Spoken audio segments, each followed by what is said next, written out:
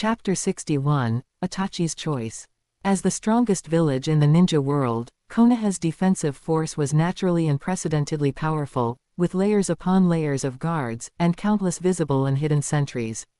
However, with a traitor in their midst, no matter how powerful the defensive force was, it could not function as intended. Pulling his scorpion tail out of a hidden sentry silently, Sasori of the Red Sand finally stood before the gate of Konoha village. I never expected that in my lifetime, I would actually be able to break into Konoha village so openly.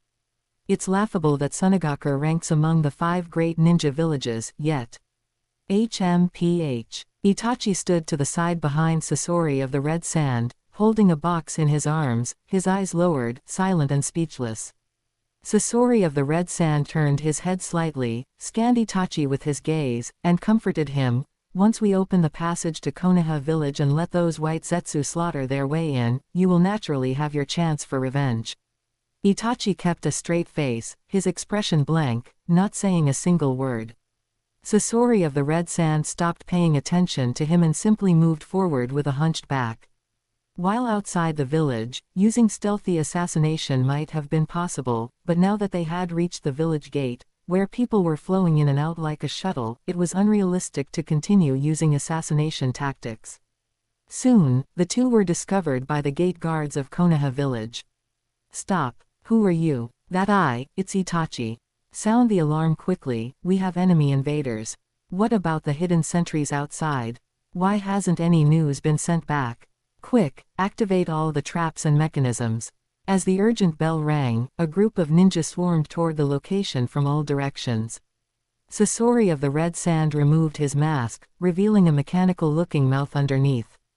As his jaw opened, he spat out a dense rain of senbon needles, which shot toward the guards, covering the sky.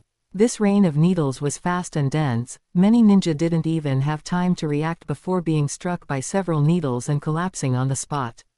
What was even more terrifying was that it was unknown what kind of poison was coated on the needles. Even if they weren't hit in a vital spot and only grazed, they quickly felt weakness in their limbs and their bodies going limp. "Oh no, the senbon are poisoned. Take the antidote quickly." In an instant, the ninja on Konoha's side fell into chaos. Itachi's eyes flickered, but he did not attack. Instead, he shifted his feet, intending to change direction and leave the area. However, while he wanted to leave, the people of Konoha village did not agree. "Itachi. It's the rogue ninja Itachi. Kill him." The guards spontaneously split off a team, surrounded Itachi, and threw shuriken at him from a distance. Itachi hurriedly leapt backward. Thud, thud, thud. A series of sounds rang out as several shuriken embedded themselves where he had just been standing. Immediately, a group of people whooshed over using the body flicker technique, surrounding him in the center. "Itachi, you traitor, the third Hokage treated you well, how dare you rebel?" Facing these accusations, Itachi only lowered his head in silence, took a deep look at the box in his arms, and remained speechless. "All right, what is there to say to a rogue ninja? Kill him quickly, then go help the others." Following the leader's order, the other ninja immediately formed hand seals. Fire style, fireball jutsu. Earth release, earth flow spears.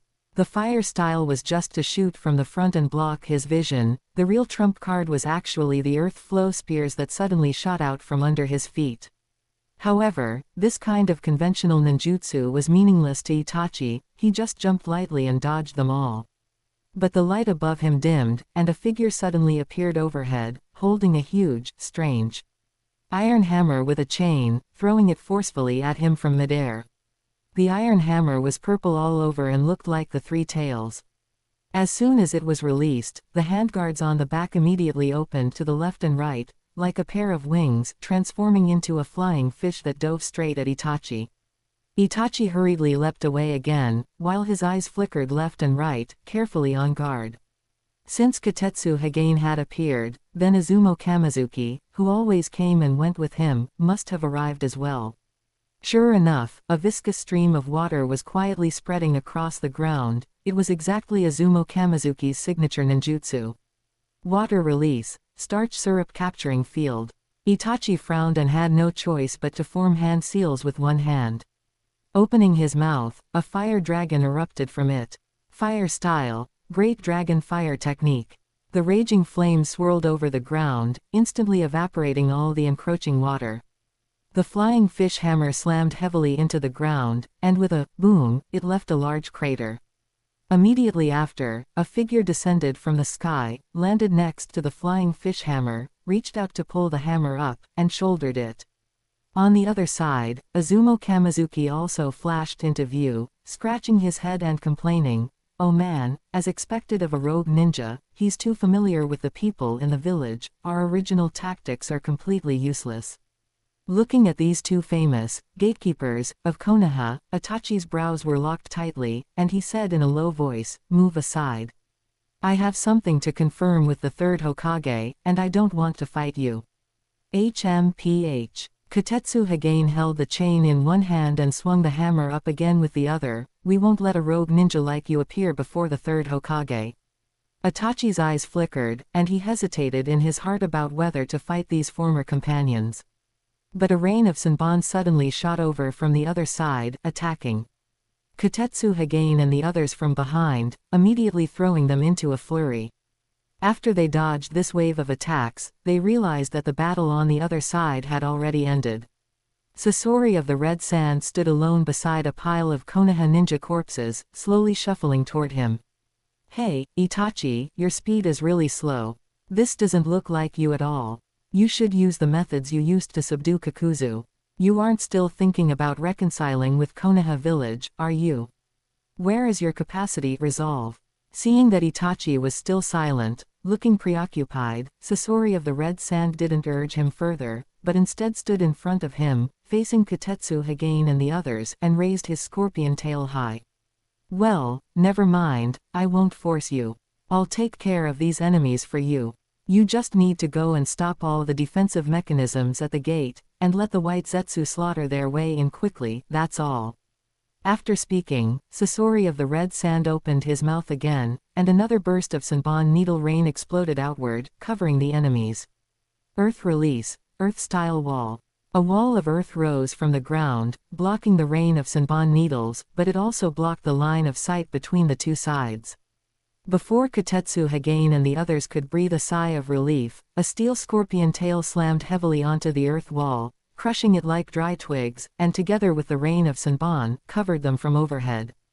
"Oh no." Kotetsu Hagane hurriedly stepped forward, swinging his strange hammer to block the steel scorpion tail, while Izumo Kamizuki moved quickly around him, deflecting those poisonous senbon needles. But this rain of senbon was dense and fast, prolonged defense would inevitably lead to mistakes. Just as it looked like they were about to be riddled with holes like a sieve, Itachi, who was behind Sasori of the Red Sand, suddenly moved. His eyes suddenly narrowed, and purple-black chakra surged out from his body, rapidly condensing and shaping on his skin to form a half-body skeletal giant, which slammed a fist down toward Sasori of the Red Sand's back. Chapter 62, Love your younger brother, but love the village more. Although Sasori knew that Itachi still had lingering feelings for the village and was likely still somewhat involved, he never expected Itachi to be so decisive, betraying him in the heat of battle and launching a fierce attack. Itachi's attack was both fast and ruthless, and the timing was impeccable. It was exactly when Sasori was about to crush the enemy, leaving him no room to dodge. As the punch landed, it struck solidly. Hiriko's shell was also meticulously crafted by Sasori with extraordinary materials, but under the heavy blow of Susanoo, it had no ability to resist and instantly exploded. Boom! Amidst the explosion, there was the crisp, clack-clack, sound of intricate mechanisms disintegrating. The hidden poison needles, blades, and various other traps inside Hiriko were crushed into scrap metal by the violent chakra before they could even be activated. The remaining force of the heavy punch did not dissipate, slamming heavily into the ground and embedding itself deep within. It shattered the bluestone slabs paved on the ground, and spiderweb-like cracks spread all the way to the end of the street. Gravel mixed with puppet fragments flew everywhere, with power even greater than senbon needles. Itachi retracted Susanoo's fist and turned his head to look at the roof nearby. He saw a red-haired youth suddenly appear there, with barely visible chakra threads wrapped around his slender fingers, staring at him with icy eyes. Itachi, is this your choice? How truly stupid and naive. You have already witnessed the power of the Akatsuki organization. Do you think anyone in Konoha village can stop us?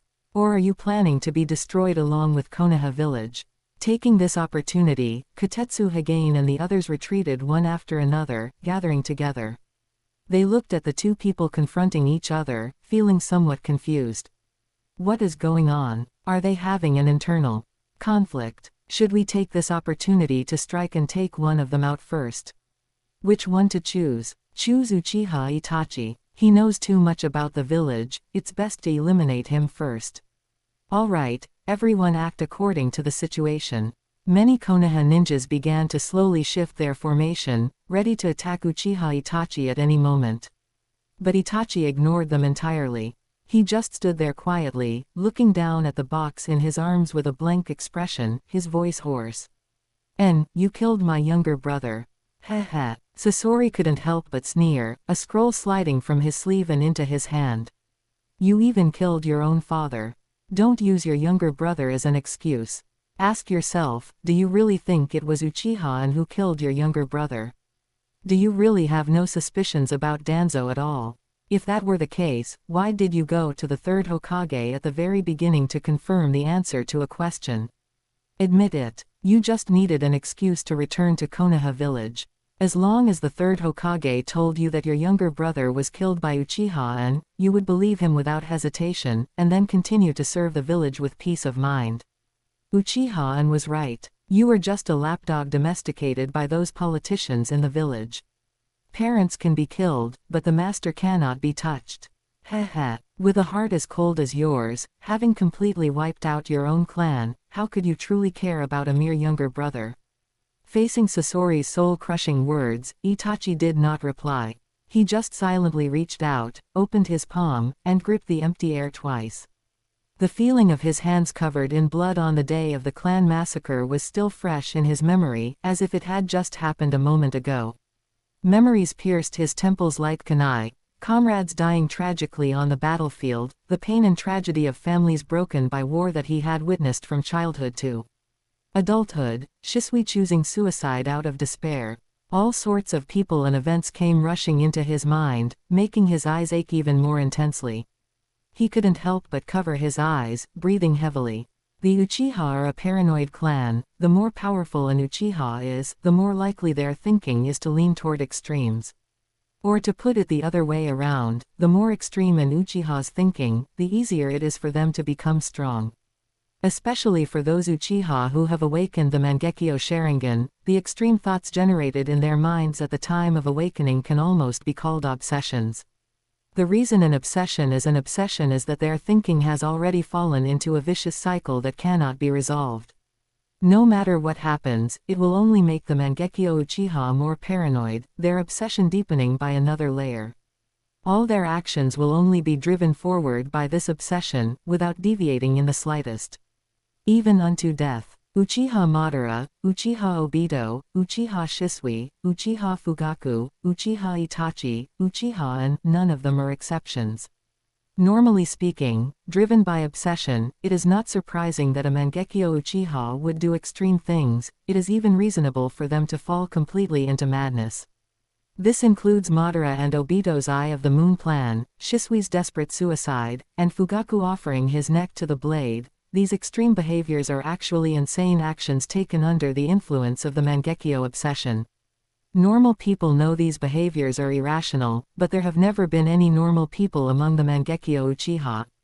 The reason some Mangekyo Uchiha seem like normal people is purely because they still have anchors of humanity in this world. These anchors allow them to still possess humanity and self, and not be completely lost in their obsession. With this anchor of humanity, a Mangekyo Uchiha can barely be considered a normal person.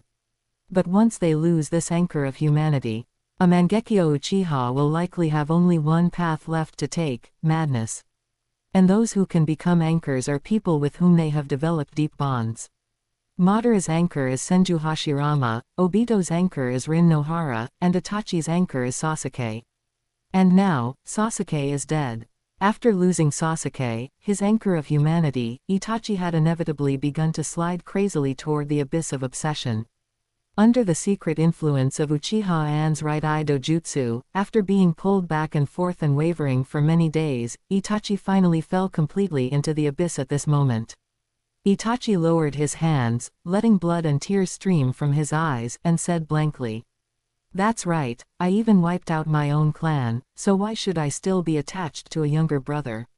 When I decided to take on the mission back then, I should have known this day would come. For the sake of the village, for the sake of peace, I had long ago voluntarily chosen to walk this Asura path. I walked it, yet I did not walk it thoroughly. My capacity, in the end, it was nothing more than this."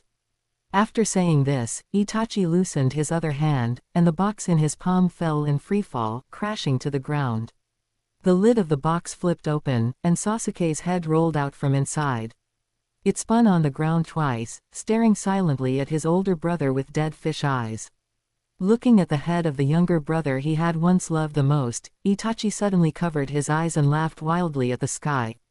"Ha ha, does it matter who killed my younger brother? Everything was my choice. Everything was the result I caused. Everything was for the village.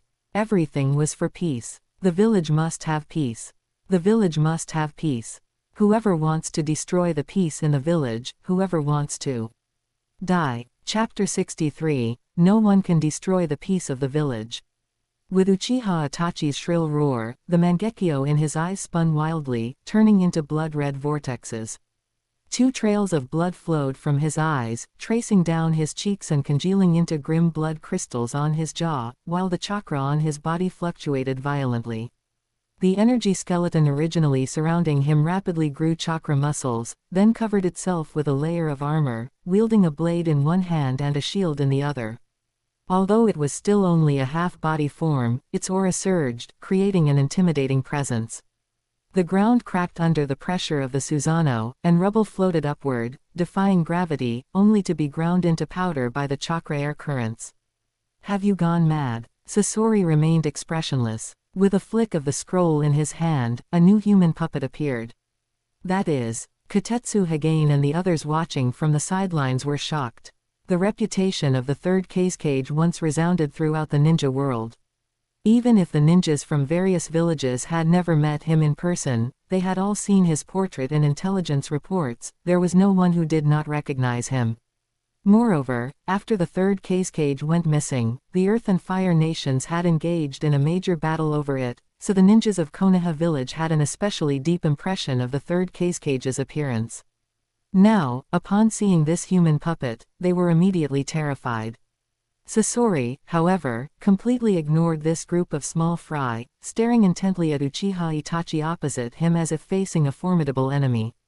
When recruiting Kakuzu previously, he had witnessed Uchiha Itachi in action and knew that whether it was ninjutsu, taijutsu, or genjutsu, Uchiha Itachi was at a top-tier level, not to mention the incomparably powerful Susanoo. Therefore, Sasori went all out right from the start. Magnet release, Iron Sand World Order. He hooked his 10 fingers, raised his chakra threads, and the third Kazekage human puppet flew into midair. Its mouth opened, and a large amount of iron sand poured out, absorbing and deforming in midair to form a giant iron spear, which shot down towards Uchiha Itachi. Uchiha Itachi also knew that Sasori was a formidable enemy, so he likewise went all out from the start. He raised his shield to deflect the iron spear, widened his eyes, and activated a genjutsu. Tsukuyomi. The environment distorted, all colors faded away, leaving only black and white colors remaining all around. Sasori's body was suspended in midair, bound to a cross. Uchiha Itachi stood opposite him with a gloomy face, holding a long blade in his hand, and thrust it forcefully towards Sasori. No one can destroy in the village. Peace. The sharp blade entered the body, emitting a harsh, grating sound, but Sasori remained expressionless, showing not the slightest reaction of pain. "Is that all? This genjutsu of yours is indeed very powerful, but it is meaningless to me." Sensing the strange feeling coming from the blade in his hand, Uchiha Itachi's gaze narrowed. He held the blade horizontally and dragged it forcefully to the side. Screech. The blade emitted another harsh grating sound against Sasori's body, opening a huge gash in Sasori's stomach. Seeing the traces of various wooden blocks and screws exposed inside the wound, Uchiha Itachi fell silent. He slowly withdrew the blade and slashed a few more times, hacking Sasori's body into pieces, but all that was revealed were various mechanical contraptions. There was not a single drop of blood. You see, I long ago transformed my fragile body into a puppet. Sasori spoke indifferently, as if it wasn't his own body that Uchiha Itachi was dismantling. So-called genjutsu can only be cast on ninjas, it has no effect whatsoever on a puppet. Puppets do not feel hunger, pain, or emotion, they only need occasional replacement parts to live forever. This is a form of eternal art, something that everyone has dreamed of since ancient times. That's wrong. Uchiha Itachi slowly shook his head. If you were truly a puppet, you could not possibly appear within the genjutsu space. Since you have appeared here, it means you still have a core that belongs to a human. Uchiha Itachi dismantled Sasori's body bit by bit, finally looking at the round bead in his chest cavity, raised his blade high, and thrust it down forcefully. Where the blade fell, blood splattered everywhere. Watching his own core being pierced with his own eyes, Sasori remained indifferent, saying with a calm expression, "It's useless. I have said it before, puppets have no pain and no emotions. This is the genjutsu space, you cannot cause me any real harm. Everything you have done is in vain. At the very least, I now know where your weakness lies." Uchiha Itachi said coldly, then dispelled the genjutsu space. The black and white colors quickly faded, and the two returned to the real world. The iron spear formed by Iron Sand World Order had just flown in front of the Susanoo and collided heavily with the shield in the Susanoo's left hand. Boom! Accompanied by a huge explosion, the iron spear instantly shattered, and iron sand particles shot everywhere, turning the already battered ground into a sieve. Poor Sasuke, his head was like a rotten watermelon, just rolling around after being shot by the iron sand, yet no one paid it any more attention. Uchiha Itachi raised his gaze, looking at the location of Sasori's core, the Mangekyo in his eyes spinning once again. Amaterasu. A black flame ignited out of thin air on Sasori's chest and quickly spread towards his limbs. Sasori hooked his 10 fingers, and the third case-cage human puppet immediately opened its mouth, spitting out a torrent of iron sand towards Sasori, which washed over the flames like a waterfall. But to Sasori's surprise, not only did the flames not extinguish, but they actually set the iron sand itself on fire. Seeing that the flames had a tendency to spread, Sasori did not dare to hesitate, immediately flicked his arm, revealed sharp daggers from his fingertips, cut off the few parts that were on fire, and flung them away. At the same time, he retracted his chakra threads, lowered the human puppet, and blocked it in front of himself. It can even set iron sand on fire, what a terrifying flame. However, now it is my turn. Magnet release, Iron Sand World Order. Sasori urged his chakra threads again, and the human puppet clapped its hands together. The iron sand that had originally blasted into the ground suddenly erupted, snaking through the ground like vines, absorbing and aggregating with each other, piercing through the ground, and growing upward. Feeling the movement under his feet, Uchiha Itachi hurriedly leapt up and landed on a nearby building. Looking down, he saw sharp iron sand branches rushing up from the ground, sprouting a cluster of steel thorns where he had just been standing. Moreover, this cluster of thorns was still growing continuously, spreading in all directions, as if intending to turn this place into a steel forest. Uchiha Itachi, your Susanoo's attack power and defensive power are indeed very strong. However, thanks to Uchiha-an, everyone now knows that the half-body Susanoo has a weakness at its feet. As long as you cannot fly in the sky all the time like Pain, your defense will always have a blind spot. Come on, Uchiha Itachi. Let us test whether you will break my core first, or I will turn you into my human puppet first. Uchiha-an. Uchiha Itachi gritted his teeth and whispered the name that he hated to the bone. In his view, while the Akatsuki organization was indeed the enemy invading Konoha village, Uchiha-an, who had incited the conflict between the Akatsuki organization and the village, causing the two villages to have to start a war, was the real culprit behind Konoha village falling into chaos. especially since Uchiha had leaked the intelligence of many ninjas in the village, causing the village to be passive everywhere in the face of the current aggression. As for reflecting on his own mistakes, that he shouldn't have slaughtered his entire clan, which led to Uchiha's revenge. Hey, for an Uchiha who could become a Mangekyo user, the concept of regret did not exist in their minds before death. He would only think that not rooting out the problem back then and completely finishing off Uchiha was his greatest mistake, but he would absolutely not regret starting the night of the clan massacre because of it. This is the brain circuit of a Mangekyo Uchiha. No, I must report the information about the Akatsuki organization clearly to the village, otherwise the village might suffer countless losses. This thought flashed through Uchiha Itachi's mind, making him instantly lose the desire to continue fighting with Sasori. Hey, Kotetsu Hagane, you guys come over and stop him, I have important intelligence and need to see the third Hokage. After saying this, Uchiha Itachi cancelled his Susanoo and leapt towards the direction of the Hokage building. But as soon as he landed, figures flashed before his eyes, and Kotetsu Hagane and the others blocked his path. Uchiha Itachi, I don't know if you two are really infighting or faking it, but as guards of the village, I cannot let you pass through here, and even less can I let you approach Hokage-sama at will. Chapter 64, Those who stand in my way shall die. I have important information to report to the Hokage-sama. This concerns the safety of the Hokage-sama, and even more so, the survival of Konoha village. Itachi's face was grim, he was forcibly suppressing his anger. Itachi's status as a spy was classified, known only to a few high-ranking officials. Later, due to a series of framing incidents involving Uchiha, Konoha village dared not rashly consider Itachi as one of their own when his current loyalties were uncertain. Originally, Kakashi and the others had tried to leave contact markers for Itachi, but Itachi had been sent out by Nagato to recruit Kakuzu and had never replied. Under these circumstances, it was naturally even harder for Konoha village to trust Itachi. Moreover, Kotetsu Hagane knew nothing of these inside details. He only knew that the village had once issued a wanted poster declaring this Uchiha Itachi a rogue ninja. Kotetsu Hagane stared intently at Itachi's every move, saying with great confidence, Itachi, this is Konoha village. No one can threaten the safety of the Hokage-sama within the village. As for the survival of the village, that is not something for you or me to worry about. Where the leaves of Konoha dance, the fire burns on.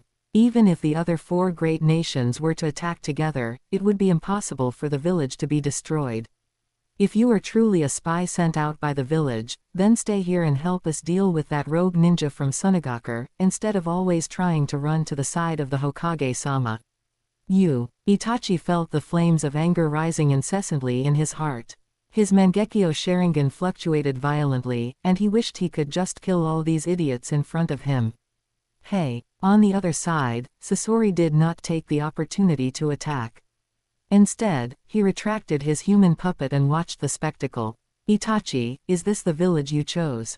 Even after killing everyone in your clan, even after giving up your brother's hatred, and casting aside the last shred of your human bonds. The village you are loyal to still does not trust you. Facing Sasori's mockery, Itachi's expression did not flicker in the slightest. After losing the anchor of his humanity, the remaining Itachi was no longer disturbed by his ego or id, leaving only his last remaining superego will. The only thing supporting his continued existence was his final obsession. That was to protect the village and maintain the village's peace. As for anything else, he cared not at all. At this moment, Itachi's heart was as hard as iron. I, Uchiha Itachi, do not need anyone's approval for my actions. Since you have decided to stand in my way, you are an obstacle to my mission. Even if you are comrades from the village, I will not show mercy. Itachi had even severed his feelings for his brother, let alone these outsiders. The Mangekyo Sharingan in his eyes spun, and he immediately went for the kill.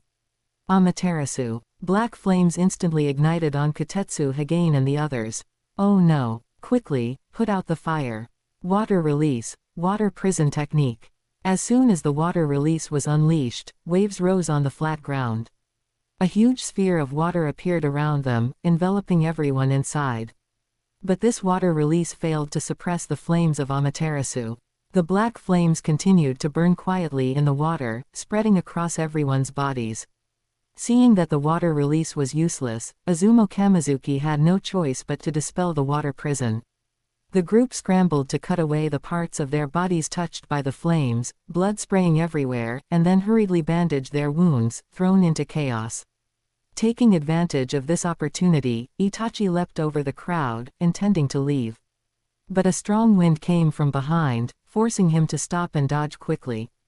Magnet release, Sand Iron Shigur and Sand Iron World Method. The powerful sand iron, like bullets, shot densely at his feet, smashing the ground into a honeycomb. Immediately, it grew from the ground, branches intertwining to form a forest of steel, surrounding him.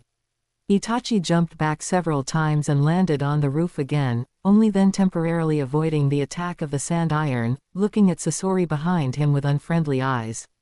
Itachi, you haven't passed my test yet, how can you leave just like that? Is that so? Itachi took a deep breath, his gaze becoming colder. The blood-red Mangekyo in his eyes fluctuated violently. Anyone who blocks my path must die. Amaterasu. This time, Itachi's killing intent was firm, and he output more chakra. Immediately, a large burst of black fire ignited on the third cage human puppet. But Sasori had long been prepared. His chakra threads twitched slightly, and the black fire on the human puppet fell off, landing on the ground. It turned out he had long ago coated the surface of the human puppet with a layer of sand iron. The black fire of Amaterasu only burned the outer layer of sand iron and did not truly land on the human puppet. Itachi's face grew gloomier. Abandoning the idea of a quick victory, he rushed towards Sasori, his hands forming seals rapidly. Fire release, Fireball Jutsu. A huge fireball was spat out of Itachi's mouth, expanding rapidly in the air, burning towards the human puppet. Sasori cautiously adjusted the position of the human puppet to avoid exposing himself to Itachi's eyes. At the same time, he activated the Sand Iron World Method again, erecting a black iron shield in midair to block the incoming fireball. Boom! The fireball slammed into the iron shield and shattered on the spot, sparks flying like rain, just like a magnificent firework, beautiful and stunning. Amidst the play of light and shadow, Itachi flicked his hands, and shuriken flew out rapidly. They collided and deflected in midair, changing trajectories, passing over the human puppet and forming a web of slaughter. Shooting straight at Sasori hiding behind. Sasori did not move his feet, he just hooked his fingers, and the human puppet closed its hands, emitting a magnetic force from its body, sucking back the shuriken that had flown past.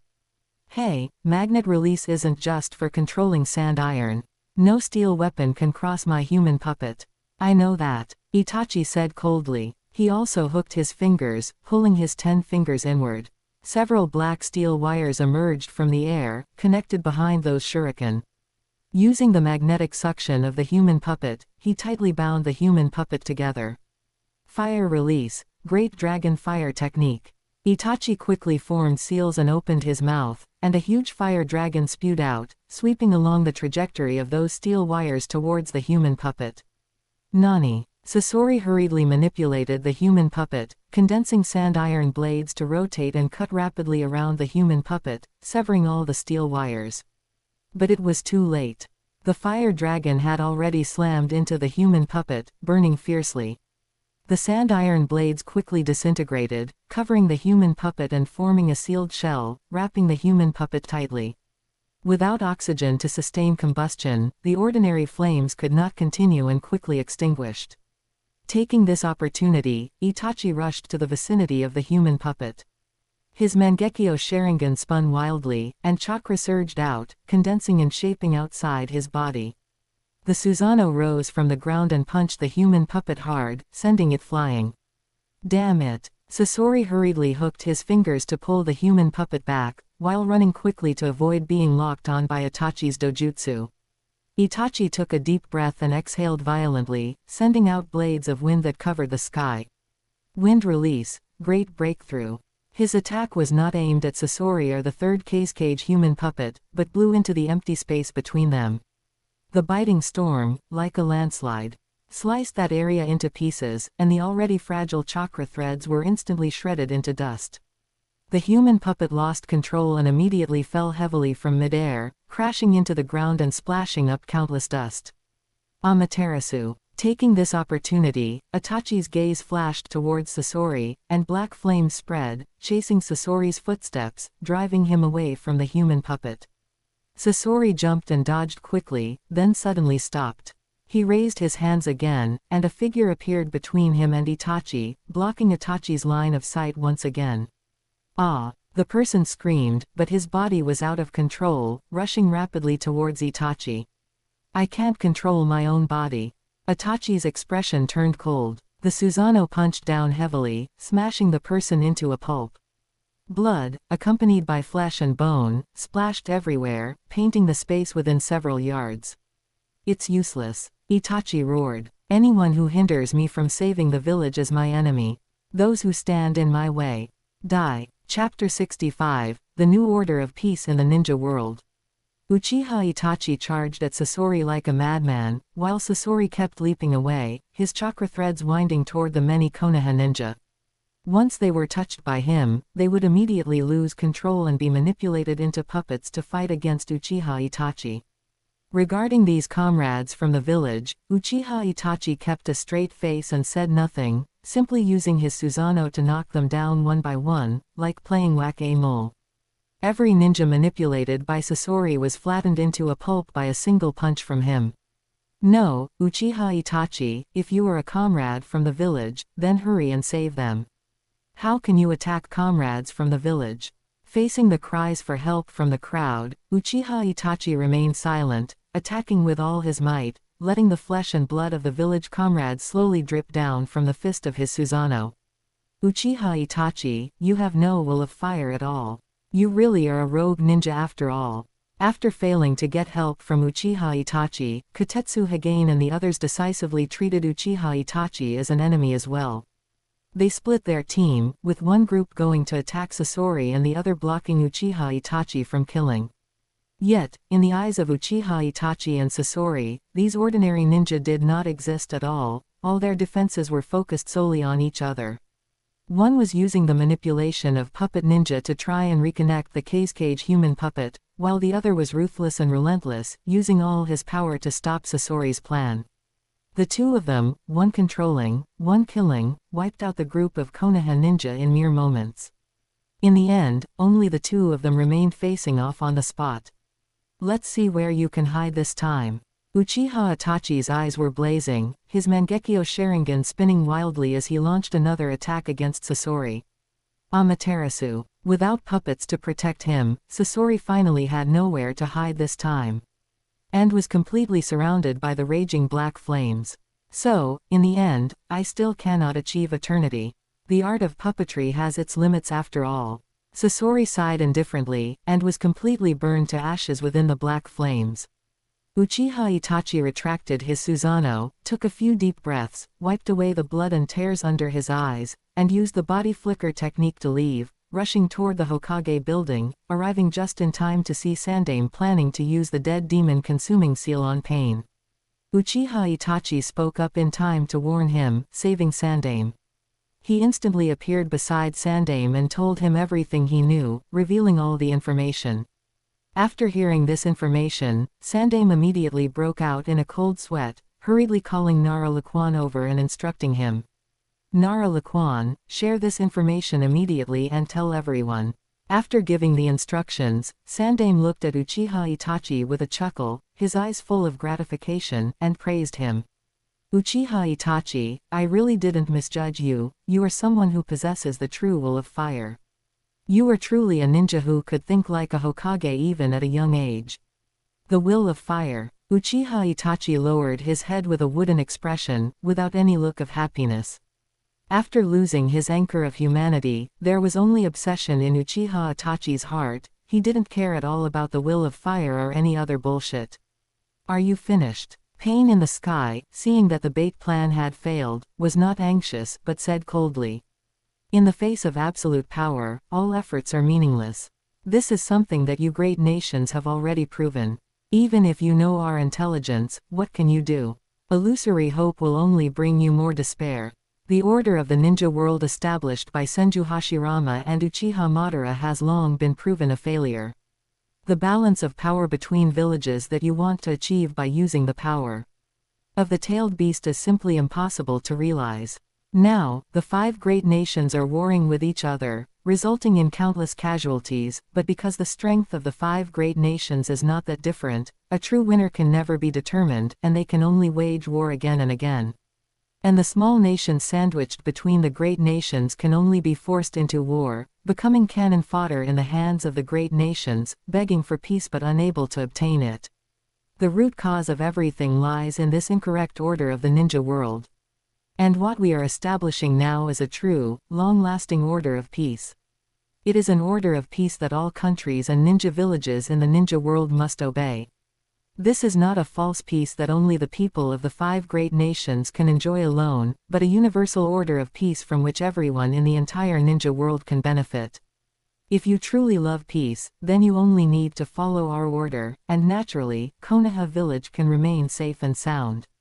But if you insist on clinging to your hypocritical order of peace that stands above small nations, then what you will face is punishment from God. As if to verify Pain's words, in a corner of the village, a large, fiery red fox suddenly appeared out of thin air and let out a long howl. Oh no, something has happened to Naruto. Sandame's expression changed drastically, and he hurriedly said to Uchiha Itachi.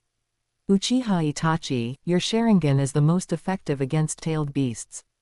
Now the village needs your power, go quickly and wake Naruto up. You cannot let the tailed beast cause harm to the village. Understood. Uchiha Itachi agreed and turned to leave, but unexpectedly, Pain in the sky suddenly raised a hand.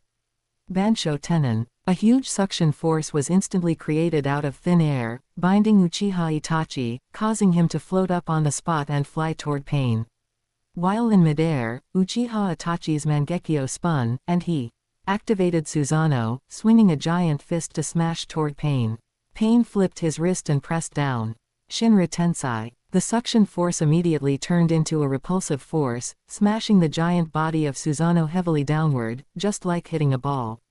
Boom! Like an earthquake, the ground cracked, dust shot into the sky, and shockwaves swept for hundreds of meters, embedding the energy body of Susanoo completely into the ground. The massive vibration made Uchiha Itachi spit out a mouthful of blood, but he just wiped it off casually, controlled Susanoo to crawl back up, waved the long sword in its hand, and pointed it at Pain.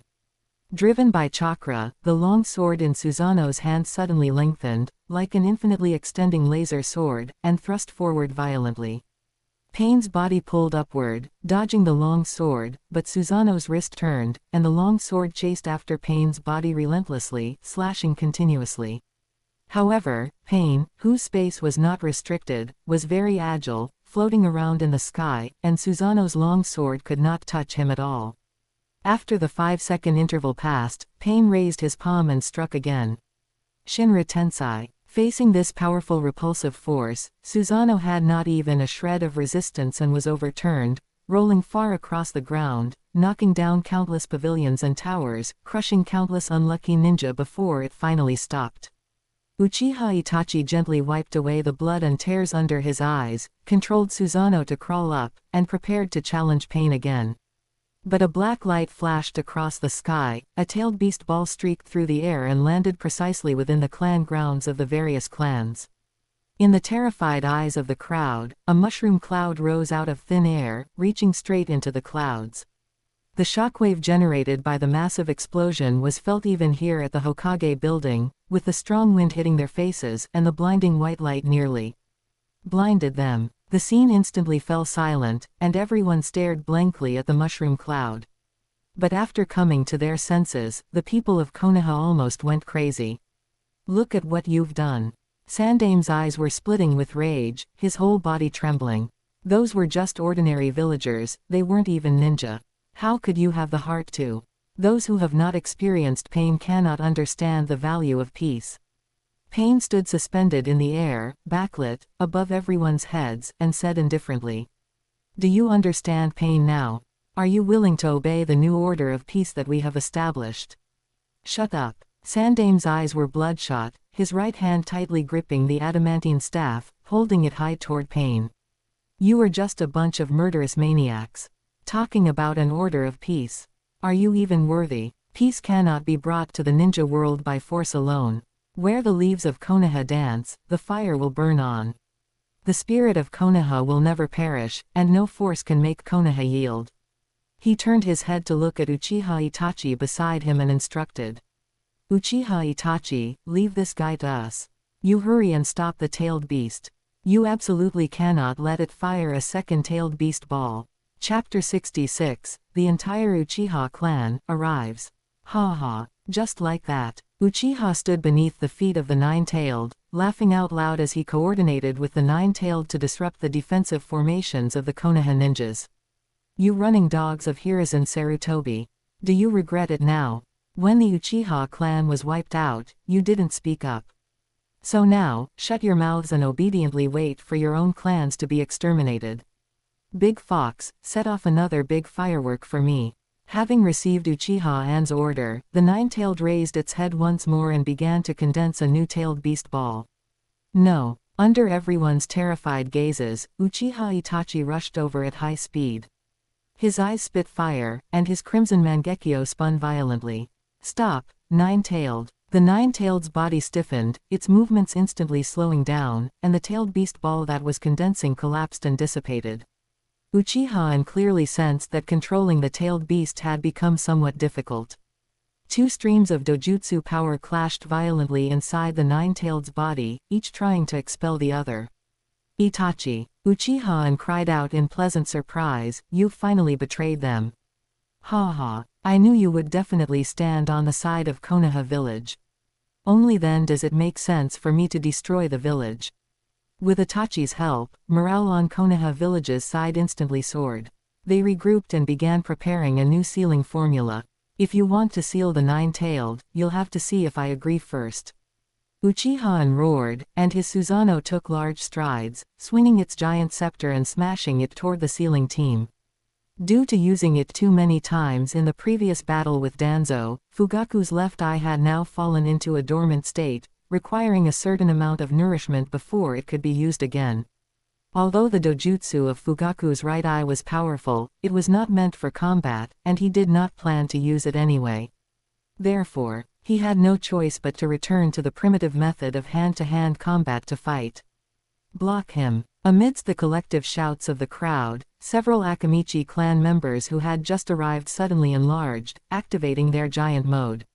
Although their size was much smaller than Akamichi Chosa's and they couldn't reach the level of Akamichi Chosa physically clashing with the Ten Tails clones, by combining their strength, they successfully blocked Uchiha An's attack. But while they blocked the Susanoo, they failed to block the nine-tailed. Under Uchiha An's control, the nine-tailed swept its tail along the ground like a giant club, viciously striking their legs. The several men instantly collapsed like falling mountains, crashing to the ground and unable to get up for a long time. Their massive bodies crashed heavily onto the ground, cracking the earth, while shattered stones and dust soared into the air, obscuring the vision of the entire battlefield. The originally orderly ninja formations were also disrupted by their fall, with people fleeing in all directions and scattering. But in the next instant, the nine-tailed's tail spun out of thin air, suddenly whipping toward Uchiha An's head. Die! Itachi roared, the Mangekyo in his eyes spinning frantically as two trails of bloody tears streamed down his face. Taking advantage of Uchiha and dealing with the other ninjas' attacks, he suddenly erupted, gaining the upper hand in the struggle for control over the nine-tailed. Go blind sooner! Uchiha An roared maliciously, also frantically driving his Mangekyo Sharingan to clash with Itachi's dojutsu power once again. At the same time, he also had to raise his scepter to forcefully block the nine-tailed's tail. With a loud clang, a massive shockwave rippled out in all directions, blowing away the surrounding fodder ninjas. But those who remained were all elite ninjas. These elite ninjas charged against the howling wind, their hands quickly forming hand seals as they launched another assault on Uchiha An. However, amidst a wave of battle cries, a crowd of pale, plant-like humanoids rushed in, engaging the Konoha ninjas in head-on combat. These white Zetsu feared neither life nor death, and their combat skills were not weak either. For a moment, the Konoha ninjas were tightly pinned down, unable to break free. "Ha ha, you've finally arrived. Hey, white Zetsu, is the stuff I wanted ready?"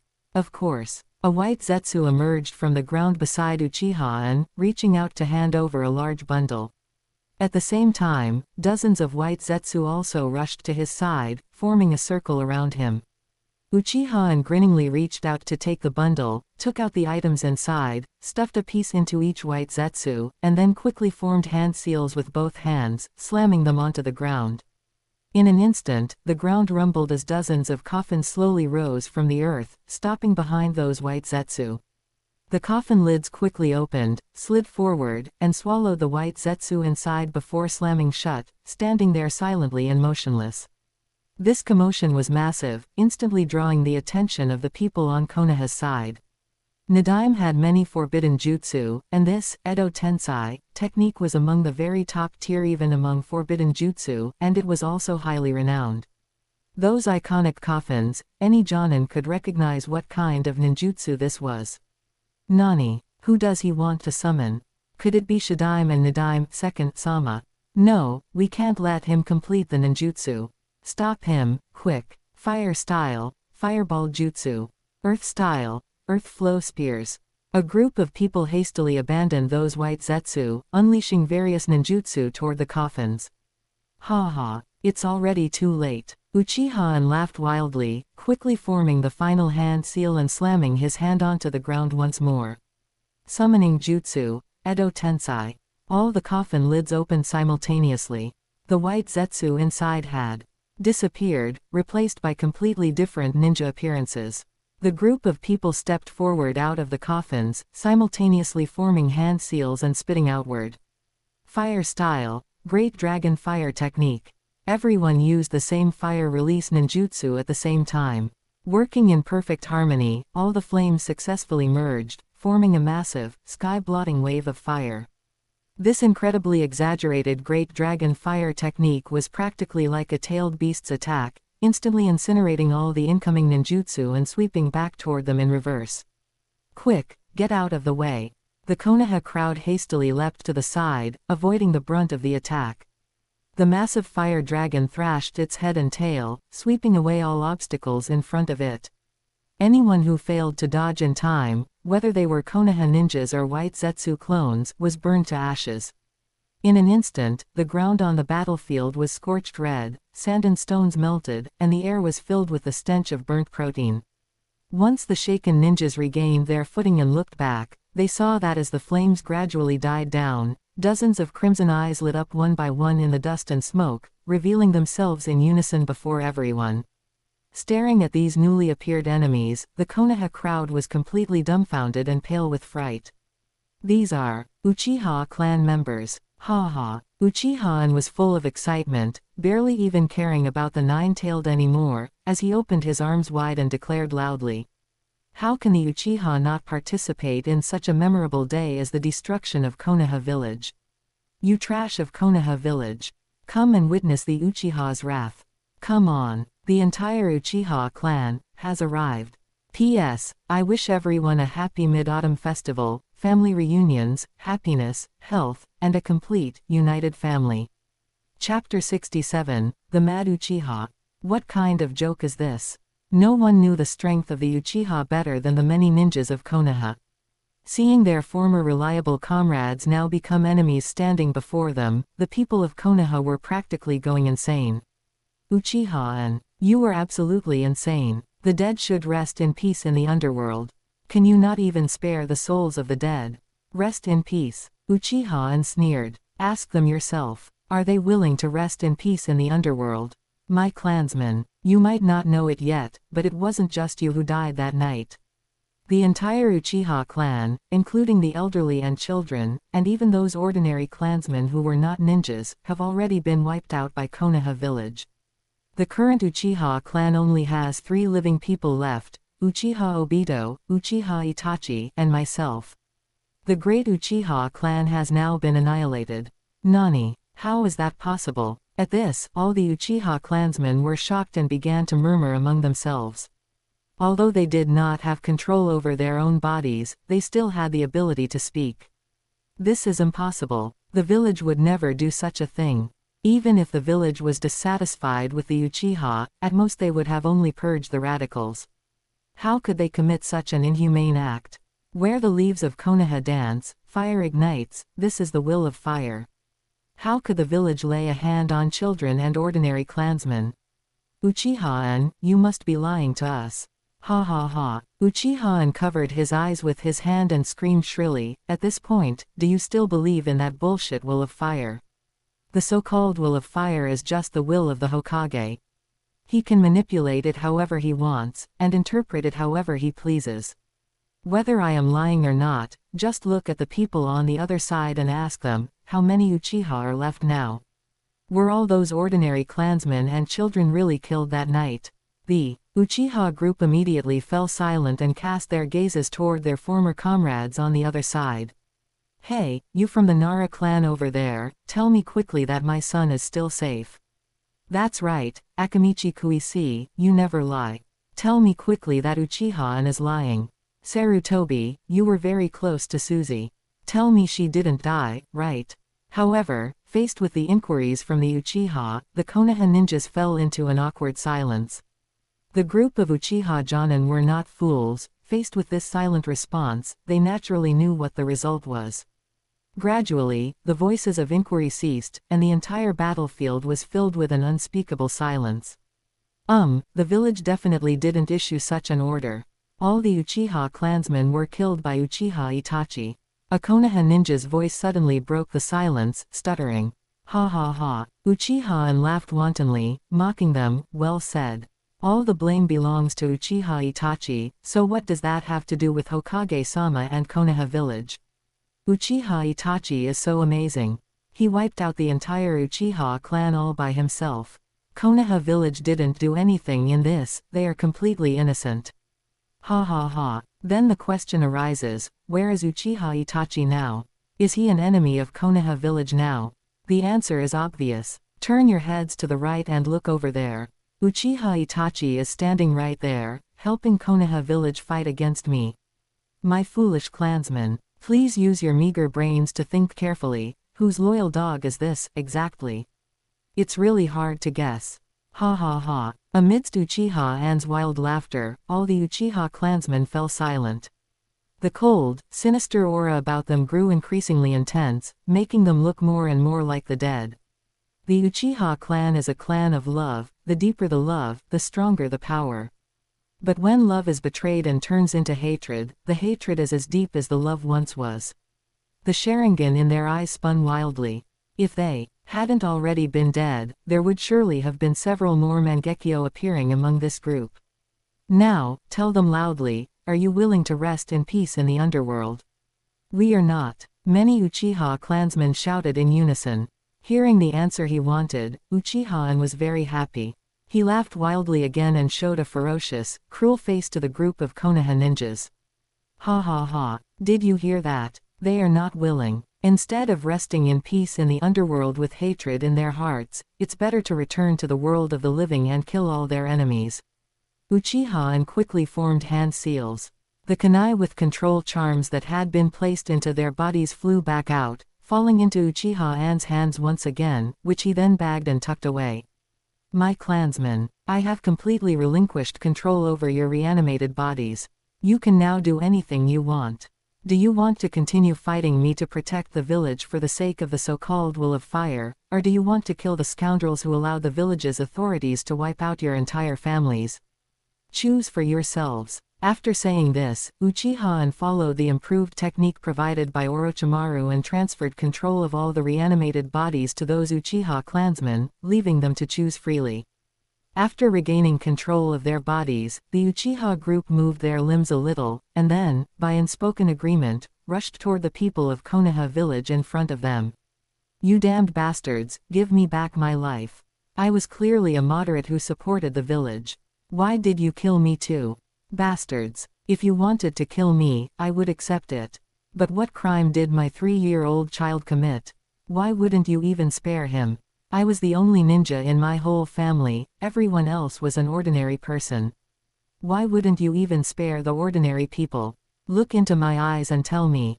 Why? What did the village even consider us to be? What about the will of fire? What about the village's will of fire? Faced with a group of Uchiha Jonin who had gone mad, the people of Konoha could not help but feel terrified and found it difficult to resist. Especially since this group of Uchiha were reanimated bodies, they didn't even dodge any attacks, only wanting to take their enemies down with them. Their chakra was spewing out like it was free, and they used whatever ninjutsu had the most power. To make matters worse, their Sharingan came with inherent genjutsu abilities.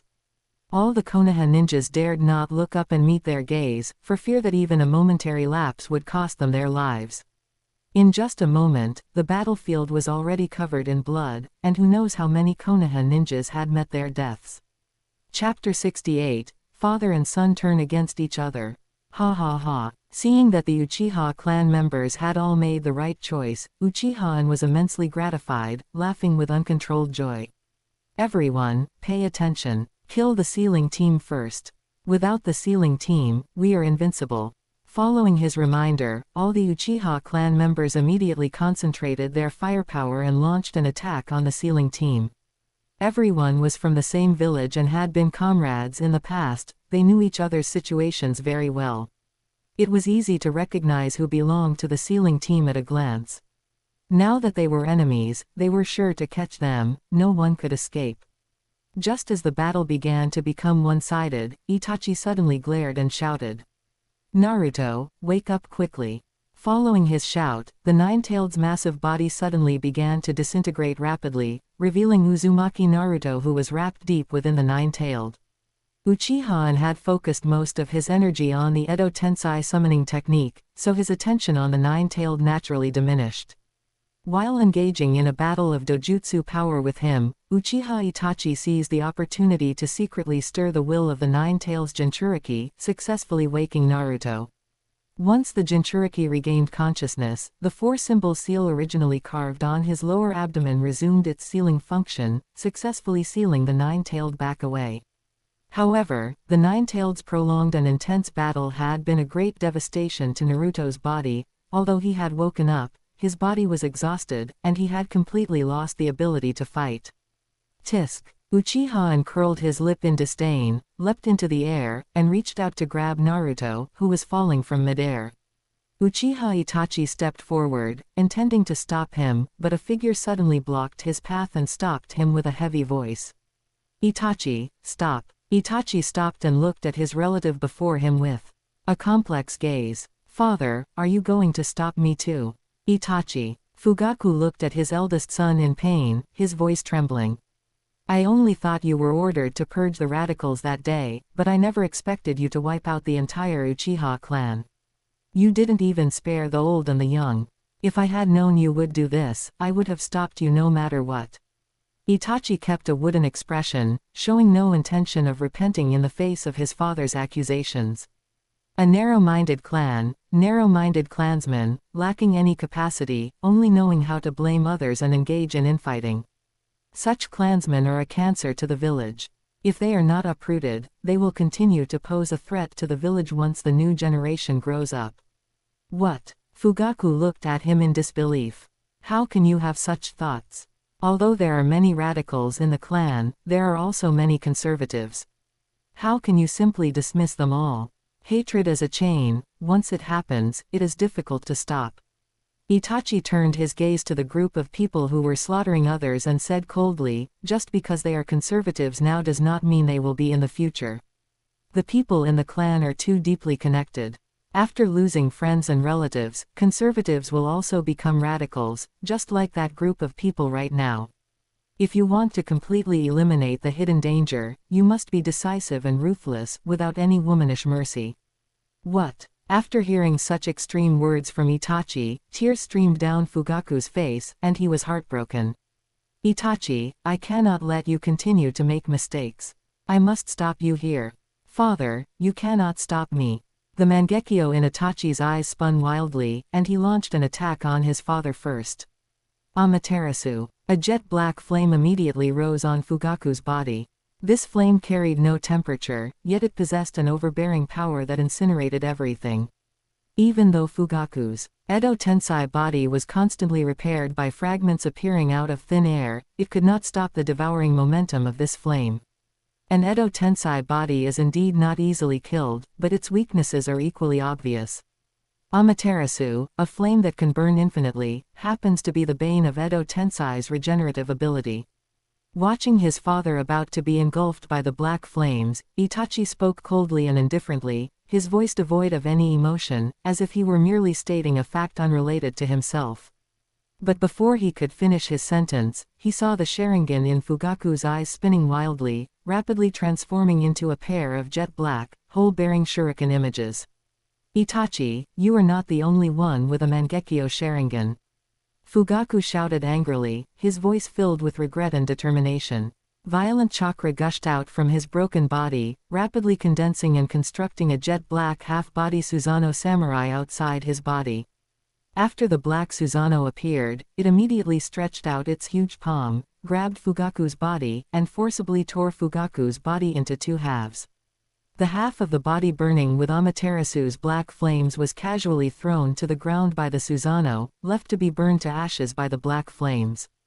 As for the remaining half of the body, without the suppression of the black flames, fragments condensed from the air, as if guided by an invisible force, and quickly pieced Fugaku's body back together. What? This time it was Itachi's turn to be surprised. The Mangekyo in his eyes paused slightly, and his previously wooden face finally revealed an expression of disbelief. Father, when did you awaken the Mangekyo? Why did no one know? Fugaku looked at Itachi in disappointment and slowly shook his head. It was that night of the clan extermination, when I saw you appear at home covered in blood, I realized what a huge mistake I had made.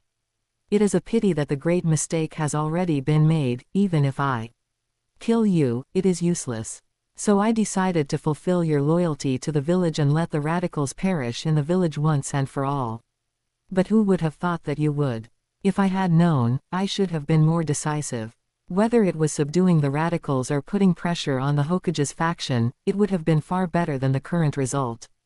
Itachi, since you have done such treasonous things, do not blame your father for putting righteousness before family. After Fugaku finished speaking, the Mangekyo in his eyes spun wildly, and dark clouds immediately gathered in the sky, as if bringing the night early. Bolts of lightning began to leap ceaselessly within the clouds, emitting dull rumbles of thunder. Ha ha ha, that's it. Uchiha-en, watching this drama of father and son turning against each other from the side, was overjoyed and kept clapping, the crisp sound of applause appearing particularly harsh on the battlefield filled with shouts of killing. Fugaku, well done. Use your dojutsu to kill that beast of a son of yours. Chapter 69, Koto Amatsukami. This time, Fugaku had rarely made up his mind. He absolutely had to give his son some long-overdue family discipline. Taki Mikazuki. As his thoughts shifted, the dark clouds in the sky suddenly burst open, and a massive lightning dragon surged out from within the clouds. Its entire body was silvery white, trailing arcs of electricity, carrying the acrid scent of ionized air, and it dove straight toward Uchiha Itachi like a punishment sent down by the gods. This Mangekyo Sharingan dojutsu was originally his, so using it was much easier than the forceful activation by someone like Uchiha-en. Although limited by the quality of the white Zetsu sacrifice, the strength he could currently unleash was certainly not as high as when he was alive.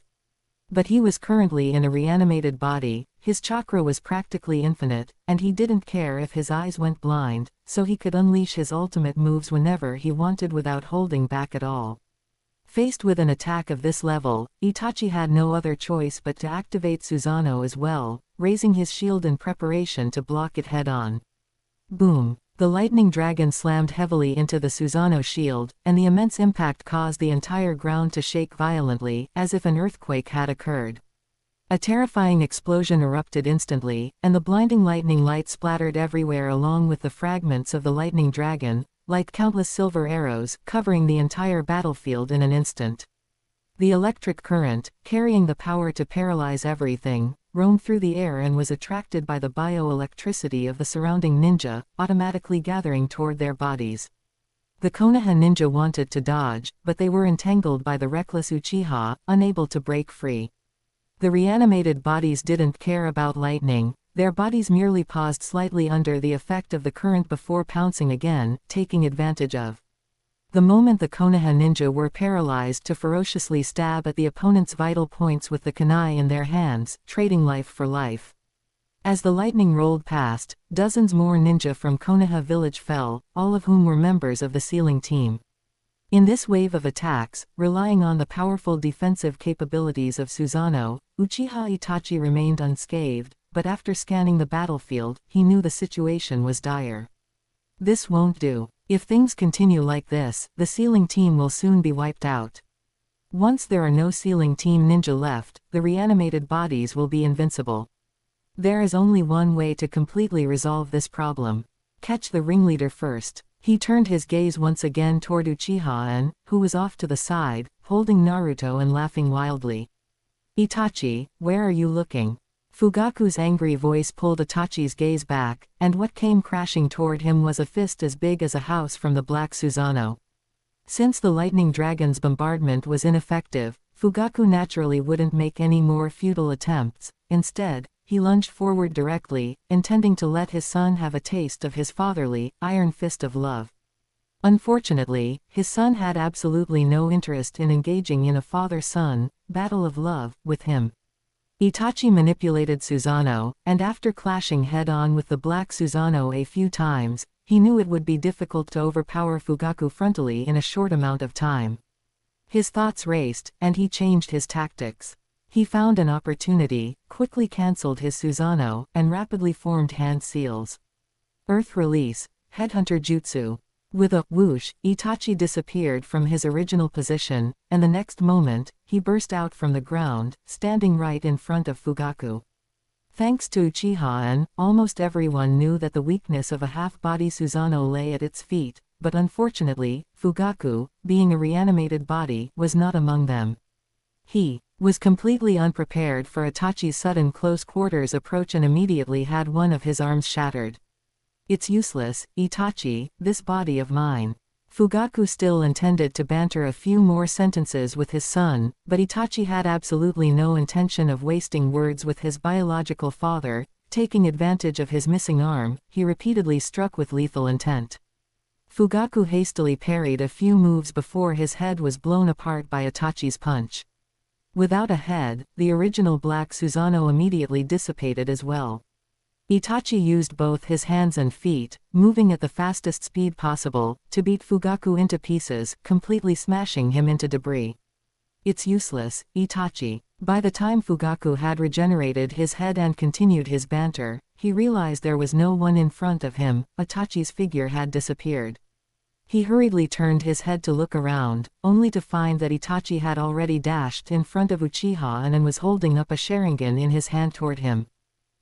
Turn back. Let us protect Konoha village together. Koto Amatsukami. Koto Amatsukami is hailed as the strongest genjutsu. It can completely alter a person's thinking, causing them to act entirely according to someone else's ideas. What's even more terrifying is that the person under the genjutsu won't feel that their thoughts have been changed by someone else. They will only feel that everything stems from their own heart and will find perfectly self-consistent reasons for their actions. Self-indoctrination. This is incomparably stronger than Obito using genjutsu to control the fourth Mizukage, Yagura. Danzo obtained Shisui's eyes and used them for over a decade, yet he could only control Mifune, who wasn't even a ninja, and couldn't even control the third Hokage, Hiruzen Sarutobi. The bottom line is that he wasn't an Uchiha and couldn't unleash the maximum power of Shisui's eyes.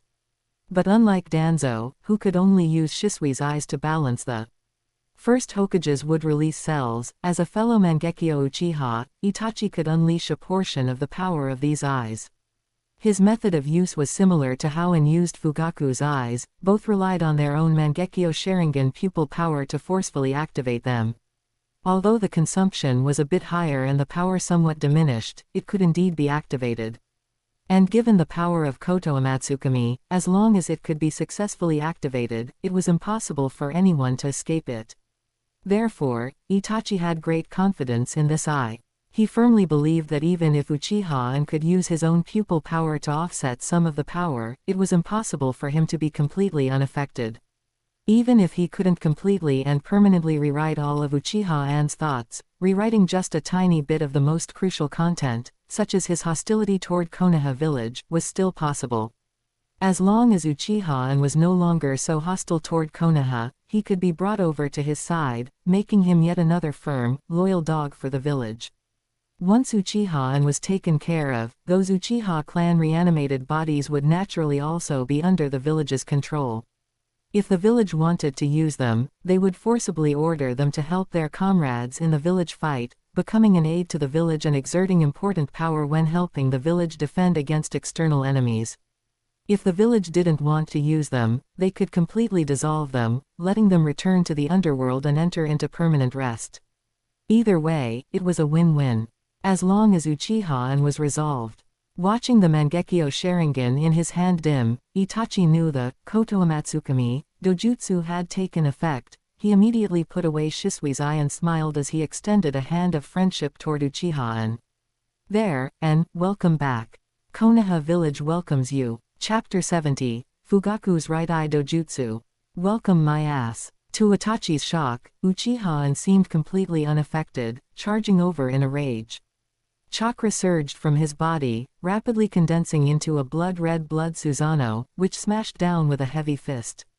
How is this possible? This situation was completely beyond Itachi's expectations, causing him to freeze for a moment. By the time he wanted to dodge, it was too late. Itachi, watch out! A black shadow suddenly rushed in from the side, blocking Itachi behind him. It swung a massive energy fist, colliding head-on with the blood Susanoo's fist. Boom! The two fists collided, erupting with a massive shockwave that swept through the surrounding ground once again. The rubble and debris on the ground were all smashed to pieces and blown away by the gale, revealing a clean stretch of land. Itachi widened his eyes in surprise, looking at the familiar tall figure in front of him. His eyes were dazed, as if he had returned to his childhood, the first time he went to the battlefield. At that time, whenever he encountered danger, Fugaku would appear like this. That tall body was like a towering mountain, firmly blocking danger in front of him. And this time, it was the same. The black Susanoo firmly protected Itachi's body, standing in a standoff with the blood Susanoo from afar, not letting him suffer the slightest harm. How is this? Itachi was completely confused and unable to understand. Wasn't his father just wishing he could grind him to dust a moment ago? How did it turn into this in an instant, running over to protect him again? Just as he was confused, he heard Fugaku's sorrowful voice ringing above his head. "Anne, I already know what you have done for the family. I am very grateful for your deep feelings for the family and your loyalty to the family. However, Anne, stop. The Uchiha clan has already been wiped out, this is an unchangeable objective fact. Even if you destroy the village, it still cannot bring us back to life. I remember you had many good friends in the village, surely, doing something like this must be painful for you too. Rather than letting pain and hatred continue, it is better to open your heart and let everything pass. Let go of Konoha village, and let go of yourself." Uchiha tilted his head, staring at Fugaku with a strange expression. After a long while, he spat viciously on the ground. "Damn, Kotoamatsukami is truly fucking overpowered. Good thing I was prepared. Fugaku, thank you for your eyes." Since starting to oppose Konoha village, Uchiha had considered the various forces of Konoha village many times, carefully taking stock of those special individuals and abilities that might cause him to fail. Although he had awakened the Mangekyo Sharingan, he was at best a super cage level. In a dangerous place like the ninja world, he really wasn't that strong. In Konoha village alone, there were quite a few things that could pose a threat to him. Among them, the Kotoamatsukami I left behind by Shisui was one of them. And had envisioned various contingency plans, including using shadow clones to deceive like Kawaki, or trading with Black Zetsu to steal it, etc. But after he initially mastered the Mangekyo Dojutsu of Fugaku's eyes, he immediately cancelled all the previous plans. The dojutsu of Fugaku's left eye is Takemikazuki, a powerful offensive dojutsu. But the dojutsu of Fugaku's right eye is interesting. It is called offering of devoured karma, the ultimate dojutsu that devours karma and offers the body as a sacrifice. Karma is a Buddhist term referring to the cause and effect brought about by actions. And offering is a sacrifice offered to the gods in ancient Japan. Offering of devoured karma, the overall meaning of this name is the living sacrifice that devours cause and effect. The essence of this ability is that Fugaku uses himself as a sacrifice, absorbing the sins of his clansmen to exchange for peace and purification. It is a form of self-sacrifice. Specifically in terms of ability usage, Fugaku can use this dojutsu to bear all damage for others. Damage of any nature, including dying for others, it is possible. Of course, when Fugaku himself bears the damage, he can reduce the damage by a certain percentage, turning fatal wounds into serious injuries into minor ones, and so on. But if the damage received by the target is too heavy, Fugaku will still end up dead. But as long as this dojutsu ability is activated, the target will be unharmed, and all damage will be transferred to Fugaku. After carefully understanding the name and ability of this dojutsu, Uchiha became more and more convinced that this guy Fugaku was indeed an indecisive half-measure, hesitant and two-faced in everything he did. If Takemikazuki was Fugaku's extreme regret for failing to fulfill his responsibilities as a clan leader, then this offering of devoured karma was the other side of Fugaku's humanity. This was his guilt for failing to educate his son as a father, and that love for his son that was restrained to the extreme. This is not just the name of a dojutsu, but a summary of the life of this tragic figure, Fugaku. He hated himself for not fulfilling the responsibilities of a clan leader, but on the other hand, he couldn't bring himself to raise a slaughtering knife against his son, preferring to die himself rather than hurt his son. Hesitating, dragging his feet, wanting it all. Perhaps it was because of this awkward personality that he awakened this self-sacrificing type of dojutsu. Totally selfless, specifically benefiting others. So with this dojutsu ability, Uchiha was greatly relieved and no longer worried about Koto Amatsukami. As long as Fugaku was made to cast offering of devoured karma on him in advance, then all damage would naturally be borne by Fugaku. This, of course, included the genjutsu Koto Amatsukami. The reason he insisted on taking down the route first was not only to settle scores with Danzo, but one of the important reasons was to summon the entire Uchiha clan first. While there was the factor of having the entire Uchiha clan participate in the plan to destroy Konoha to avenge his whole family, there was also the important goal of obtaining Fugaku's offering of devoured karma. The first time Fugaku appeared, he controlled Fugaku to cast offering of devoured karma on himself. Although because Fugaku's eye was on his right arm, this dojutsu could not exert its maximum power, it only affected Fugaku's damage reduction ratio, not the damage transfer effect on the target. What else was there to worry about then? With this dojutsu on him, all the damage he received would be borne by Fugaku. And Fugaku was a reanimated body, even if it was a fatal wound, he would definitely not die. This was completely stepping on his left foot with his right foot, spiraling into the sky. His painstaking preparations were not in vain. After discovering that he could not easily kill Uchiha, Itachi decisively took out that Mangekyo Sharingan of Shisui and cast the Koto Amatsukami genjutsu on him. Then, the offering of devoured karma dojutsu ability was passively triggered, and all genjutsu damage was borne by Fugaku. Fugaku's thinking logic was changed just like that, turning him into a loyal dog of Konoha. So when Uchiha ambushed Uchiha Itachi, the reformed Fugaku suddenly rushed out to save his son and said a bunch of reasonable words. Chapter 71, Transform. Uchiha Itachi. Uchiha Itachi was also a very sharp person. After hearing Uchiha-an's words, he reacted immediately. He looked at his father with a complex gaze, but quickly averted his eyes. Father, there is no need to waste words with him. He is that standard type of Uchiha, with extremely narrow-minded thinking. He has no value in being saved. It would be better to kill him quickly. Is that so? Uchiha Fugaku sighed deeply and looked at Uchiha with a regretful gaze, clearly somewhat unwilling. Is reconciliation truly impossible? Hatred cannot bring you happiness, it will only bring pain and misfortune. Ha ha. Uchiha and laughed wildly and shrilly. Uchiha Fugaku, oh Uchiha Fugaku, even after having died once, you are still the same spineless, nagging wretch. If you had even a shred of backbone and had chosen a stance to stick to, the Uchiha would not have ended up like this. Your son is a beast, and you are no better. I have long wanted to teach you a harsh lesson, but unfortunately, you were already dead, and I never had the chance. Although you are currently in a state of being controlled by the Koto Amatsukami, Genjutsu, do not think that I will show mercy because of that. Uchiha and first formed hand seals, attempting to reclaim control over Uchiha Fugaku and send him back to the netherworld, but as expected, he failed. The Genjutsu of Koto Amatsukami was truly strong enough to override the control of Edo Tensei, pushing the priority of the command, serve Konoha, to the highest level, high enough to transcend life and death. Even in death, one must remain loyal to Konoha. However, a reanimated body is still just a reanimated body.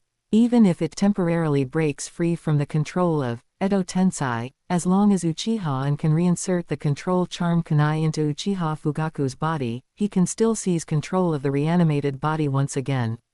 By then, even if Uchiha Fugaku still wants to serve Konoha, mentally, physically, he will have no choice but to be controlled by Uchiha and Uchiha Fugaku, if you want to protect the village and your son, then come and defeat me.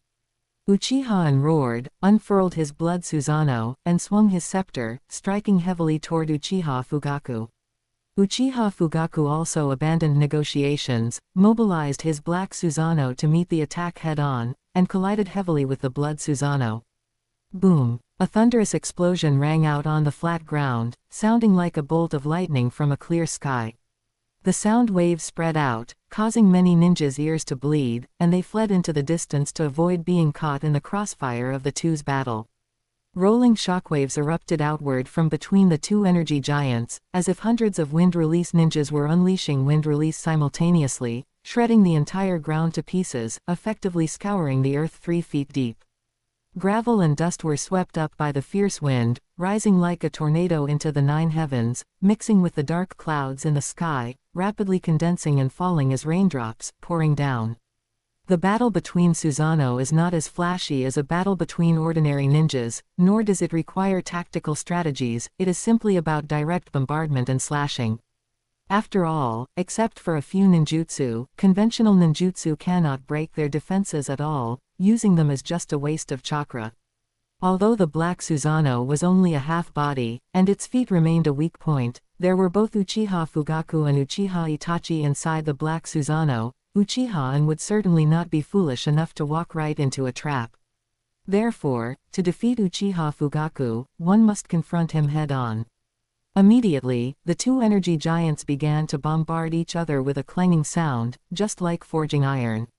But it did not take long for the scales of victory to tip. The blood Susanoo was a full body, its height, size, and chakra condensation were far superior to the black Susanoo's half-body form.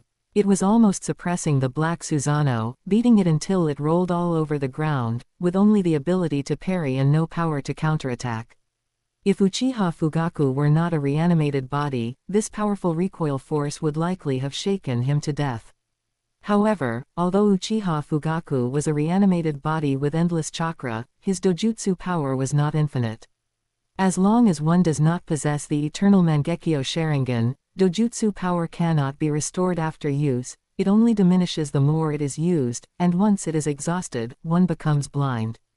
Normally, even for a Mangekyo Uchiha, various dojutsu can only be used as ultimate moves. In daily combat, one must rely on conventional ninjutsu.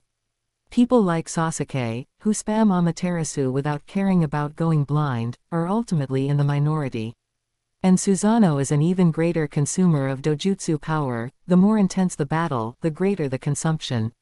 After a dozen or so collisions, Uchiha Fugaku's eyes began to shed tears of blood. Uchiha Itachi felt a slight stir in his heart, but he immediately extinguished that trace of emotion and said calmly, "Father, let me out.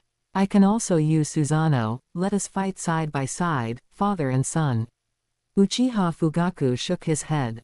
That won't work, Uchiha Itachi. Have you forgotten how you defeated me? This body of mine is a reanimated body, this is the greatest flaw. If Uchiha rushes in and places the control charm kunai into my body, I fear I will be forced to continue fighting you against my will. Is that so? Uchiha Itachi frowned upon hearing this. But in your current state, father, I fear you cannot hold out for much longer. Uchiha Fugaku was silent for a moment, then suddenly propelled the black Susanoo back with a few fierce leaps, distancing himself from the blood Susanoo's position. Subsequently, he reached out, drew the long sword from Uchiha Itachi's waist, and with one stroke, decapitated himself. Furthermore, taking advantage of the gap before the reanimated body could regenerate, he grabbed his head and pressed it onto Uchiha Itachi's shoulder. It is unknown what method he used, but his head stuck tightly to Uchiha Itachi's shoulder, and the reanimated body no longer regenerated. Uchiha Itachi, the only plan now is that we must fight with one heart and one mind. Perhaps we can try to use our dojutsu power by combining them. Do not resist, try to accept my dojutsu power. Father. Uchiha Itachi was startled and was about to say something, but a surging dojutsu power had already been transmitted from Uchiha Fugaku's head. Uchiha Itachi had no choice but to relax his body and let Uchiha Fugaku inject the dojutsu power into his eyes. Although both belonged to the Mangekyo Uchiha, the dojutsu power of every pair of Mangekyo was different. A single Mangekyo Sharingan actually has defects, it cannot restore dojutsu power, and using it too many times will lead to blindness. This is a structural defect, but if the Mangekyo Sharingan of a blood relative is transplanted, after the dojutsu power of both is fused, the dojutsu power of different natures will stimulate the structure of the Mangekyo Sharingan. This structural defect will be healed, allowing the Mangekyo to evolve into the eternal Mangekyo Sharingan. Does the Eternal Eye require a pair of new Mangekyo Sharingan? And must it be from a blood relative? Of course not. The Eternal Eye requires high-quality chakra. And two different Mangekyo Sharingan dojutsu powers, when fused together, can improve the quality of one's own chakra. Just like how two chakra natures fused together will qualitatively change into a bloodline limit, and three chakra natures fused together will qualitatively change into a bloodline elimination. To put it plainly, everything in the ninja world is, in the final analysis, determined by chakra. Including life and death, including time and space, and of course, including various eyes. Therefore, once one becomes a 10 Tails Jinchuriki, one will immediately possess a pair of Rinnegan. Because the quality of the 10 Tails chakra is high enough, regardless of what eyes one has, or whether they have dojutsu, under the stimulation of the 10 Tails chakra, they will immediately evolve into the Rinnegan. The reason why the chakra of Ashura and Indra can reincarnate within the bloodlines of their descendants, and why they were designated by the six-path sage as the cheat codes for the savior, is precisely because their chakra quality is high enough to allow the host to evolve. Therefore, what is awesome is not wood release, what is awesome is Senju Hashirama. Likewise, whether it is the Mangekyo Sharingan of a blood relative is not important, what is important is the dojutsu power residing within those eyes.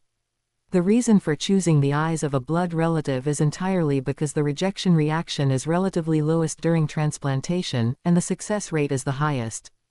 So the question arises, if one does not transplant the eyes, but only injects the dojutsu power into another person's eyes, can it allow the Mangekyo Sharingan to evolve into the eternal Mangekyo Sharingan?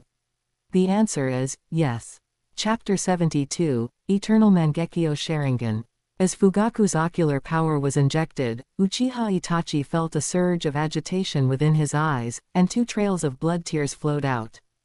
However, under their deliberate restraint, the black and red ocular powers quickly fused together, forming a new, dark brown ocular power. This dark brown ocular power traveled upward into his brain and downward into his eyes, connecting them instantly and causing immense stimulation to Uchiha Itachi's body. In just an instant, the structure of Uchiha Itachi's eyes changed, the original structural defects began to slowly repair themselves, shifting toward a new configuration. Under this brand new structure, Uchiha Itachi's eyes could continuously generate ocular power without being damaged by its usage, and he would never have to worry about going blind again. His eyes were evolving toward the eternal Mangekyo Sharingan. However, this evolution required time. It was definitely not something that could be completed in a day or two. But even though it had just begun, the changes were already very obvious. Uchiha Itachi felt a surging wave of ocular power pour out from his eyes, which instantly circulated through his body, beginning to nourish his entire being. When this ocular power flowed through his brain, a phantom image of a white rabbit suddenly leapt out from the depths of his mind, only to be entangled and strangled by the new ocular power. A white rabbit. What is this thing? Uchiha Itachi was startled, a thought flashing through his mind. He hurriedly looked up and, sure enough, saw Uchiha opposite him covering his right eye with one hand, with a trail of blood tears flowing down from it. Hehe, have you discovered it? Uchiha gently wiped away the blood tears under his eye and grinned. Uchiha Itachi, you're really lucky. If this new ocular power hadn't appeared, it would have been impossible for you to detect the anomaly inside your body. What a pity. The subsequent plans will have to be changed. Your right eye's dojutsu is not prophecy. Uchiha Itachi said with a grim expression, gritting his teeth. What did you do to me? Nothing much, just made you have a few nightmares, hehe. Uchiha laughed maliciously. Uchiha Itachi didn't believe this nonsense for a second. He clenched his fists tight and carefully recalled the changes that had happened to him over the past few days, feeling that, other than having a few nightmares, there really hadn't been any abnormal situations. However, the dojutsu of the Mangekyo Sharingan were strange and inexplicable. With abilities like Koto Amatsukami existing, who knew if there were any special, undetectable abilities out there? Just like this time, if it hadn't been for the opportunity of evolution that upgraded his entire body, he probably wouldn't have discovered that abnormal dojutsu lurking within his body. He checked his entire body carefully again, but found no further hidden dangers. Forget it, it doesn't matter anymore. As long as I kill you, all problems will naturally be solved. Uchiha Itachi was also a decisive person. Since he couldn't find the problem, he would simply eliminate the person who caused it. Father, we're going in. Right. Fugaku, at his shoulder, responded, his Mangekyo spinning wildly in his eyes. The rain clouds in the sky instantly became even denser. The thick dark clouds churned as if stirred by an invisible hand, forming a massive vortex. The already dense lightning became even more violent, with snakes of electricity slithering wantonly between the clouds, illuminating the entire battlefield. Takemikazuki. A thick silver dragon emerged from the dark clouds, shining with a blinding blue-white light, trailing lightning, and emitting ear-piercing explosions as it plunged straight down. Uchiha Itachi's mind stirred, and his chakra erupted like a volcano, instantly condensing and twisting outside his body. Under the reinforcement of the new fused ocular power, Uchiha Itachi finally unleashed power at the level of the eternal Mangekyo Sharingan. Bones, muscles, and armor layered over one another, wrapping around Uchiha Itachi's body, suspending him at the chest area. Then, legs grew out, and the figure shot into the sky, raising a long sword toward the direction of the lightning dragon. Under Fugaku's control, the violent lightning dragon became exceptionally docile, spiraling down along the brown Susanoo's long sword and coiling around the brown Susanoo. The lightning dragon's claws gripped the brown Susanoo's shoulders, and its head opened its maw above the brown Susanoo's helmet, with lightning glowing inside, ready to burst forth, as if adding a lightning buff to the brown Susanoo's armor. Uchiha-an, prepare yourself. Uchiha Itachi and Fugaku shouted in unison, brandishing the long sword, trailing a long streak of lightning as they charged toward Uchiha-an. At this moment, Uchiha-an had also smoothed out the suddenly surging ocular power in his right eye, struggling to fuse the various ocular powers within his body to prevent them from becoming unbalanced, and then controlled his blood Susanoo, wielding his scepter, to collide heavily with the brown Susanoo's long sword. Clang! The moment the long sword and the scepter made contact, a blinding light erupted, so bright it felt like it would blind anyone watching. The chakra shockwave spread like ripples. Wherever it passed, the ground cracked into spiderweb-like patterns, layers of earth were upturned, and debris was sent flying into the sky by the air pressure, acting like deadly hidden weapons. The deafening roar of the energy collision made the surrounding air tremble, distorting and warping under this power, with waves visible to the naked eye. Both possessing ocular power at the level of the eternal Mangekyo Sharingan, the two of them were finally evenly matched in this collision. But the instant they collided, the lightning on the lightning dragon flashed brightly, and the violent electrical energy moved rapidly, traveling through the brown Susanoo's long sword and spreading toward the blood Susanoo. The air crackled wherever it passed. The lightning, like millions of tiny silver snakes, began to gnaw at the blood Susanoo's chakra armor, exposing the chakra muscles underneath. The incredibly condensed lightning ball in the lightning dragon's mouth suddenly shot out, spraying toward the blood Susanoo's head. Uchiha An's body was suspended in that exact position. Petty tricks, and you dare to show them off. Uchiha An roared, lowered his head, and slammed heavily into that lightning ball. With a boom, the lightning ball was shattered on the spot.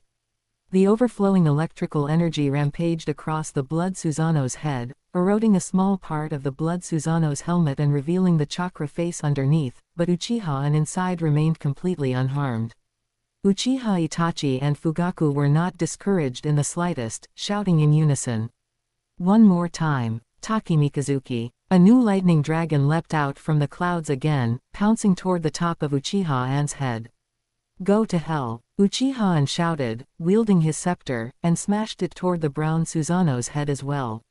This time, the brown Susanoo did not use its long sword to block, instead, it raised the shield on its left arm. While blocking, it swung the long sword in its right hand, guiding the lightning dragon down, merging them together, and thrusting straight down toward the blood Susanoo's head. Boom! The scepter and the shield collided heavily. The power this time was even greater than the last. A small mushroom cloud bloomed once again within Konoha village.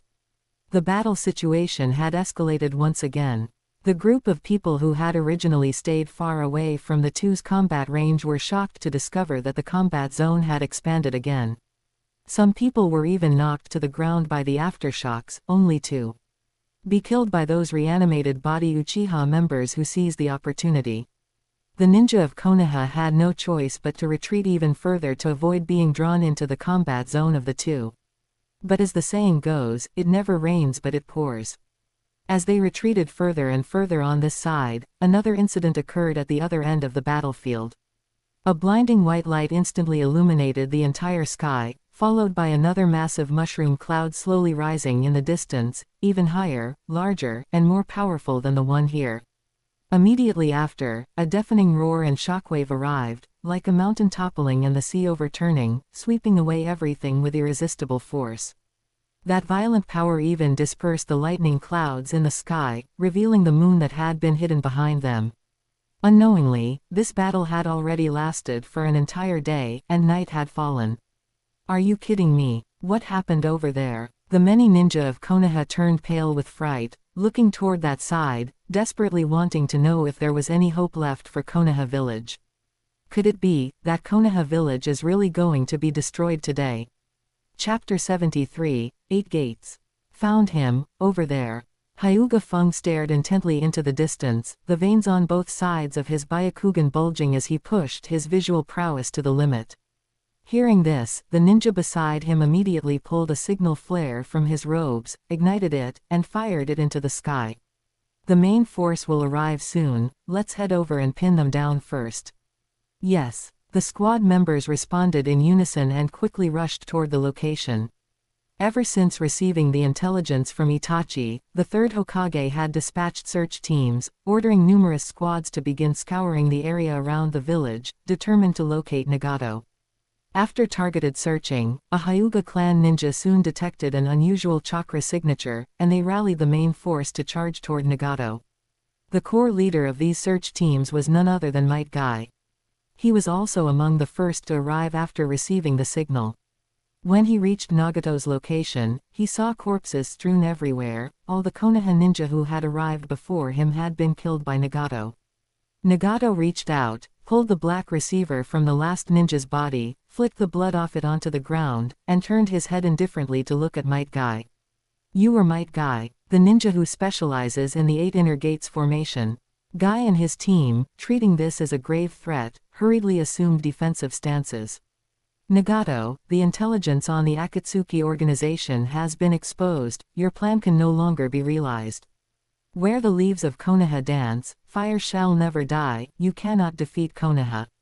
Hey, Nagato sneered slightly and said proudly, he speaks of your 8 inner gates formation as if it were extraordinary, calling it the strongest taijutsu in the ninja world.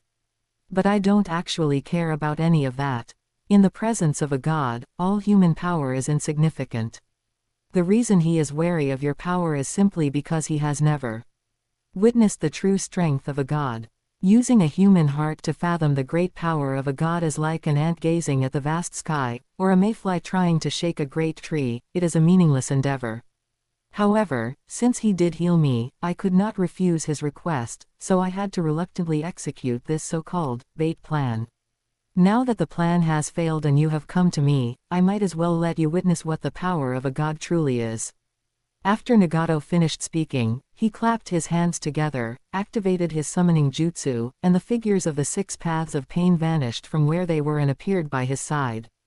Conan, who had been in the sky, finally descended and continued to accompany Nagato by his side.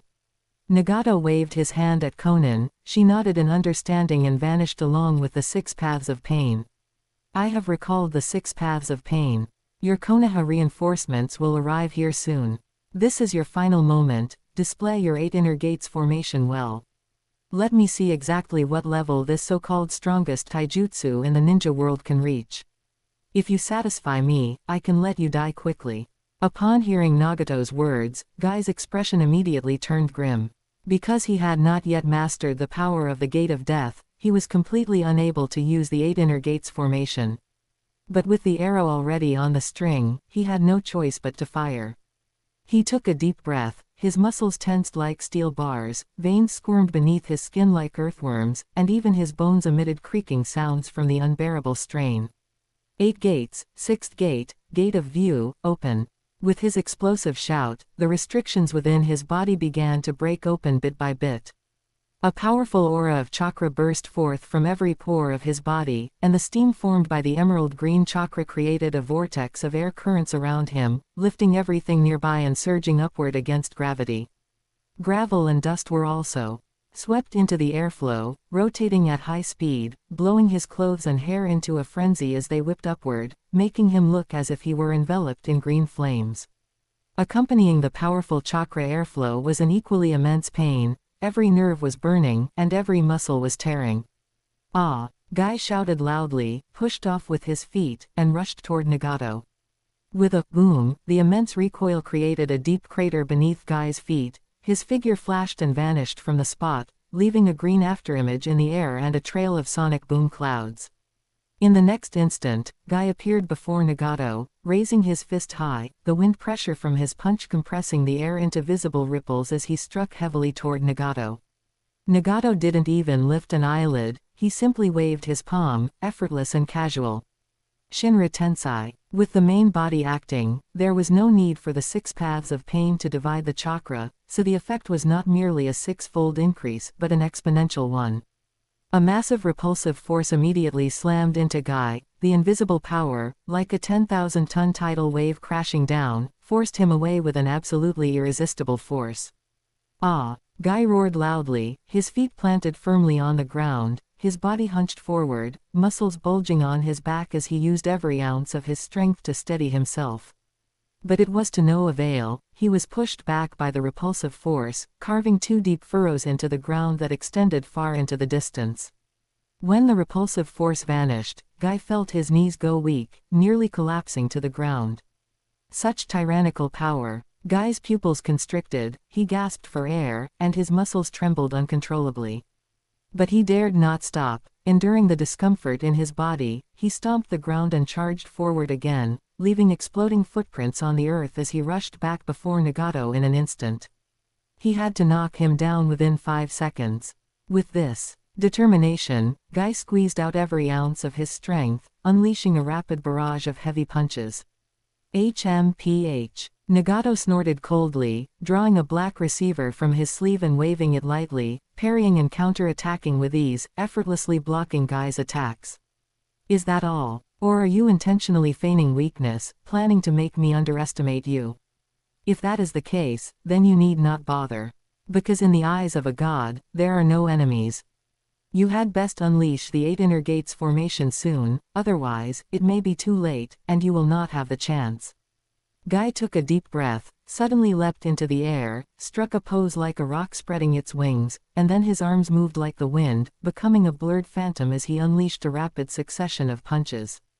Ata-ta-ta-ta. This flurry of punches was fast and heavy, swift as a meteor, instantly breaking the sound barrier to create sonic booms as he rapidly struck and compressed the air. The air deformed and recovered repeatedly in a short time, creating visible ripples and releasing massive amounts of energy. Following Guy's strikes, they formed a series of flaming shockwaves that blanketed Nagato densely. Gate of View, Morning Peacock. Chapter 74. Humans, after all, have their limits. So fast. Nagato was shocked, hurriedly putting aside his contempt.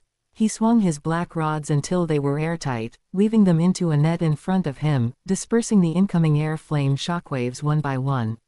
Each collision sparked dazzling flashes. But this time, Might Guy's attack speed was simply too fast, his fist shadows poured down like a torrential rain. Nagato's eyes could keep up, but his body struggled to follow. He had no choice but to retreat and dodge while blocking, letting those flame shockwaves slam into the ground, shattering the earth and sending dust and smoke everywhere.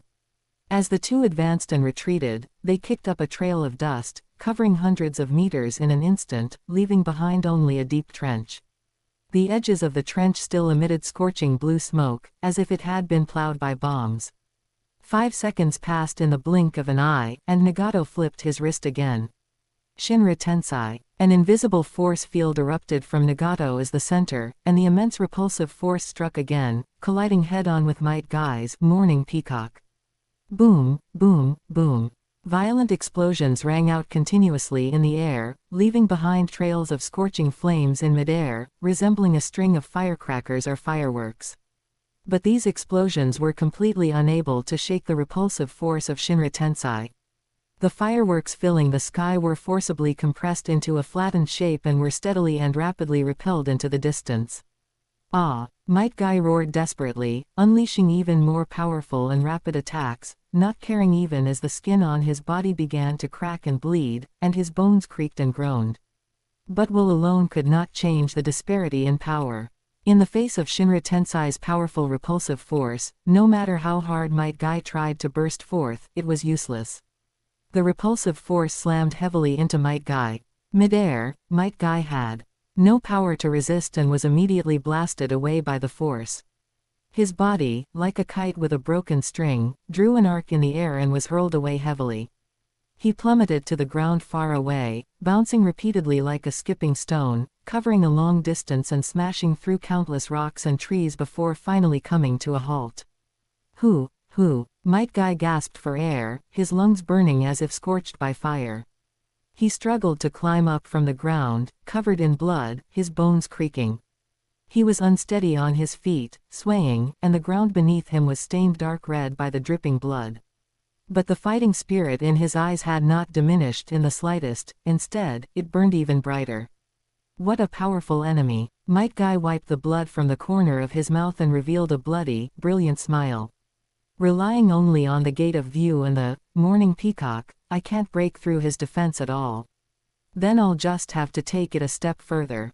He looked down at his fists, which were beginning to twist and deform, and the chakra on his body began to churn once more. For my comrades. For the village. Burn, youth. Shouting nonsensical words, Might Guy suddenly ignited. The green chakra flames on his body flared up significantly, as if someone had just poured a huge barrel of oil onto them. A massive amount of sweat poured off Might Guy's body, only to be instantly vaporized by the violent flow of chakra, forming blue steam that swirled and rose around him. At this moment, Might Guy's eyes were bloodshot and red, his pupils contracted to pinpricks. His entire body looked like a prawn boiled in steam, his skin a deep, unnatural crimson, looking as if he were about to drop dead. But Might Guy didn't care in the slightest, the pain only made his smile wilder. With a face full of fanaticism, he shouted firmly, 8 gates, the 7th gate, Gate of Wonder, open. With this roar, the blue steam exploded outward, and the Shockwave blasted and lifted the ground for several meters around. Clods of earth and gravel floated in the air as if weightless, then flowed backward against gravity toward the sky, forming a massive column of dust. This guy. For the first time, a look of solemnity appeared in Nagato's Rinnegan. He watched Might Guy in this state with some surprise, seemingly seeing his own resolute figure in him. This is the power of resolve. He slowly lifted his body upward. The previous, Morning Peacock, from the gate of view had already made his taijutsu struggle to keep up. Before him, Might Guy was clearly even more powerful. He could no longer afford to treat Might Guy with the contempt he had initially shown. The claim that you are the strongest in taijutsu in the ninja world is indeed well deserved, but unfortunately, you are only strong in taijutsu. Humans, after all, have their limits. Nagato hovered high in midair, looking down at Might Guy with indifference, his voice rarely carrying a hint of admiration. Although he paid more attention to Might Guy, he still felt no apprehension. As a god, he had the right to be this confident. Watching Nagato take flight again, Might Guy felt not a shred of worry. Instead, he bared his teeth and gave a thumbs up. Flying in the sky is indeed a good tactic, almost allowing you to stand in an invincible position. But, you are flying. It seems a little bit too low. Before the words had even faded, the ground beneath Might Guy's feet exploded. His figure vanished instantly, as if teleporting, and suddenly appeared above Nagato. His long leg was raised high, with chakra condensing into a blue blade of light, and he swung it down heavily like a battle axe. Nagato hurriedly gripped his black rods in reverse, combined them with his lower arms, and crossed them in front of his chest to block upward. With a deafening boom, the shockwave generated by the collision expanded spherically in the air. Nagato's body plummeted like a falling meteor, slamming heavily into the earth. The entire ground collapsed instantly, forming a large crater over a dozen meters in diameter. Atatatata. Might Guy dropped from midair, following Nagato's figure down. With both arms raised high, a series of punches rained down like a torrential storm. Nagato braced his hand on the ground and leapt backward, dodging Might Guy's attack and letting the ground beneath him be smashed to pieces by Might Guy. But Might Guy followed like a shadow, chasing him closely, his fists once again hammering down like machine gun fire. Nagato's feet moved in a staggered pattern. He dodged what he could, and blocked with the black rods when he couldn't. With the ground as a foothold, Nagato was not as easily blasted away by Might Guy. But facing Might Guy with the Gate of Wonder open, Nagato's taijutsu was far inferior. Before long, his defense was broken, and he was struck in the chest by a punch, sent flying far away. But even so, Nagato persisted in using taijutsu to defend, without resorting to Shinra Tensei. Because he had heard from and that when Might Guy was in the Gate of View, he had a powerful move called Morning Peacock, and when in the Gate of Wonder, he likewise had an even more powerful move called Daytime Tiger. Might Guy could rely on the power and speed of the Gate of Wonder to suppress him in taijutsu, but he couldn't defeat him completely. Only Daytime Tiger could potentially decide the outcome. Therefore, Nagato wanted to save Shinra Tensei for Daytime Tiger. The logic that Nagato understood, Might Guy naturally understood even better. He knew that his Gate of Wonder state could not last long. Seeing that ordinary taijutsu attacks could not completely defeat Nagato, nor could they induce Nagato to use Shinra Tensei, he immediately gritted his teeth, steeled his heart, stood firm on the spot, took a deep breath, and launched his most powerful attack. Chapter 75, Beginning to Destroy Konoha. Gate of View, Daytime Tiger. Might Guy's roar was like a thunderclap, the blue steam boiling over his entire body suddenly contracted, then instantly expanded and erupted. Violent chakra compressed crazily between his fists, squeezing the air into visible, distorted ripples. In the next instant, Might Guy slammed his hands together in front of him, and a pure white shockwave of chakra roared out from his body, expanding rapidly in midair to transform into a ferocious white tiger. Its claws tore through the air with a piercing shriek, lunging toward Nagato at a speed that exceeded the reaction limits of ordinary people. Wherever it passed, the ground was plowed into deep gullies by the air pressure, and gravel was ground into dust before it could even scatter. Before the Daytime Tiger arrived, its violent wind pressure already made Nagato's robes flutter wildly. Nagato's pupils contracted sharply. He quickly spread his palms outward, finally unleashing his own ultimate move. Shinra Tensei. The two forces collided in an instant. Boom! A massive mushroom cloud rose immediately where the two met, instantly swallowing the space for hundreds of meters around, then rapidly expanding, growing larger and wider. The violent shockwave swept through everything, unstoppable and overwhelming, like a landslide or a tsunami. Everything caught in its path was ground into powder. The blinding white light obscured everything between heaven and earth, turning the night back into day once more. The invisible, Shinra Tensei, compressed space, forming a tangible barrier that collided and deadlocked with the searing white, daytime tiger, in midair, slamming against each other with a deafening roar. Might Guy's body had reached its limit, his bones were cracking, his muscles tearing, and there was nowhere on his body that didn't hurt. He was holding on solely through sheer force of will. Nagato also lost his original composure, his entire body was taut, his Rinnegan pushed to the limit, and chakra was poured continuously into Shinra Tensei. In the distance, the six paths of pain had collapsed, their chakra completely drained, leaving them entirely devoid of control. Conan also stared at the battlefield nervously, fearing that an accident might occur and she wouldn't be able to rescue him in time.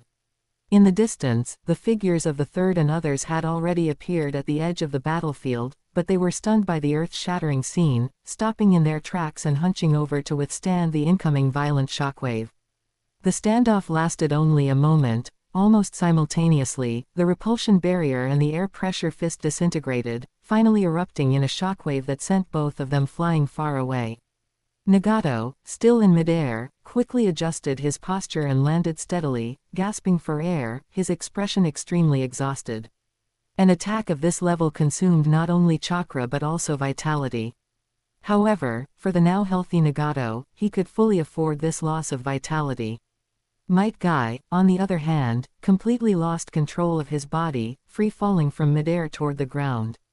Might Guy. The third shouted and hurriedly led his team to rush over, catching Might Guy just in time.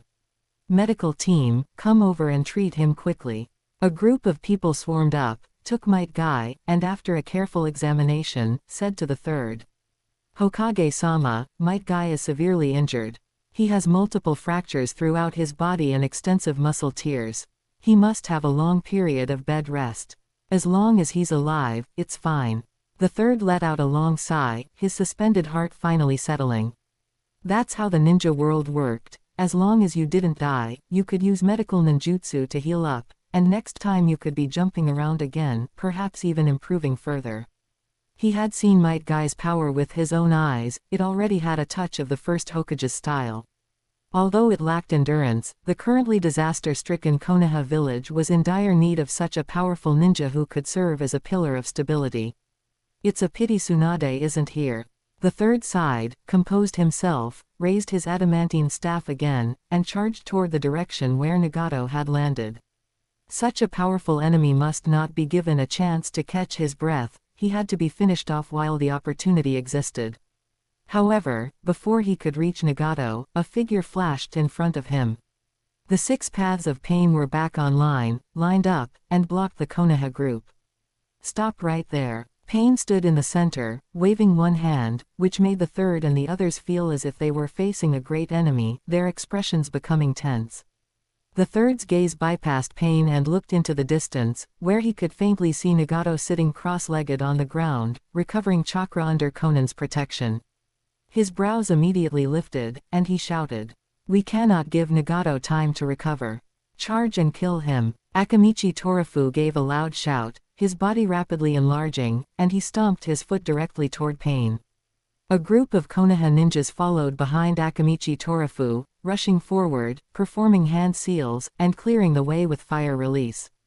Fire style, Great Dragon Fire Technique. Wind style, Great Breakthrough. The wind and fire ninjutsu combined, the fire borrowed the momentum of the wind, instantly turning into a sky full of flames that swept over, covering the sky and earth. The third gripped his adamantine staff tightly, waiting for Pain to use Shinra Tensei, so he could rush up and fight for his life. But Pain did not move. The animal path performed hand seals and slammed them onto the ground. The giant summoning beasts that had been repaired by the Naraka path appeared on stage once again, blocking Akamichi Torafu's path. The giant rhinoceros lowered its head and charged at him. The centipede coiled and spiraled, tightly wrapping around his feet, making him unable to move an inch. The giant bird swooped down from the sky, its claws like hooks, aiming straight for his eyes. The Pratapath stood in front of Pain, spread its arms, and activated, blocking technique absorption seal, unfolding an invisible shield in front of everyone. The moment the overwhelming flames touched this shield, they were immediately absorbed completely, revealing the Konoha group behind the flames. The Asura Path dismantled its arm, revealing various hidden missiles underneath, and without even aiming, fired them directly ahead. After the missiles left its body, they automatically tracked their targets and began bombing the most densely populated areas of the crowd. The Human Path and Naraka Path were not good at combat, so they simply did not move forward, instead standing behind and to the sides of Pain, providing full-angle vision for the other 6 paths. The battle turned white-hot in an instant. The Konoha group rushed forward as if their lives depended on it, but the 6 paths of Pain coordinated perfectly, making it impossible for them to break through the defensive line of the 6 paths of Pain. Konoha had ways to shatter or seal any single one of the 6 paths puppets, but when the 6 paths of Pain were gathered together, their mutual coordination left Konoha with absolutely no way to deal with them. With Pain present, whenever any of the 6 paths puppets was in crisis, he could use Bansho Tenon, or Shinra Tensei, to clear the situation for them.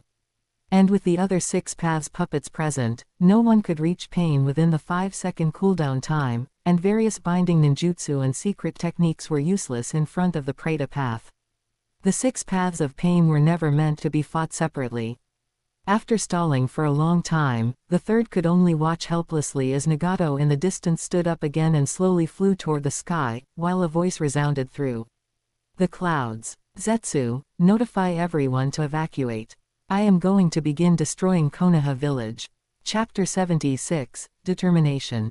Originally, Nagato had not intended to begin destroying Konoha village this early. In the original plan devised by N, the Akatsuki organization would completely eliminate the entire fighting force of Konoha village, and then Nagato would make his entrance, calmly unleashing a Super Shinra Tensei to maximize his godlike presence. This would not only destroy Konoha village but also intimidate the other 4 great nations, making them pick on the weak and gang up on Konoha village, rather than working together to cause trouble for the Akatsuki organization first. After all, if the Akatsuki organization could easily destroy Konoha village, then destroying other ninja villages would not be difficult either. But plans could not keep up with the changes. Unforeseen events emerged one after another, forcing Nagato to enter the fray early. If everything had gone smoothly, that would have been fine, but he happened to run head-on into Might Guy, who had opened the 7th gate, and had a direct confrontation with the daytime tiger. Although he had not been killed, that sense of invincibility had been shattered. This would not do. What Nagato needed to do was use absolute ruling power to intimidate all nations, ensuring that no country would dare to start wars at will, thereby bringing peace to the ninja world. But if his deterrent power was insufficient, the result would be the same as the previous state of the 5 great nations, trapped in constant challenges, leading to endless wars, which would instead fail to bring peace to the ninja world. Therefore, he could not continue to delay. This time, Nagato would go all out and completely destroy Konoha village. His body rose all the way into the clouds, suspended high above them, with the bright full moon as his backdrop, leaving only a tiny silhouette in the eyes of those on the ground. But when he spread his arms, no one could ignore his presence. The 6 paths of Pain also retreated one after another, using body flicker to move away, preventing themselves from being caught in the upcoming attack.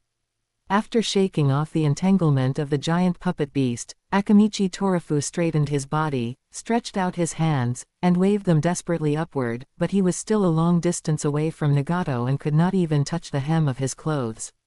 The 3rd Hokage and the others were even more helpless, only able to watch as massive amounts of chakra gathered around Nagato. Even a fool could understand that the next strike would surely be earth-shattering and impossible to resist. Yet, they had tried every means possible and could not find a way to stop Nagato. Help me up. A weak voice suddenly rang out. The third Hokage and the others turned around to see Might Guy struggling to push away the medical ninja in front of him and climbing off the stretcher. Guy, don't move around. Your injuries are severe, you need to rest. No, Lord Third, now is not the time for me to rest. Might Guy's body was somewhat stiff, but the flames in his eyes were still burning fiercely. You saw the attack just now. If he unleashes this on the village, I fear the entire village will be completely destroyed. Right now, I am the only one who can stop him. But your body. The third Hokage hesitated to continue. It's no problem. Might Guy gave a thumbs up, flashed a toothy grin, and said heroically, where the leaves of Konoha dance, fire shall burn ever brighter. Lord Third, this is the moment to practice the will of fire. All these years of painstaking training and self-discipline were for this very moment. The moment to defend what is most important to me, even at the cost of my life. For our home and village, for the comrades who have lived and died with me, for my most beloved disciples. I have no regrets about my choice. Is that so? The third Hokage nodded solemnly. Guy, I have received your determination. Then, I entrust everything to you. Led by the third Hokage, everyone bowed deeply and respectfully to Might Guy, grateful for his selfless sacrifice. Might Guy took a deep breath, tensed his body, began to gather chakra, and once again broke through the limits of his body. Accompanied by unimaginable, excruciating pain, Might Guy felt as if every cell in his body was screaming frantically, stimulating his nerves and warning him that if he continued like this, his body would completely collapse. But relying on the powerful willpower cultivated through years of diligent training, Might Guy quickly adapted to the immense pain and, driven by the determination to die, forcibly pushed his taijutsu one step further. It must be said that the ninja world is truly a world of idealism. Powerful spiritual strength can truly create miracles.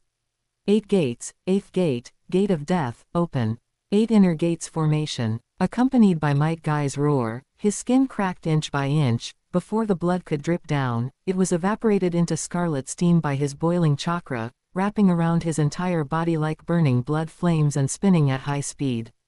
His bones emitted groans of unbearable strain, and every inch of his muscle twisted and expanded under the overload, constantly tearing, healing, and tearing again, helping his body surpass the limits of humanity.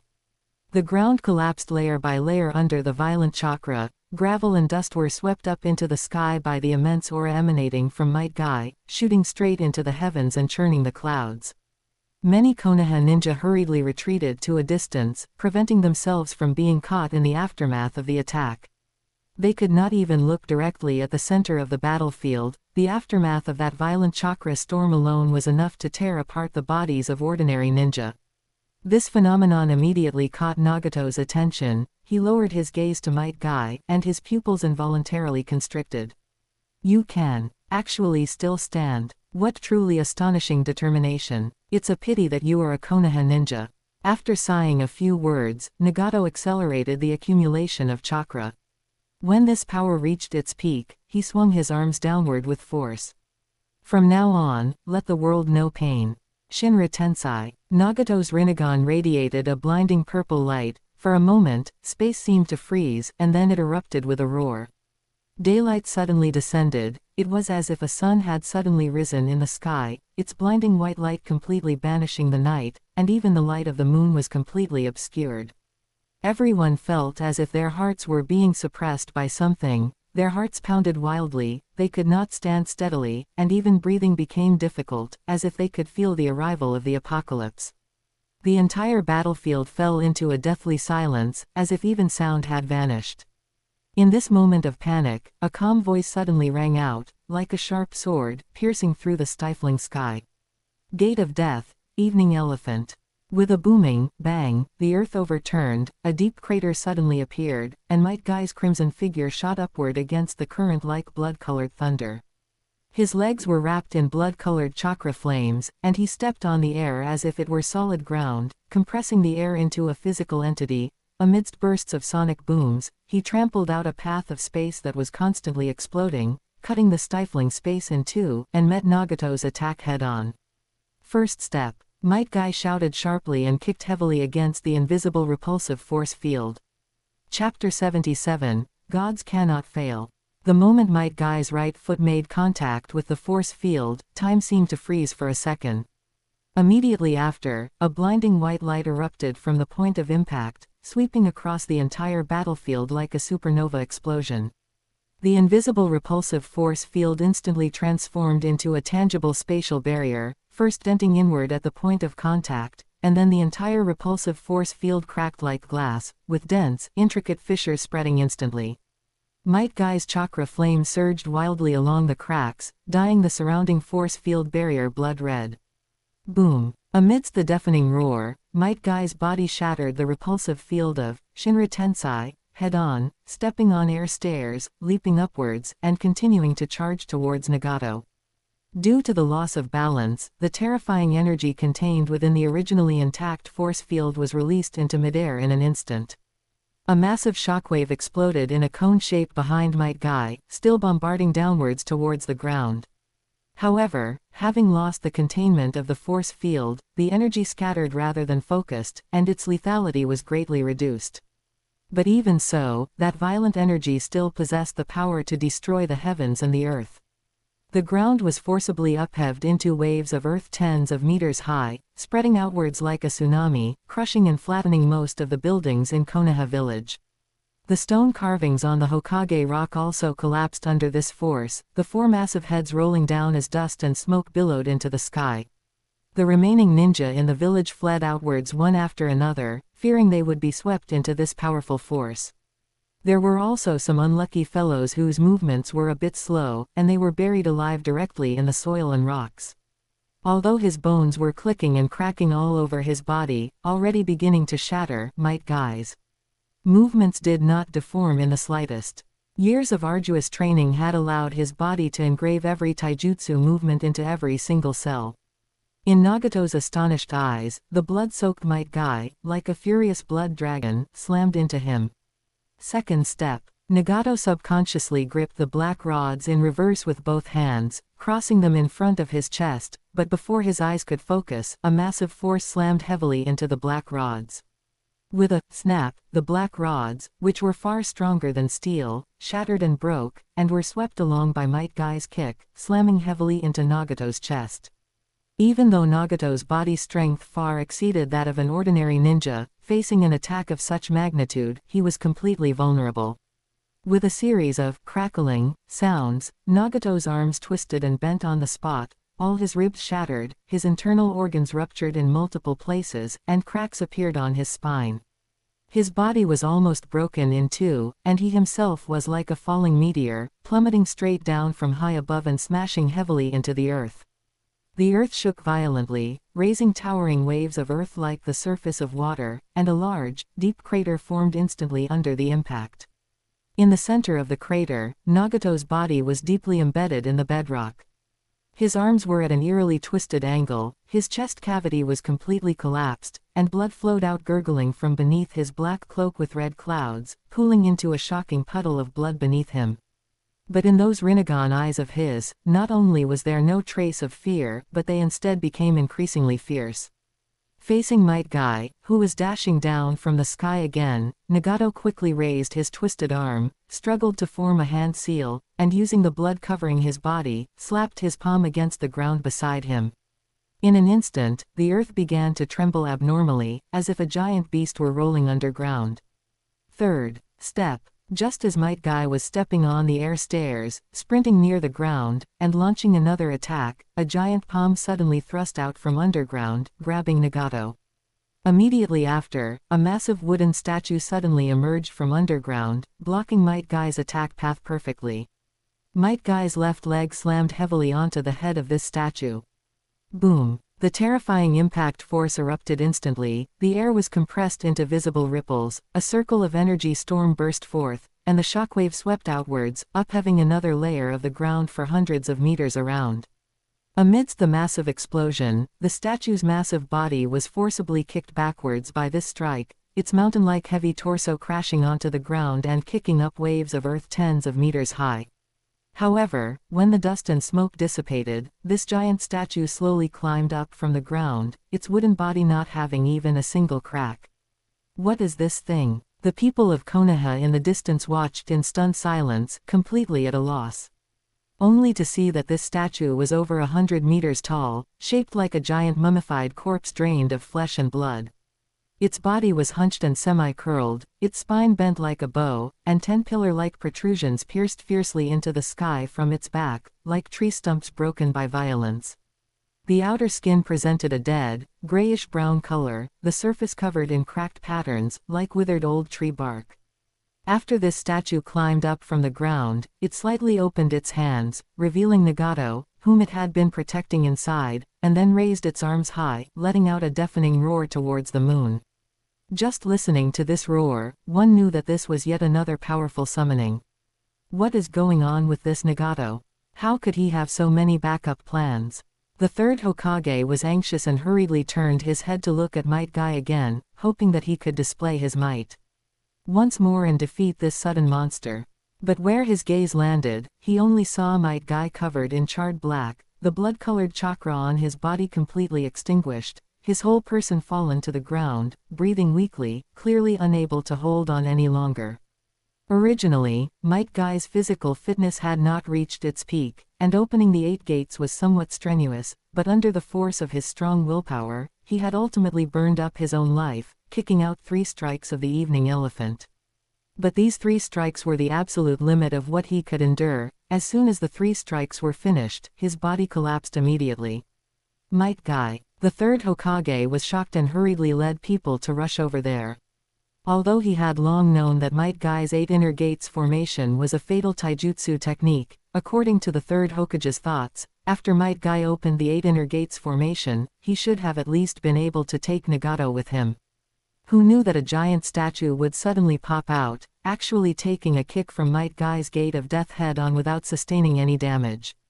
Conan also hurriedly rushed over, picked up Nagato, and was about to retreat, but was grabbed by Nagato. Conan, gods cannot fail. Today, Konoha village must be destroyed. You don't need to worry about me, I have suffered injuries heavier than this before, I won't die. I am currently unable to move, so let pain continue the plan to destroy Konoha. Conan looked worriedly at Nagato, who was spitting blood incessantly, her heart full of concern, but she also knew Nagato's personality. Once he determined something, he would resolutely not give up, and persuasion was useless. So, she simply carried Nagato on her back and flew straight up into the sky. Nagato, and said that there is no place safer than the sky, the higher, the safer. You can still control the 6 paths of pain from the sky and execute the plan you want. This time Nagato did not refuse, but instead closed his eyes with peace of mind, and began to wholeheartedly control the 6 paths of pain. Chapter 78, If you fear death, you are not Uchiha. Zetsu would disappear during battle, but whenever needed, he would suddenly pop out from any location. In the gap between an and Itachi's clash, Zetsu popped out again and shouted at an from afar. Nagato said he is going to start destroying Konoha, and wants everyone to evacuate Konoha village. Is it starting now? And turned his head to look at the sky in the distance, and sure enough, he saw Nagato's figure suspended high above in the sky. However, he had no intention of obeying the order at all. And sneered, waved the scepter in his hand, and charged towards Itachi again, shouting loudly. Evacuate. What evacuate? If I evacuate, wouldn't the people of Konoha village evacuate along with us? Shinra Tensei can't kill me.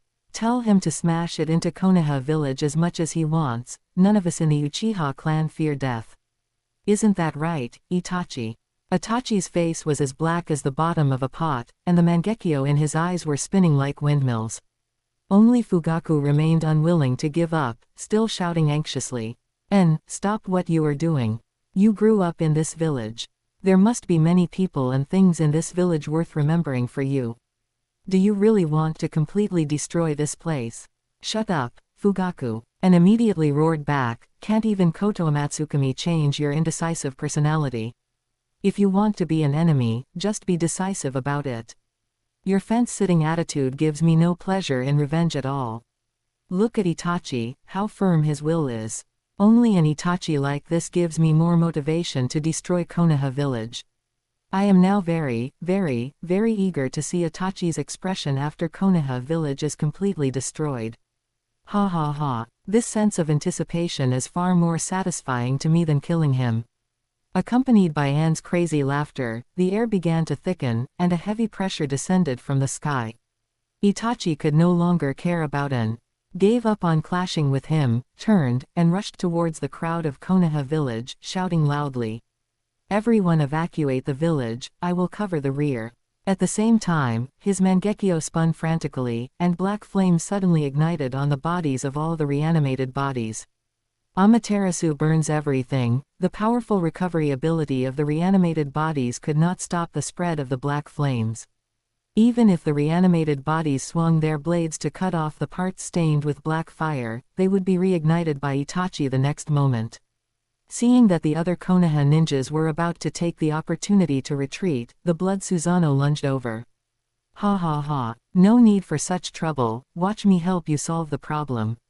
And laughed wildly, and the Blood Susanoo raised both hands and slammed them down heavily on those Uchiha clan members. Any problem that cannot be solved is no longer a problem once you die. With a boom, the Blood Susanoo's heavy blow was like a meteor hitting the earth, instantly smashing all the clan members it covered to death. Once the dead reanimated bodies re-aggregated, the Amaterasu black flames naturally disappeared. Even those clan members outside the attack range were blown away by the storm stirred up by the heavy blow, flying towards the direction of the retreating Konoha people. The Blood Susanoo reached out and scooped up the Uchiha clan members whose bodies were still burning with Amaterasu black flames, swinging left and right, completely treating its own clan members like mud, and throwing them randomly towards the direction of the fleeing Konoha ninjas. Why do you care about Amaterasu? If he wants to burn, let him burn, just keep pouncing on the Konoha people. If you fear death, you are not Uchiha. After receiving Anne's reminder, the Uchiha clan members realized what to do. They no longer paid attention to Itachi's Amaterasu attacks, but instead waved their bodies stained with black flames, relentlessly. Pouncing on the Konoha ninjas, all shouting loudly, "If you fear death, you are not Uchiha." A new family slogan was born. Before this, these Uchiha reanimated bodies were still subconsciously using ninjutsu and taijutsu to fight. After all, habits formed over many years of a ninja career cannot be changed overnight. But after this, everyone's attacks turned into brawling. It didn't matter what taijutsu or ninjutsu you had, as long as you got the Amaterasu black flames on them, you won. Instead, Itachi was caught off guard and hurriedly stopped indiscriminately casting Amaterasu, lest he become an accomplice to the Uchiha clan. Ha ha ha. Seeing Itachi's disheveled appearance, and laughed even more happily. Suddenly, it was as if a sun had risen in the sky, and the blinding white light blinded everyone's eyes. Immediately after, an overwhelming shockwave swept in, carrying countless gravel and soil, sweeping through the entire Konoha like a monstrous tsunami. The buildings on both sides of the street were torn apart like paper, and thick beams twisted and broke in the howling gale. The nearby Hokage rock collapsed with a roar, and the 4 Hokage heads rolled down, smashing into the street, crushing countless houses, and mixing with the smoke and dust filling the sky to form a death wave that blotted out the sun. Now was the time, and was flushed with excitement, roaring hoarsely until his voice cracked. Everyone listen, now is the time for revenge. Drag a few more people down with you. After shouting this, and led by example, rushing up and knocking over the brown Susanoo that was trying to provide shelter for the many Konoha ninjas, pinning it to the ground and rolling around. Who cared about techniques anymore? It was all close quarters combat. Driven by N, the other Uchiha clan members also went crazy, all of them howling and lunging at the nearby ninjas with claws and fangs, their Sharingan flashing with eerie red light in the smoke and dust. At this moment, they were not seeking to kill the enemy, but only to hold them down, ensuring the enemy had no chance to dodge or use ninjutsu to resist. Mountain-like debris and rocks surged over, washing down like a mudslide. Quick, form the earth wall. A Jonin shouted hoarsely, but Uchiha Anabi rushed over laughing wildly, knocking him over. He let the chaotic blades hack at his body, but his hands gripped the Jonin-like iron pincers, holding him tightly until both were buried by the overwhelming earth and rock. Dozens of ninjas hurriedly formed hand seals, but the earth wall had just risen when it was forcibly smashed through by several Uchiha ninjas. They let the debris behind them break their spines, but they were determined to destroy the Konoha ninjas' defensive ninjutsu to create an opportunity for the mudslide. Other Uchiha clan members were even more maniacal. Even if their bodies were smashed to pieces, they still used their remaining arms to grab the enemy's ankles and refused to let go, dragging them together towards destruction. The only thing they had in common was that these Uchiha reanimated bodies were all laughing crazily while performing these insane actions. If you fear death, you are not Uchiha. Perhaps only until this life and death moment could these Konoha ninjas truly experience how much the Uchiha clan hated them, their former companions. When the final tremor ceased, most of Konoha was already reduced to ruins. Occasionally, the light of chakra flashed between the gaps of earth and rock, only to be completely covered by a new round of landslides. The entire battlefield fell into an eerie silence, with only the buildings in the distance that had not yet completely collapsed emitting groans of being unable to bear the weight. Chapter 79, Itachi, you need to have a broad perspective. Uchiha and Itachi's frantic voice rang out from within the ruins. After a violent tremor, a pair of massive energy hands thrust out from the earthen grave, struggling to climb out from underground, which caused another landslide of surrounding debris, burying the people below even deeper. Look at what you've done. Itachi yelled crazily, looking at the devastated Konoha village. I am establishing a new order of peace for the ninja world. A voice even crazier than his sounded from underground. Another pair of massive hands broke through the soil, grabbed the arm of the brown Susanoo, pulled hard to leverage itself up, and slammed another fist toward the brown Susanoo's cheek. With a boom, the brown Susanoo staggered, but it immediately returned the blow with a punch of its own. Fugaku also immediately activated his dojutsu, summoning a lightning dragon once more to assist his son. But Uchiha was already lost in a kind of madness. He swung his arms, bombarding downward relentlessly. He ignored the lightning dragon controlled by Fugaku that was bombarding his body, just kept hitting, and yelled crazily while attacking. Don't you understand? Didn't Nagato tell you? The goal of our Akatsuki organization is to establish a peaceful order that belongs to everyone in the entire ninja world. Look at the ninja world now, it's full of war and slaughter. This proves that the system of the 5 great nations has already failed. To establish a new order of peace in the ninja world, we must overthrow the incorrect system of the 5 great nations. Destroying Konoha is just the first step in establishing the new order of peace for the ninja world. This is a necessary price. This is a necessary sacrifice. This is a great exploration. This is a helpless choice. This is the growing pain of development. Itachi, don't be limited by the era. Ha ha. Perhaps stimulated by the miserable state of Konoha village, Itachi could no longer maintain his usual calm expression. While swinging his sword and trading blows with the blood Susanoo, he roared at him with a flushed face. What are you bragging about? You are clearly just taking revenge. Don't make yourself sound so noble. You are just a selfish, narrow-minded, and despicable villain. You Akatsuki organization members are all just a bunch of missing nin. What right do you have to talk about peace? What right do you have to talk about order? And waved his scepter, smashing the diving lightning dragon into pieces with one blow, and then took the opportunity to strike the shield of the brown Susanoo heavily, causing the brown Susanoo to stagger. He laughed loudly. Ha ha. Does the concept of peace need the approval of the 5 great nations? And who approved the peace of Konoha village? You. Are Hiruzen Sarutobi. What kind of peace is it if it's only for Konoha alone? Itachi, you need to have a broader perspective. Don't you love peace? Then don't be so small-minded. You must strive for the peace of the entire ninja world. Look at our leader, the great Lord Nagato. For the peace of the entire ninja world, he is willing to endure the pain and destroy Konoha village. That is what you call enlightenment. Ah, right, Itachi, you are also very enlightened. For the peace of Konoha village, you were willing to be a dog for Konoha village, killed your own clan entirely, and didn't even spare the children. Just looking at this kind of enlightenment, you and our leader are like-minded people. To respond to your exemplary leadership, I have decided that I must also wipe out Konoha village completely, not leaving a single hair behind. Ha ha. Perhaps in response to Anne's words, the sky suddenly turned dark, and the bright moonlight was completely blocked by a black shadow. Everyone looked up subconsciously, only to see the firmament seem to be torn apart. A massive shadow that blotted out the sun easily shattered the lightning clouds formed by Takemikazuki, tearing open a circular hole with a diameter of 1,000 meters. It descended suddenly with a destructive aura, and within a few breaths, it expanded into a terrifying shadow that enveloped all of Konoha.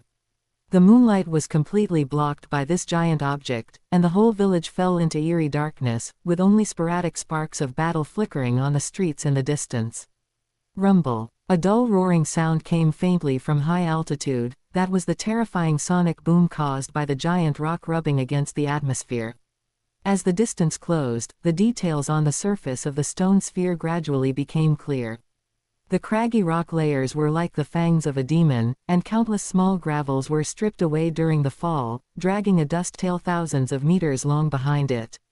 The air was violently compressed, forming a visible white shockwave, like the wings spread by the Shinigami. The ground began to tremble abnormally. Every ninja who saw this could not help but feel their hearts pounding wildly, breathing heavily involuntarily, but unable to make a sound. All sounds were drowned out by the sound of destruction from the sky. When this massive meteorite occupied half the sky, even the bravest ninja could not help but have their legs go weak. This was simply a natural disaster that human power could not contend with. Ha ha, it's Tengai Shinsei. Nagato, you did well. Uchiha recognized this thing in the sky at a glance, and immediately laughed even more happily. He stood at the highest point of the ruins, looking at the scene of world destruction getting closer in the sky, opening his arms and laughing crazily. Look, this is the endgame of Konoha village. Everyone in Konoha, feel this pain properly. Accept this pain. Please remember it firmly. This is retribution. Facing this level of attack, even Itachi had no will to fight. Susanoo is very strong, but if it gets hit by this huge stone ball in the sky, it's a dead end. The reason why Nagato hadn't used this move before was partly because it consumed too much chakra, and even Madara had to activate Susanoo to release it. On the other hand, it was because this move was too powerful, no one could withstand it, and it was completely a move of mutual destruction. But now that the plan had suffered a setback, rather than using pain to consume a large amount of chakra and vitality to launch an ultra-large Shinra Tensei to destroy the village again, it was better to just invest more and directly destroy the village with a physical object. After all, such a large meteorite, with a diameter of at least several hundred meters, could be seen with the naked eye that once this thing landed, the damage caused would definitely be devastating. If this thing were allowed to land on Konoha village, let alone the whole village being destroyed, even those refugees hidden underground or in other secret facilities would be affected by the shockwave caused by the giant meteorite falling. Not to mention total annihilation, at least it would be heavy casualties. And what's even better is that such a large meteorite, even if it were destroyed halfway, its fragments would still possess immense energy, and falling to the ground would still be a natural disaster comparable to a small earthquake. The difficulty of this thing lies in the initial summoning. Once the giant meteorite is summoned, the rest doesn't need to be managed, just wait for it to free fall. It can be said that as long as this move is released, it is almost unstoppable. Besides, pain is a puppet and is not afraid of mutual destruction. As for the chakra and vitality invested in it, those are just minor matters. A god cannot fail. Chapter 80, The End of Konoha, End of Volume 1. Ha ha. Uchiha watched the super-large meteorite falling rapidly from the sky, laughing so hard that his tongue poked out. Itachi, don't you love the village? Now is the time to test you. You must not dodge. If you dodge, those old, weak, sick, and young people in the underground shelter won't survive. Come on, hurry up and activate your Susanoo, get into position down there, and wait to catch the ball. I won't keep you company, I'll be taking my leave now.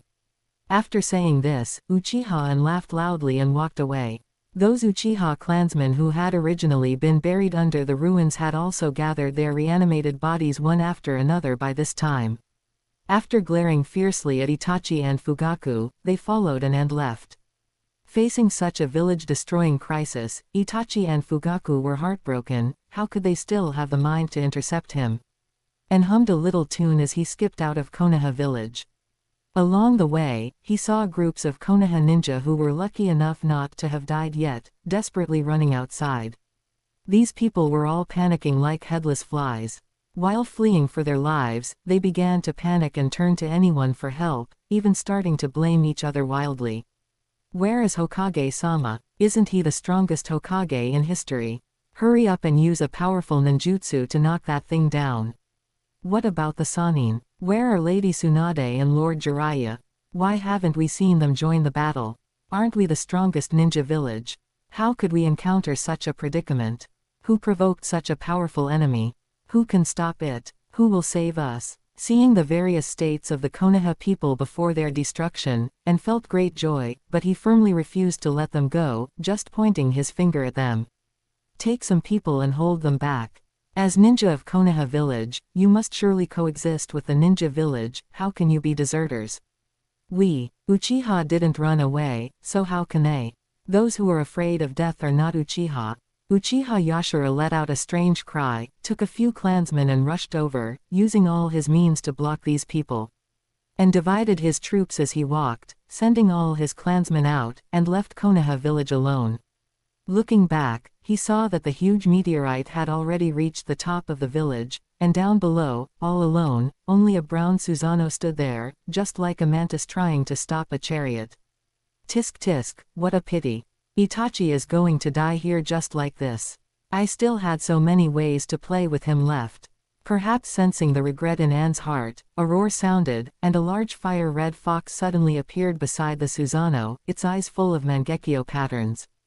Holy crap! Itachi released the nine-tailed. Anne's heart jumped, and he suddenly remembered that he had been having too much fun and had forgotten the serious business of capturing the nine-tailed.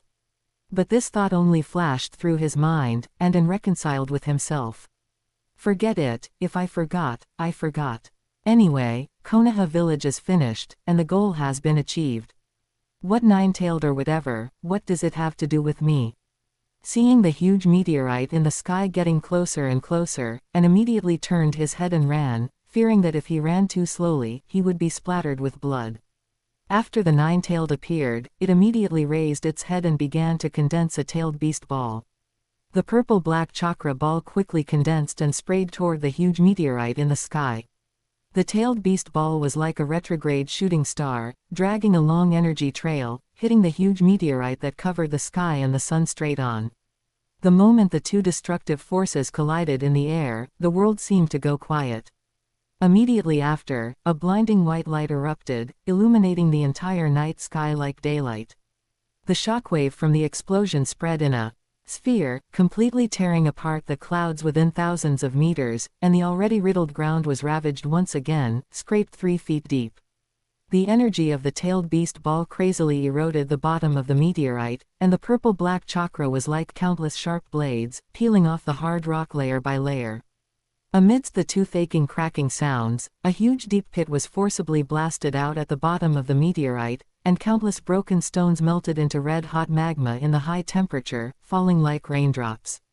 When the dazzling light dissipated, people were horrified to find that the huge meteorite was still hanging overhead, completely undamaged.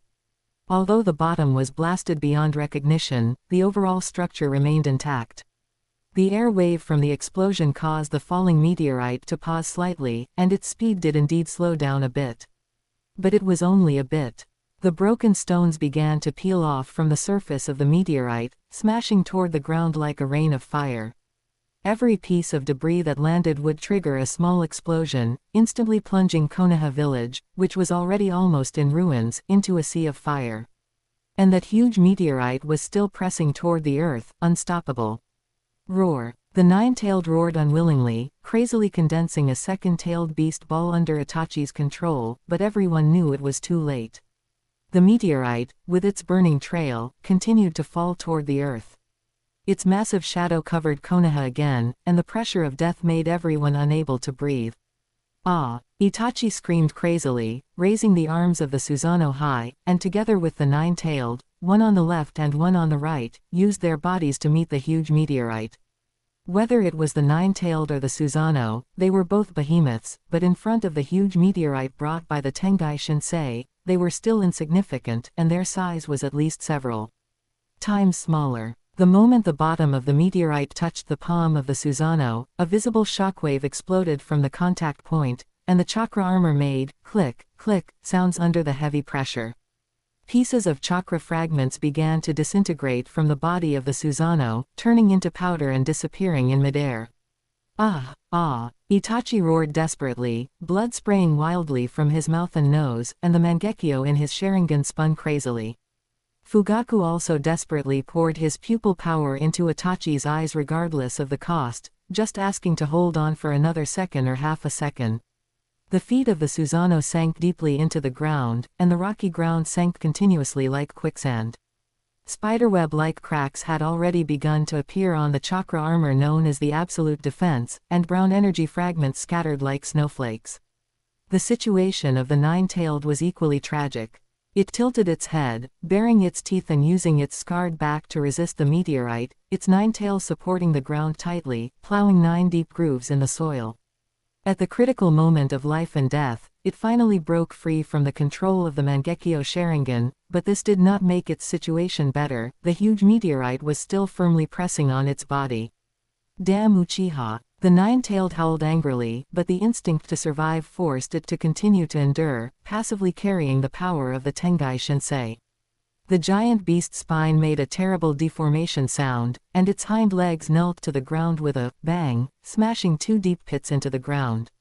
Its nine tails swung wildly, forcefully striking the meteorite on its body, but it could only watch as the meteorite crushed its body inch by inch.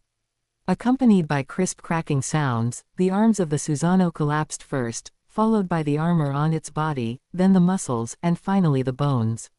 When the Susanoo completely turned into light spots and disappeared, Itachi knelt on the ground dejectedly, his whole body powerless, unable to even stand up. No! The nine-tailed let out an unwilling roar, and then its head was completely crushed by the 10,000-ton boulder, turning into chakra powder in midair and dissipating into the air, leaving only the broken body of Uzumaki Naruto. The meteorite continued to sink, crushing the bodies of Naruto and Itachi into meat paste, burying them into the ground along with the fragments of the Susanoo. In the end, accompanied by a deafening roar, the Tengai Shinsei completed its slaughter, leaving behind only a deep pit with a diameter of 1,000 meters, and a stream of blood slowly seeping out from the bottom of the pit. Chapter 81, The Outbreak of the Fourth Ninja World War. What did you say? Konoha village has been destroyed. Onoki glared with his dim, aged eyes at the Anbu ninja reporting to him, nearly laughing from anger. Do you really take me for a senile old fool? That is Konoha village, the most powerful ninja village in the ninja world. In the previous 3 Ninja World Wars, when the 4 nations attacked the Land of Fire together, we never saw Konoha destroyed. Who could possibly destroy Konoha? Earlier, you reported that the Uchiha, a prestigious clan in the ninja world, was destroyed because of a rogue ninja, Uchiha Itachi. That was already hard to believe, and now you're saying that even Konoha village has been destroyed. I think it's debatable whether Konoha village was destroyed or not, but our Iwagakure intelligence department should definitely be destroyed. The Anbu ninja bowed his head low, practically swearing an oath.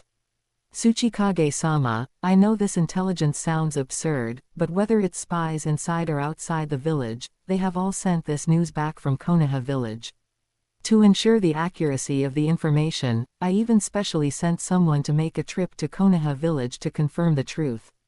According to the intelligence personnel, Konoha village has been razed to the ground, and the entire village has disappeared. On the ruins of Konoha village, only a huge meteorite remains. Thanks to our spy being quick-witted, running away as soon as they encountered danger, they didn't risk their life for Konoha at all and instead survived. Hiss! Onoki gasped, his voice even beginning to tremble. Are you telling the truth? It is absolutely true, Tsuchikage-sama. Ah, right, there were also spies from other ninja villages appearing near Konoha village. But right now, the people of Konoha are busy with disaster relief and have no time to deal with them. The losses for Konoha this time are truly devastating. The exact number of ninja and civilian casualties cannot be counted. One can only see corpses laid out in rows, every family wearing mourning clothes, and wailing everywhere. Good. Onoki slapped his thigh and stood up abruptly, then with a crack, he twisted his back. Ah, it hurts, it hurts. Onoki covered his back with both hands, but he couldn't care less about that. He shouted with excitement, "Quick, summon all the Jonin in the village for a meeting. We must take advantage of this golden opportunity to attack the land of fire immediately and snatch back everything we can." Ah, right, who did this good deed? Was it those barbarians from the land of lightning? No, Tsuchikage-sama, according to reliable intelligence, the one who destroyed Konoha village is the land of rain. Nani? Onoki's eyes nearly popped out. Hanzo is already old, how could he possibly have this ability? It's not Hanzo, the Anbu ninja hurriedly explained. According to the latest news, Hanzo was killed by someone many years ago. The current ruler of Omegakure is an organization called Akatsuki Organization, and its leader is named Nagato, a powerful ninja who possesses the same eyes as the Six Paths Sage. Nani? Onoki was even more shocked. A tiny nation, even if they have one or two powerful ninja, on what grounds could they destroy Konoha village? It's not one or two. It is said that the Akatsuki organization has gathered many S-rank rogue ninja from various countries, including one of Konoha's original Sannin, Orochimaru, as well as the Uchiha rogue ninja Uchiha Obito, Uchiha Itachi, and Uchiha An. But other intelligence indicates that on the battlefield that day, Uchiha Itachi and Uchiha An fought each other. The participants at the scene of the two's battle are all dead. Only distant eyewitnesses have provided some intelligence, and the specific situation needs further confirmation. That's still no reason to destroy the entire Konoha village. Onoki stroked his beard, still half-doubting. It is said that all three of them have awakened the legendary Mangekyo Sharingan. Nani? Onoki was shocked again. He suddenly recalled the days when he was dominated by Hashirama and Uchiha Madara. That overwhelming wood release, and the heaven-defying Susanoo, were nightmares in the hearts of all ninjas of their generation. Additionally, the intelligence mentioned that the Nine-Tailed appeared twice on the battlefield that day, but was eventually crushed to death by a huge meteorite falling from the sky. All the ninjas who participated in the battle that day, when mentioning the leader of the Akatsuki organization, Nagato, unanimously used the same term to describe him, and that is, a god. All ninjas believe that Nagato possesses god-like power. That is definitely not a mighty power humans can grasp. Too exaggerated. Onoki curled his lips in disbelief. A bunch of juniors who haven't seen the world don't understand how terrifying truly powerful ninjas can be. I don't believe that person named Nagato can surpass Hashirama and Uchiha Madara. But these things are not important anymore. We don't need to worry about them, we will just attack the land of fire and grab the benefits first. The matters of the land of rain can be discussed later. Yes. After receiving the order, the Anbu ninja immediately went to notify all the Jonin in the village. Not long after, the Jonin meeting was convened. Naturally, after knowing the relevant intelligence, all the Jonin immediately passed the war motion against the land of fire by a unanimous vote. The ninja village was originally a military organization. Once the war mobilization order was issued, this war machine immediately started operating at high speed. Before long, figures shot out from Iwagakure, rushing towards the direction of Kusagakure. The land of fire and the land of earth do not border each other, they are separated by the land of rain, the land of grass, and the land of waterfalls. To start a war, they have to borrow paths through these countries. In the past, every time the war between the five great nations occurred, these small countries were caught in the middle and suffered, not daring to offend either side. Ninja armies from other countries would cross the border whenever they wanted and fight on their territory whenever they pleased. To prevent leaks, they wouldn't inform them in advance, at most notifying the other country afterwards. Even when Hanzo was around, he couldn't completely prevent this situation. After all, although he was a demigod, the overall military strength of his village was far inferior to the five great nations. He dared not start a war at will and could only turn a blind eye to these things. As long as the 5 great nations didn't go too far, he would just pretend he didn't see it. But after the Battle of Konoha village, the Land of Earth no longer dared to treat the Land of Rain as a small country. Such a battle result as destroying Konoha village was something even the other 4 great nations wouldn't dare to say they could achieve. Although they wouldn't necessarily be afraid of the Land of Rain because of this, at least they wouldn't easily provoke them at such a critical time of war. Anyway, without the Land of Rain, there was still the Land of Grass to borrow a path from. There was no need to provoke that strong enemy with unknown intelligence for no reason. Being one of the 5 great nations, the other great nations had similar thoughts to the Land of Earth. After confirming the authenticity of the intelligence, the first reaction of the other countries was to kick them while they were down and take advantage of the fire. The Fourth Ninja World War had broken out. Chapter 82, Settling Old Scores. In the Land of Rain, atop the high tower, the members of the Akatsuki organization gathered once more. However, they were short-handed again. The previous battle at Konoha village had been a heavy loss for the Akatsuki organization. Uchiha Itachi had betrayed them, Biwa Juzo was killed in action, and Sasori of the Red Sand was killed in action. Only the cunning and wily Kakuzu had run fast enough to survive.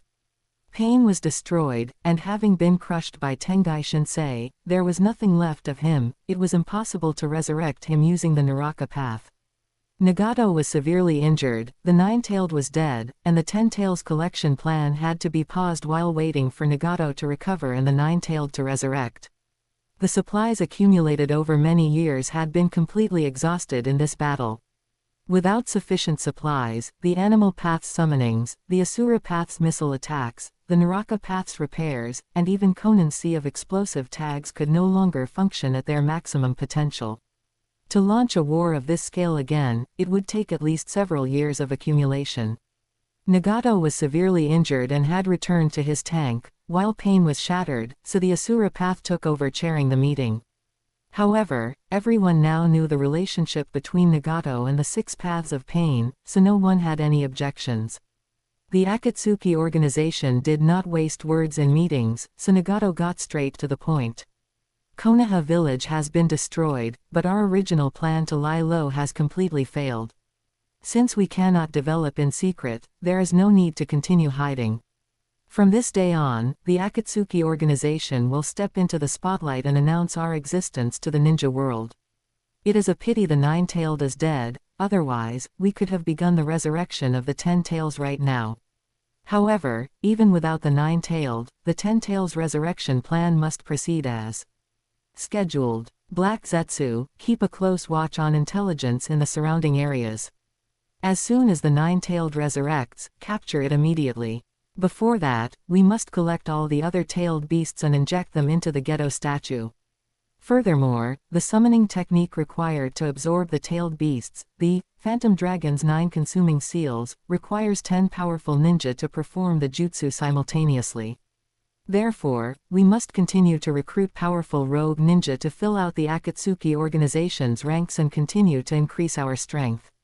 Anne, do you have any suitable candidates to recommend? Uchiha tilted his head and thought. He felt that although Uchiha Itachi was dead, Uchiha Obito and Black Zetsu were still alive. Weakening their influence within the Akatsuki organization and strengthening Nagato's side was not a bad thing, so he nodded and said, I remember a rogue ninja from Konoha village called Hirako, who is a contemporary friend of Lord Orochimaru. His current strength should be quite good, and he could certainly be recruited. Hirako. Orochimaru frowned and asked curiously, I do remember him, but he only had some talent in scientific research, his combat ability was very ordinary. Oh my, one should look at a person with fresh eyes after they have been away for 3 days. Uchiha said with a grin. Lord Orochimaru, you shouldn't always look at people through old lenses. As far as I know, Hirako created a forbidden jutsu called the Chimera Technique, which can absorb ninja with different bloodline limits, achieve a balance of yin and yang and the 5 elements within the body, and thereby attain the realm of eternal life. However, the final step of this fusion method requires a special celestial ritual and can only be completed after many years. He should have only fused 1 or 2 bloodline limits by now. Even so, his strength should be enough to dominate in the ninja world. The realm of eternal life. Orochimaru's pupils constricted sharply, and greed began to rise again. I wonder how his eternal life compares to the Tensegan. Heh. Uchiha shrugged. It is only a theoretical, eternal life. In principle, fusing the 7 chakra nature transformations together can achieve Kekemora, and attain true, eternal life, but it is actually very difficult to accomplish. His forbidden jutsu can only be said to be very high in concept and can point directly to the essence, but in terms of practical operation, I am afraid it is not feasible. Because the core of everything in the ninja world lies in chakra. If the quality and quantity of his chakra do not meet the standard, a qualitative change is absolutely impossible.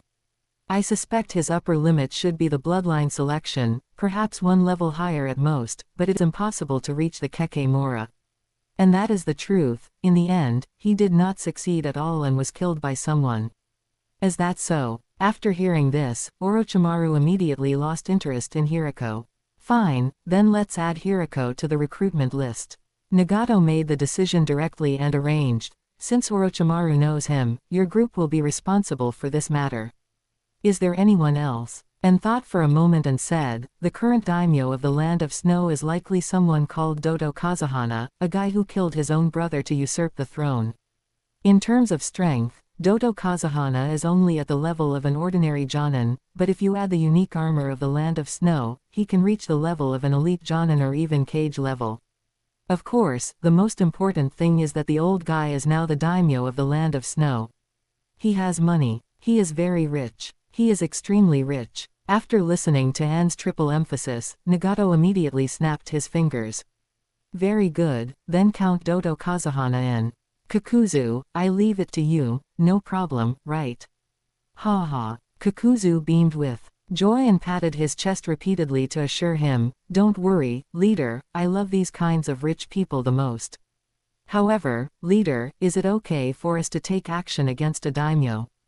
Guys like this who waste food just by living should have died out long ago, Nagato said indifferently.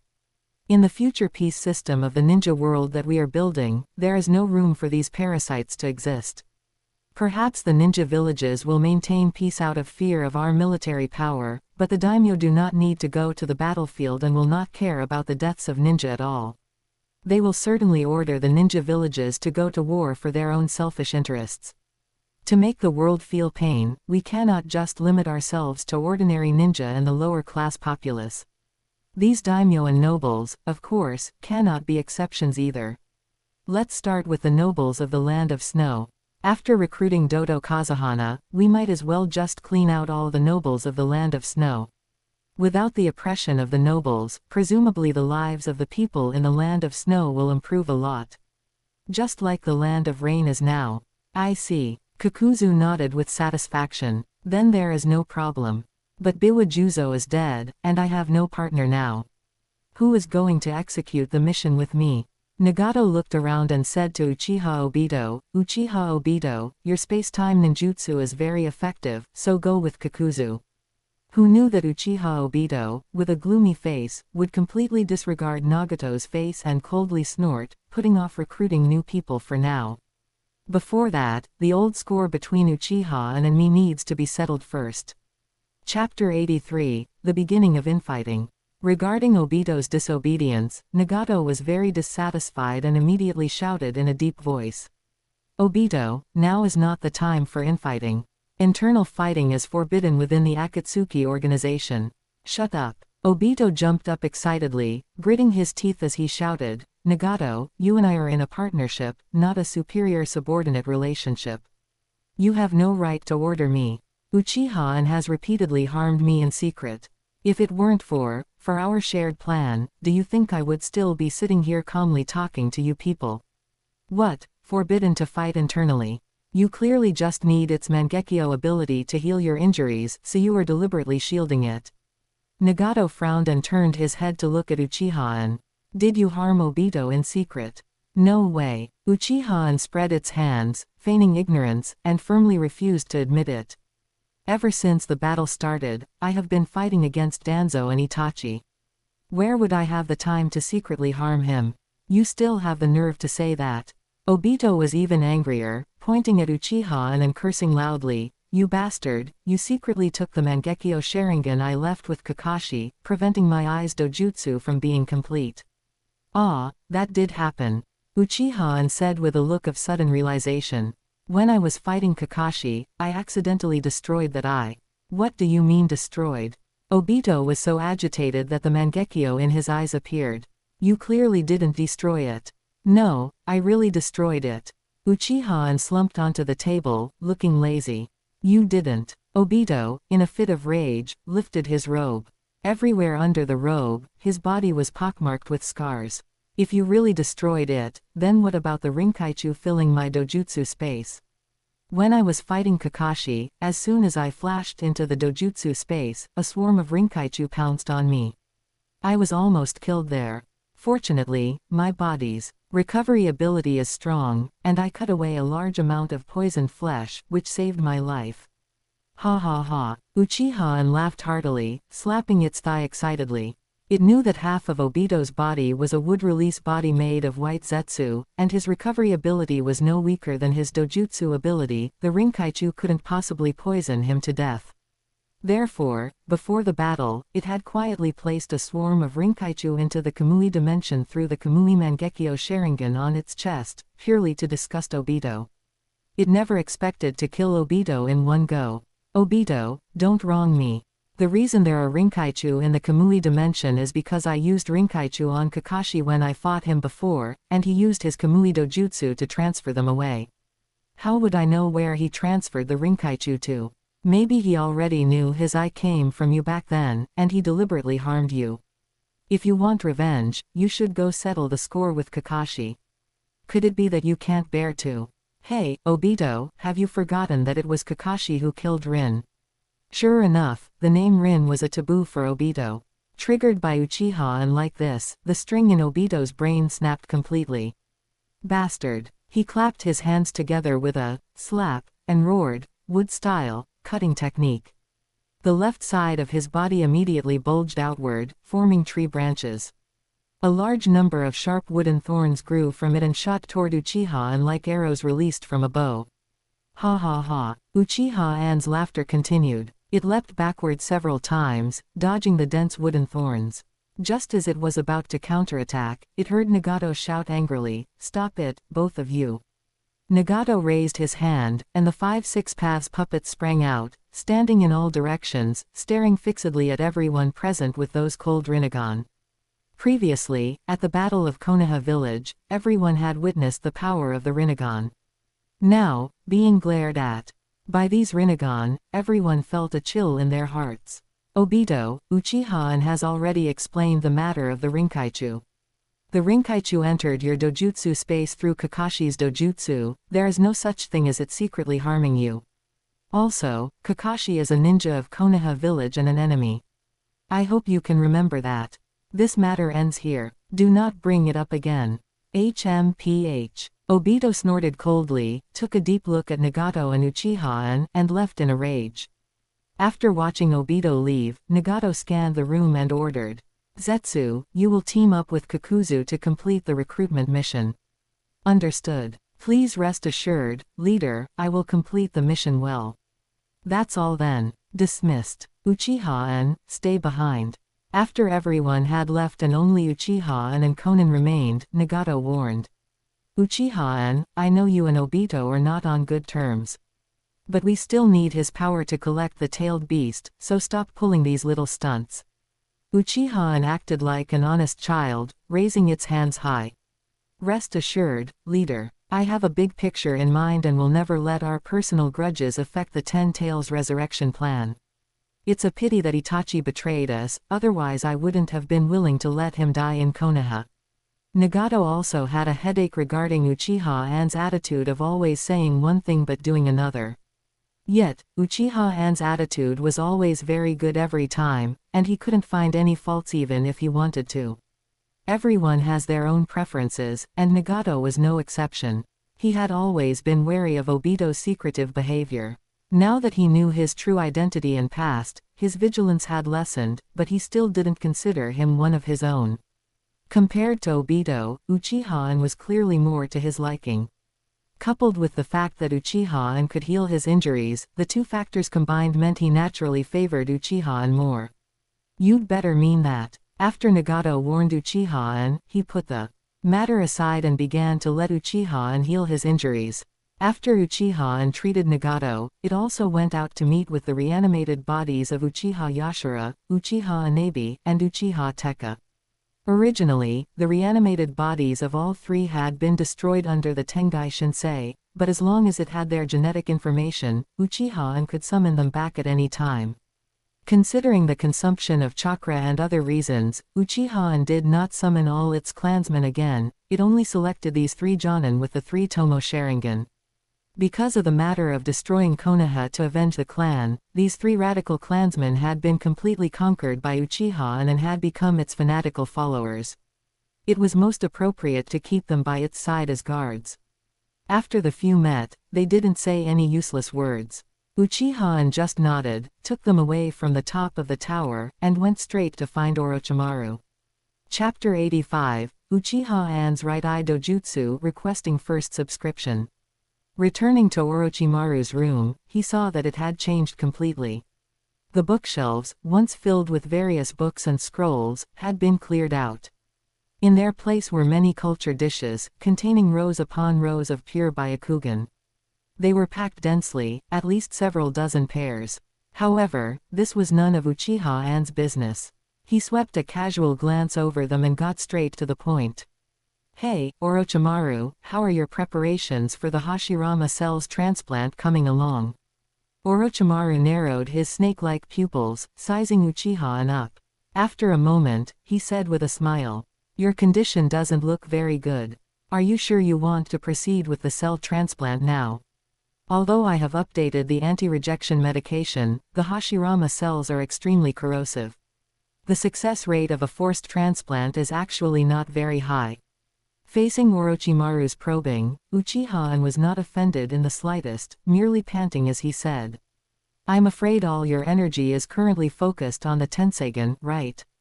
Where would you find the mood to continue researching Hashirama cells? My current state is already somewhat unbalanced. I must transplant the Hashirama cells as soon as possible.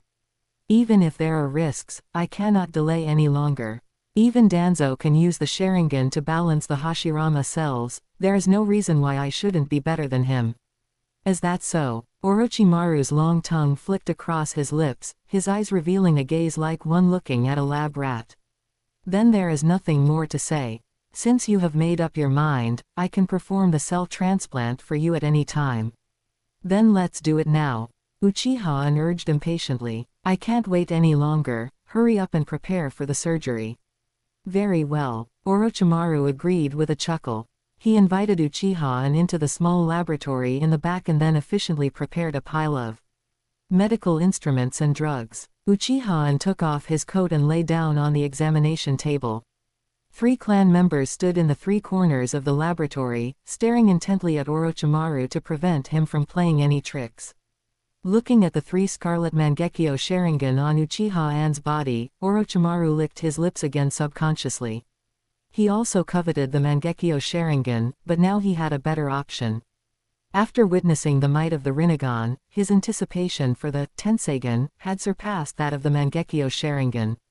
Compared to the Tengai Shinsei, Susanoo was nothing but a joke. Besides, ordinary Mangekyo Sharingan would go blind after prolonged use, they were completely disposable items. Orochimaru connected equipment like the electrocardiogram to Uchiha body and began recording the initial data. Has it become unbalanced so quickly? Looking at these indicators that were completely different from a normal person's, Orochimaru said thoughtfully. It seems that it's not just the Hashirama cells that are corrosive, your Uchiha Sharingan is also corrosive. I heard that Kakashi's Sharingan has put a lot of pressure on his body, it seems that must be true. You actually dared to implant 3 Sharingan into your body, and they are all Mangekyo, you are truly very greedy. But that's fine. With these 3 eyes as a counterbalance, the success rate of your Hashirama cells transplant will surely increase significantly. Uchiha snorted coldly and said nothing. In fact, the reason his dojutsu power was unbalanced was not just because of these 3 Mangekyo Sharingan. The biggest problem was actually the dojutsu of his right eye. The dojutsu of his right eye was called Jubaku Anka. In mythology, when people mention the White Rabbit of Inaba, they always focus on the protagonist, Okunanushi, who healed the White Rabbit, received its gratitude, and won the hand of Yagami Haim, but they completely ignore the supporting character. That is the Yasogami, who played the role of the clown.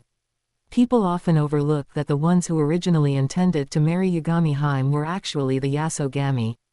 Okunanushi was always the little brother bullied by the Yasogami, merely responsible for carrying their bags.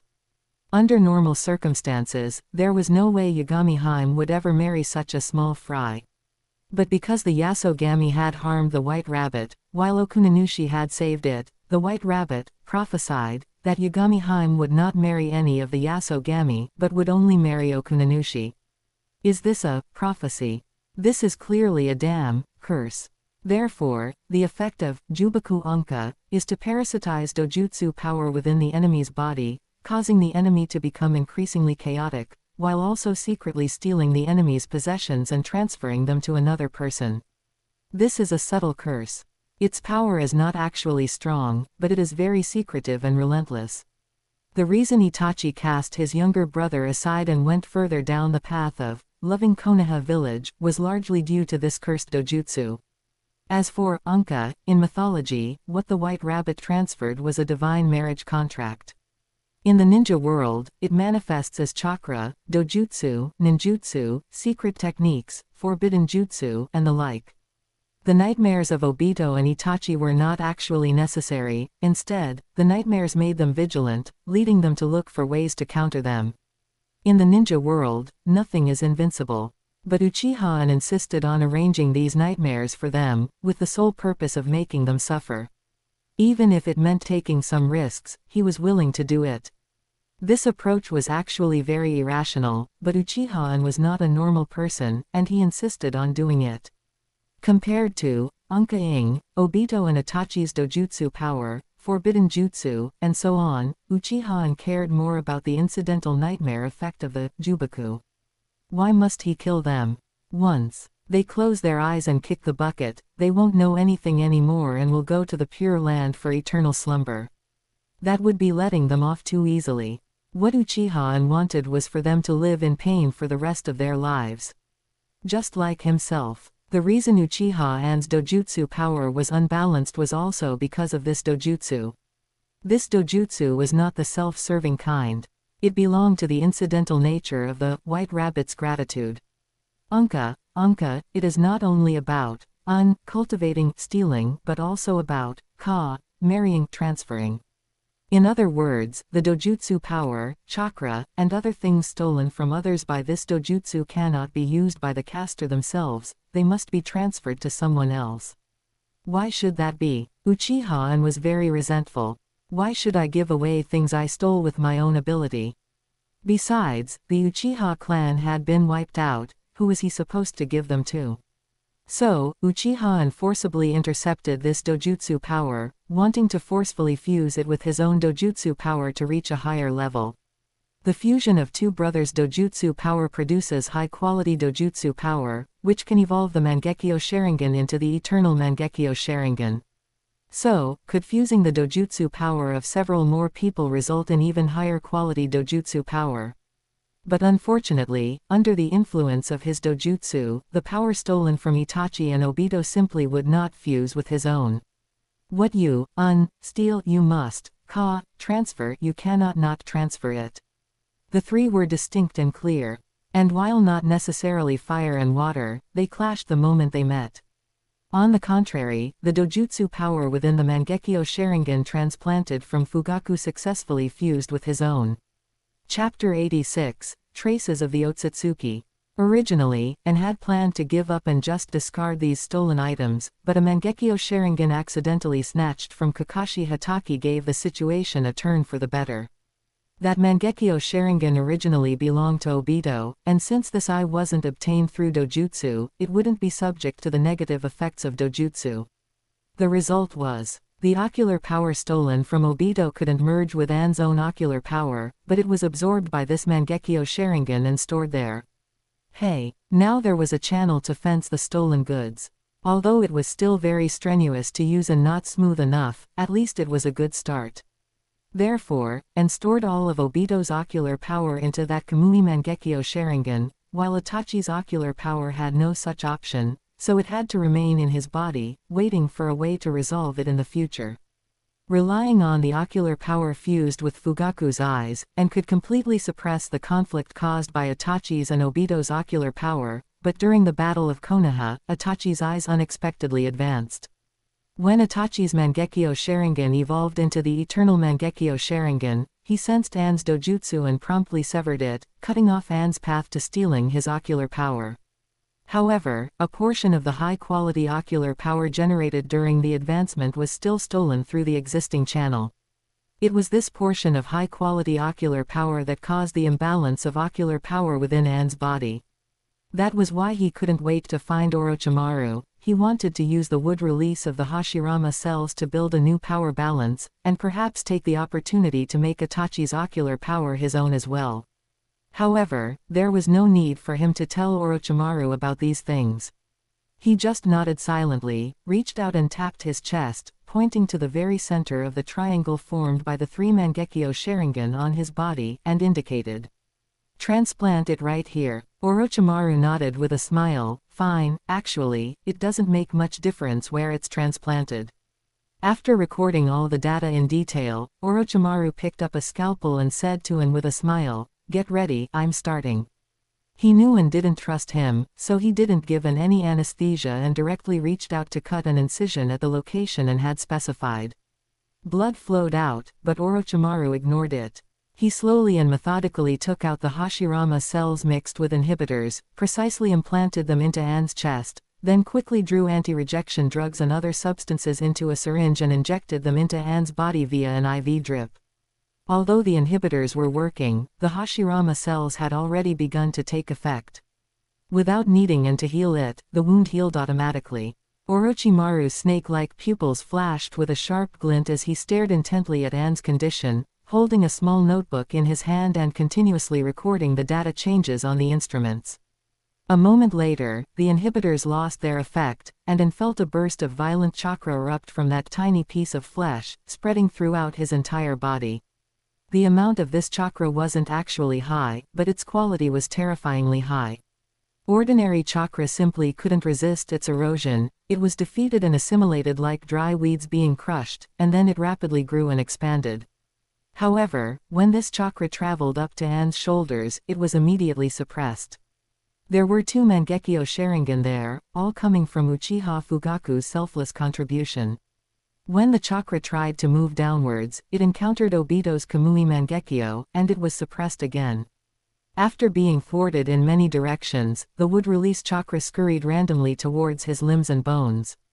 An's body began to have muscles bulging and changing. One moment it was flesh, the next it was a tree trunk, and green branches began to grow all over his body. But An wasn't anxious at all, letting this wood-release chakra run wild in his body.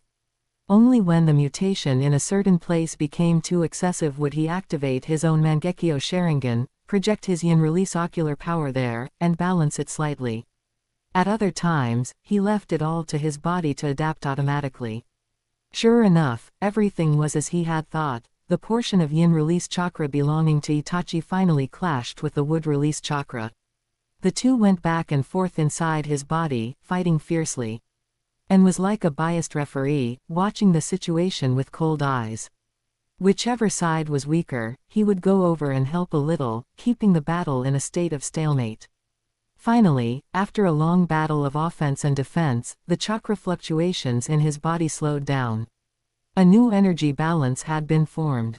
And sat up from the experimental table, ignoring Orochimaru's unsatisfied expression. He reached out his finger and fiddled with the small sapling that had grown there. After trying several times, he finally successfully made all the wood-release traces on his body completely fade away. However, to successfully use wood-release ninjutsu, he would likely need some time to practice. As for him not having would release ninjutsu, that wasn't a big problem, he could just go find Zetsu, who surely had many would release secret techniques. He stretched his body, got off the experimental table, spat out a small fireball to burn away the blood on the table, and then thanked Orochimaru. Orochimaru waved his hand with a chuckle, "No need to thank me, it's just a transaction. Edo Tensei and the Hashirama cell's transplantation are both complete. When do you want the Snake Sage mode?" And thought for a moment and shook his head. Snake Sage mode isn't urgent. Let me digest the Hashirama cells and would release first. Fine, when you need it, let me know in advance. I also need to make an appointment with the Snake Sage in advance. After they made the agreement, and stood up to leave, but his gaze swept over the Byakugan, and his heart stirred. He asked curiously, "You have dozens of pairs of Byakugan here. Did you get the method to unseal the caged bird seal from Hyuga Hiyashi?" "Not at all." Orochimaru's eyes showed regret as he shook his head. Hyuga Hiyashi is a tough guy. He refused to admit the relationship between the caged bird seal and the Tenseigan until the end. I tortured the main family elders and ninjas, but they also refused to admit it to their deaths. I had my summoning beast go ask the leader's human path puppet to come over and help find information, but who knew that before the human path could even arrive, Hiyashi had already been rescued by someone. Rescued, and was stunned when he heard this. Is there anyone in Konoha village capable of rescuing someone from your hands? Didn't you go and take him back? That's the most interesting part.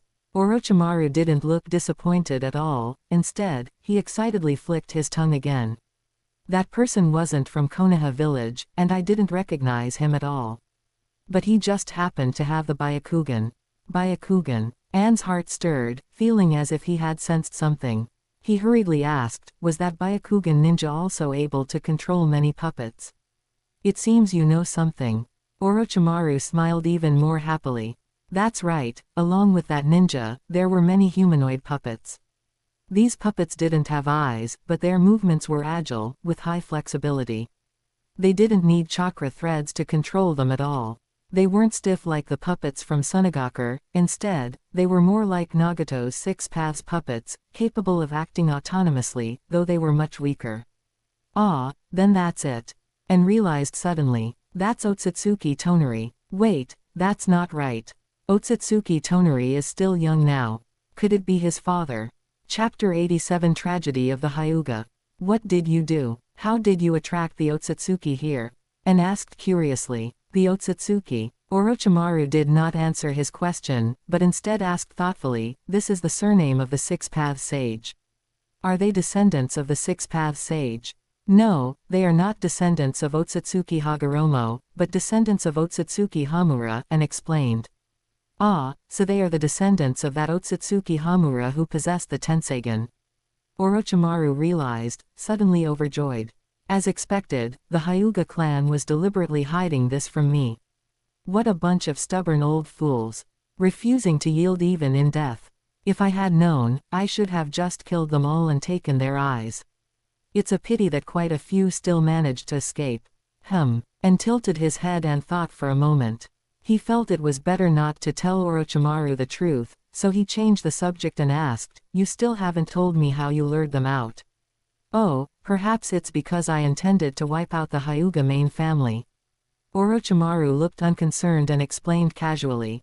"You were aware of the deformed structure of the Hyuga clan. Only the main family are considered people, while the branch family are all dogs. So, before I took action that day, I specifically targeted all the main family members. As soon as I made my move, I used the most efficient methods to control many members of the main family. Then, I used their lives to threaten the other branch family ninjas, telling them not to move, or else I would start with the main family. The most ridiculous thing is that such a stupid tactic actually succeeded. Under the orders of those main family members, those branch family ninjas could only guard outside the courtyard, not daring to come in and fight. Otherwise, just by myself, wanting to contend with a powerful clan of the ninja world would have been impossible. After gaining the upper hand, I announced the secret of synthesizing the Tenseigen to the branch family ninjas, publicly demanding that the Hyuga main family reveal the method to unlock the caged bird seal. This made the branch family ninjas' hearts flutter, dispelling any thoughts they had of disobeying the main family's orders to launch a sneak attack and save them. Everything was going smoothly at first. At that time, I interrogated many members of the Hyuga main family. Those stubborn old fools would rather die than tell me the method to lift the caged bird seal. Even after I made the secret public, they just insisted that I was using a strategy to sow discord, and even at the cost of alienating the branch family ninjas, they absolutely refused to lift the caged bird seal for them. Hearing this, An opened his mouth, but in the end, he didn't say anything and just continued to listen to Orochimaru's narration.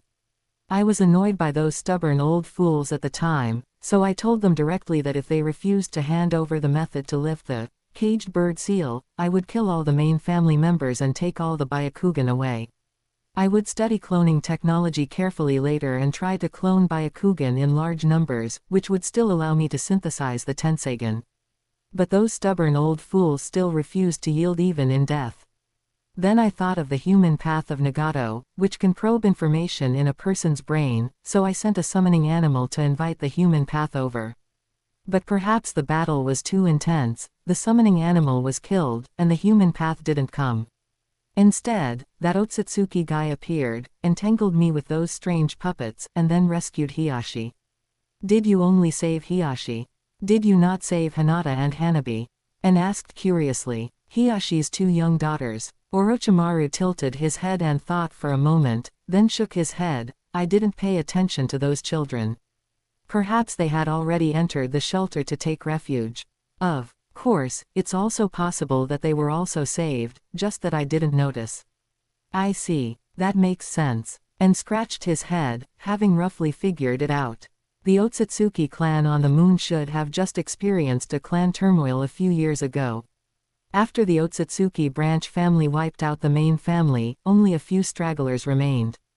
Thinking about reshaping the ninja world, and completing their ancestors' last wish, they certainly needed a powerful Tenseigen.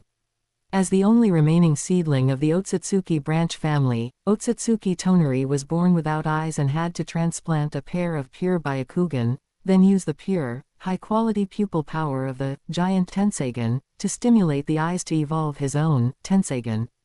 And the most suitable for Otsutsuki Tonari were the little princesses of the Hyuga main family, either Hinata or Hanabi. They were similar in age, and the purity of their eyes was high enough. Therefore, the Otsutsuki branch family must have been closely monitoring the movements of the Hyuga main family in the ninja world. With the power of the Tenseigen, most of the movements in the ninja world could not escape the eyes of the Otsutsuki branch family. If it were something else, perhaps they wouldn't bother to care, but now that Orochimaru intended to exterminate the Hyuga main family, the Otsutsuki branch family could not tolerate it.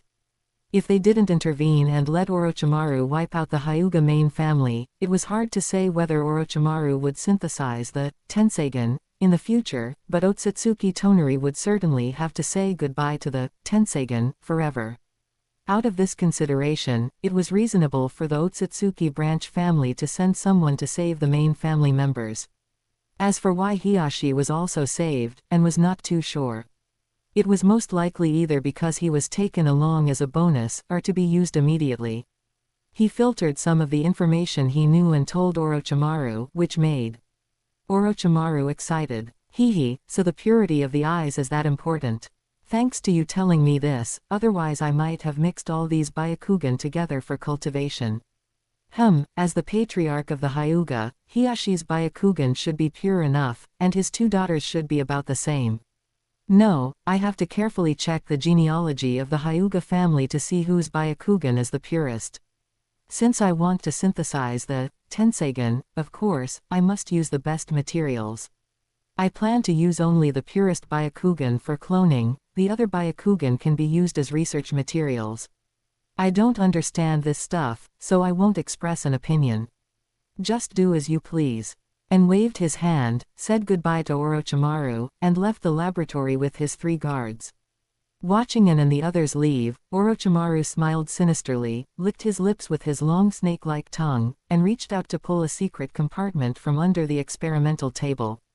There was a groove in the secret compartment, containing several test tubes, one of which was already filled with more than half a tube of blood. He smiled and took out the test tube, shook it gently to mix the anticoagulant and blood inside evenly, then covered it with a stopper, sealed it with a scroll, and stuffed it into his bosom. Hehe, since I'm researching cloning, of course, I need more materials. Chapter 88, Plotting Against Nagato. The sky was high and the clouds were sparse, the weather was fair, a warm breeze caressed the face, and the birds were singing and flowers blooming. Obito opened his eyes once again in a daze, looking at this place that seemed both familiar and unfamiliar, as well as the cute girl running towards him. Obito tilde. Rin's eyes sparkled with joy, and a smile on her face made one feel happy just by looking at her. Being called so affectionately by his goddess, Obito should have been so happy that his heart was about to burst, but for some reason, he just stared blankly at the goddess opposite him, always feeling like something was wrong. It seemed, seeing Rin didn't feel like a very happy thing for him.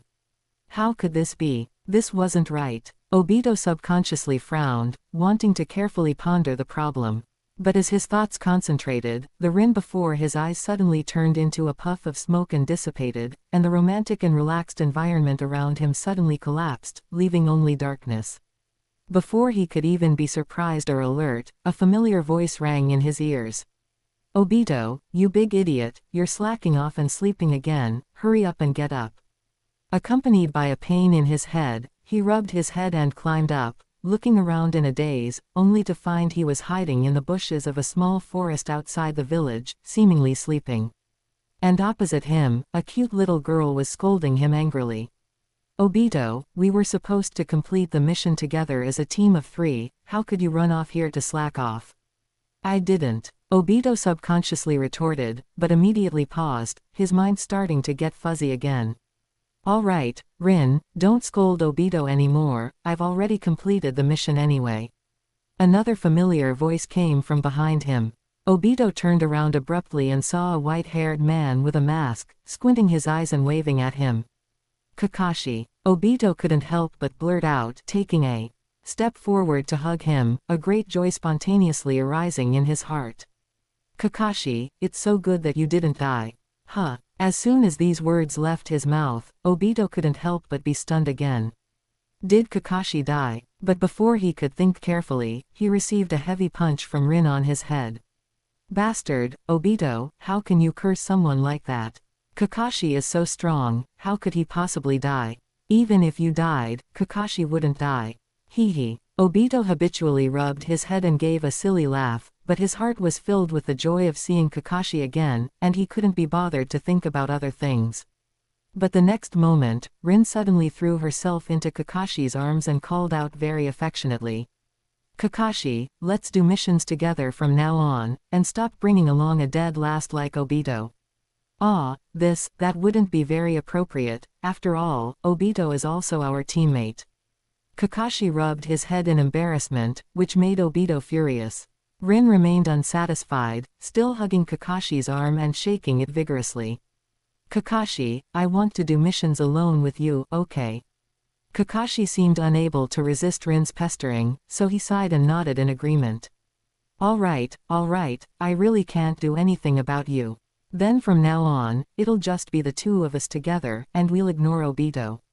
Hearing Kakashi say this, Obito, who was standing stupidly to the side, felt a sudden surge of anger in his heart for some reason.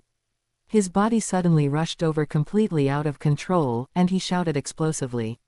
Let go of Kakashi, Kakashi is mine. Then, with a flash of a blade, he stabbed Rin straight through the heart. PFF'd. Blood sprayed into the sky, splattering all over the faces of both Kakashi and Obito. Obito, how could you kill Rin? Kakashi, face full of rage, grabbed Obito by the collar and roared loudly. Obito looked blankly at the blood on his hands, his mind blank. Obito, you killed me. Rin, covered in blood, fell into Obito's arms, her eyes filled with fear and helplessness, which broke Obito's heart. Obito, save me, Obito. Rin pleaded tremblingly, Obito, please, don't kill me. No. Obito woke up from the nightmare with a wail, panting heavily. After a long while, he looked at the environment in the room and realized he had had another nightmare. He wiped the cold sweat from his forehead forcefully, his mind still very confused. How could I have such a dream? How could there be such an absurd dream? How could I possibly kill Rin? And it was actually for Kakashi. Even if I died, I would never hurt a single hair on Rin's head. Obito thought left and right, and felt more and more that this dream was problematic. Originally he thought it was Danzo using a secret technique to harm him, but after the Battle of Konoha, Danzo was already dead, yet the nightmares still hadn't vanished. If it wasn't Danzo, who could it be? After weighing it repeatedly, Obito once again cast his suspicious gaze towards Uchiha. Although rationally he felt it shouldn't be N, but among those who had a grudge against him and had the ability to harm him, N's suspicion was definitely the greatest. No, regardless of whether it's him or not, I must find a chance to kill this brat. It's a pity that Nagato has been protecting this kid. If I want to kill Uchiha, I must first resolve the trouble that is Nagato. Obito pondered carefully for a long time, then climbed up and went straight out to find Zetsu. The two of them had already been colluding in secret, and their intimacy and trust were far above that of Nagato. Now, they easily got together again and began to conspire. Zetsu, the Rinnegan has been nourished very well, there is no need to keep it with Nagato anymore. Why not just gouge out his Rinnegan and give it to me to use? I can still resurrect the 10 tails. Obito, with a gloomy face, directly put forward his request. But after Zetsu heard this, without any hesitation, he shook his head and refused straightforwardly. The movements of the four nations are still unclear, and it will be inevitable to have conflicts with them later. With an extra powerful ninja, the success rate will naturally be more guaranteed. We have absolutely no need to diminish our own strength at this time. HMPH. Obito snorted coldly and retorted, we cannot just consider the things right before us, we must also consider the long-term plan. You only considered the enemies of the 5 nations, but you completely didn't consider the changes on Nagato's side. If it were the Nagato of the past, with a half-crippled body, it would be easy for us to kill him and take the eyes. But the current Nagato has been cured by Uchiha, his body has no defects, and Uchiha has leaked our information. Do you still have confidence that you can control him? If after he resurrects the 10 tails, he wants to become the 10 tails Jinchuriki himself, what will you rely on to take back the Rinnegan? Nagato is now seriously injured, and it is precisely the weakest time. If we don't act now, once he is cured by Uchiha again, it will be difficult for us to make a move. After Zetsu heard this, he immediately fell silent, obviously having realized this problem as well. After a long while, Zetsu finally said, this matter is too important. Wait until I consider it carefully before replying to you. Obito didn't urge him and let him leave on his own, but he was full of confidence in his heart, knowing that Zetsu would definitely not allow the existence of a Nagato who was in perfect health, powerful, and even invincible. Chapter 89, Rebuilding Konoha Village. Did you ask me, Uchiha? This day, Uchiha was treating Nagato again when White Zetsu suddenly came to report. Leader, the Land of Wind has sent a request, hoping to pass through the Land of Rain to allow the Sunagakur army to go to the Land of Fire to fight. The Land of Rain is a small country sandwiched between the Land of Fire, the Land of Wind, and the Land of Earth. If the Land of Wind wants to invade the Land of Fire, it must pass through the Land of Rain or the Land of Rivers. HMPH, a boring probe. Nagato snorted coldly and refused flatly. Tell the envoy from the Land of Wind, they are not allowed to step into the Land of Rain even half a step. These great nations are the source of turmoil in the ninja world. Whenever there is any movement in the ninja world, they rush up like greedy hyenas to grab meat. Sure enough, those who have not personally experienced the pain of war will not understand the value of peace. We should let this group of high and mighty great nations also feel the pain of war. Then, are we going to stop the Land of Wind from invading the Land of Fire? White Zetsu asked curiously. I found out in the front that the remnants of Konoha village are sending people to recall Tsunade and Jiraiya, planning to rebuild Konoha village. Rebuild Konoha village. Uchiha-en, who had nothing to do with it, immediately raised his eyebrows. Want to rebuild Konoha village? Have you asked us, the Uchiha clan, if we agree? Without the Uchiha clan's nod of approval, no one can think about rebuilding Konoha village. Yet, he heard Nagato say in a deep voice, "Our goal is to make the 5 great nations feel the pain of war and thereby understand the value of peace, not to completely destroy them." After experiencing this incident, Konoha must have already felt the pain of war. Let's observe the dynamics of Konoha for now and see if they have turned over a new leaf. If they still refuse to repent, it won't be too late to destroy them completely then. As for the war between the 5 great nations, Nagato began to ponder, somewhat hesitant. He himself was a pacifist. The reason he started the war was to force all countries to maintain peace through war. Therefore, according to his own wishes, he wanted the Akatsuki organization to act as the stabilizing force, beating the countries, bringing them pain, and making them submit. Not to let the countries kill each other and cause more slaughter. In other words, in the new order of the ninja world, the Akatsuki organization must be the protagonist, other countries cannot steal the spotlight. Seeing that Nagato intended to intervene, Uchiha-en was unhappy. The Akatsuki organization can beat the world, but it cannot block disaster for Konoha village. For Uchiha-en, the most critical thing at present is to make Konoha village completely disappear from the ninja world, not some intimidation of the ninja world. He hurriedly spoke to dissuade him. Leader, although the 5 great nations are hostile to each other, their attitude towards other small countries is surprisingly consistent. The great nations can fight among themselves, but no small country is allowed to get ahead. We destroyed Konoha village this time, which has already made the other 4 nations vigilant, which is why there is this probe from the land of wind. If we fight with the land of wind, the other countries will mostly think that the land of rain wants to rise, and they will work together to suppress us. It's best for us to keep a low profile now, so as not to make the other 4 nations too wary, lest they unite and become hostile to us. Although we are not afraid of those great nations, the outbreak of war will not bring any benefit to our plan. Our people are not all together now. Even if we catch the Ikibi, we can't seal it. Moreover, the previous war supplies have been consumed, so it is not a wise move to start a war rashly. It's better to let the countries fight among themselves, weaken their strength, and then we can settle the outcome in one fell swoop. The most important thing for us now is to further improve the strength of the Akatsuki organization and resurrect the 10 Tails. As long as you become the 10 Tails Jinchuriki, even if the 5 great nations rise up, there will be nothing to fear. Nagato listened to Uchiha-en's words. After careful consideration for a while, he nodded. There is truth in this. Then let's follow the established steps. First assemble the personnel, and try our best to improve the strength of the Akatsuki organization. He turned his head and asked White Zetsu. Haven't found any trace of Hiriko yet. Someone spotted him lurking near the land of water. White Zetsu nodded. It's just that the specific location still needs some time. The land of water. Nagato subconsciously cast his gaze at Uchiha-en, wanting to get some relevant information from him. Uchiha-en concentrated and thought for a while, then said, Hiriko's dark release seems to have been seized in the land of water.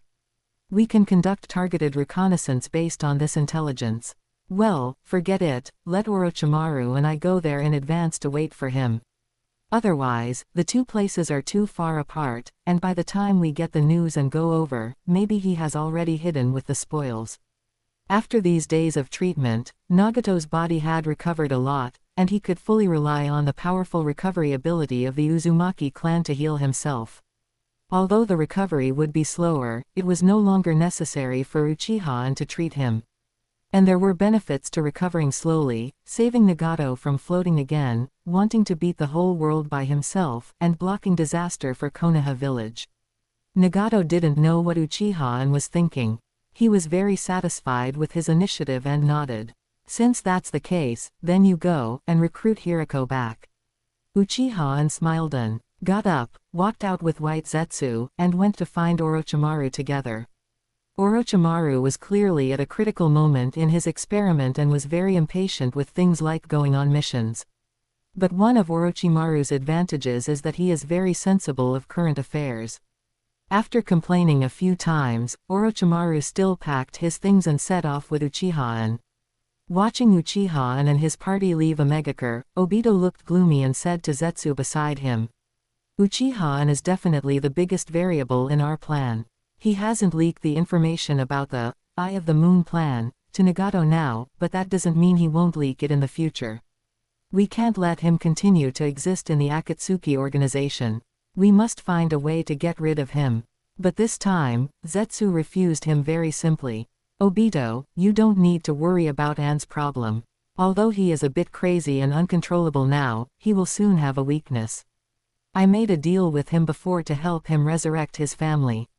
After he finishes the mission and returns, Nagato will have recovered quite a bit.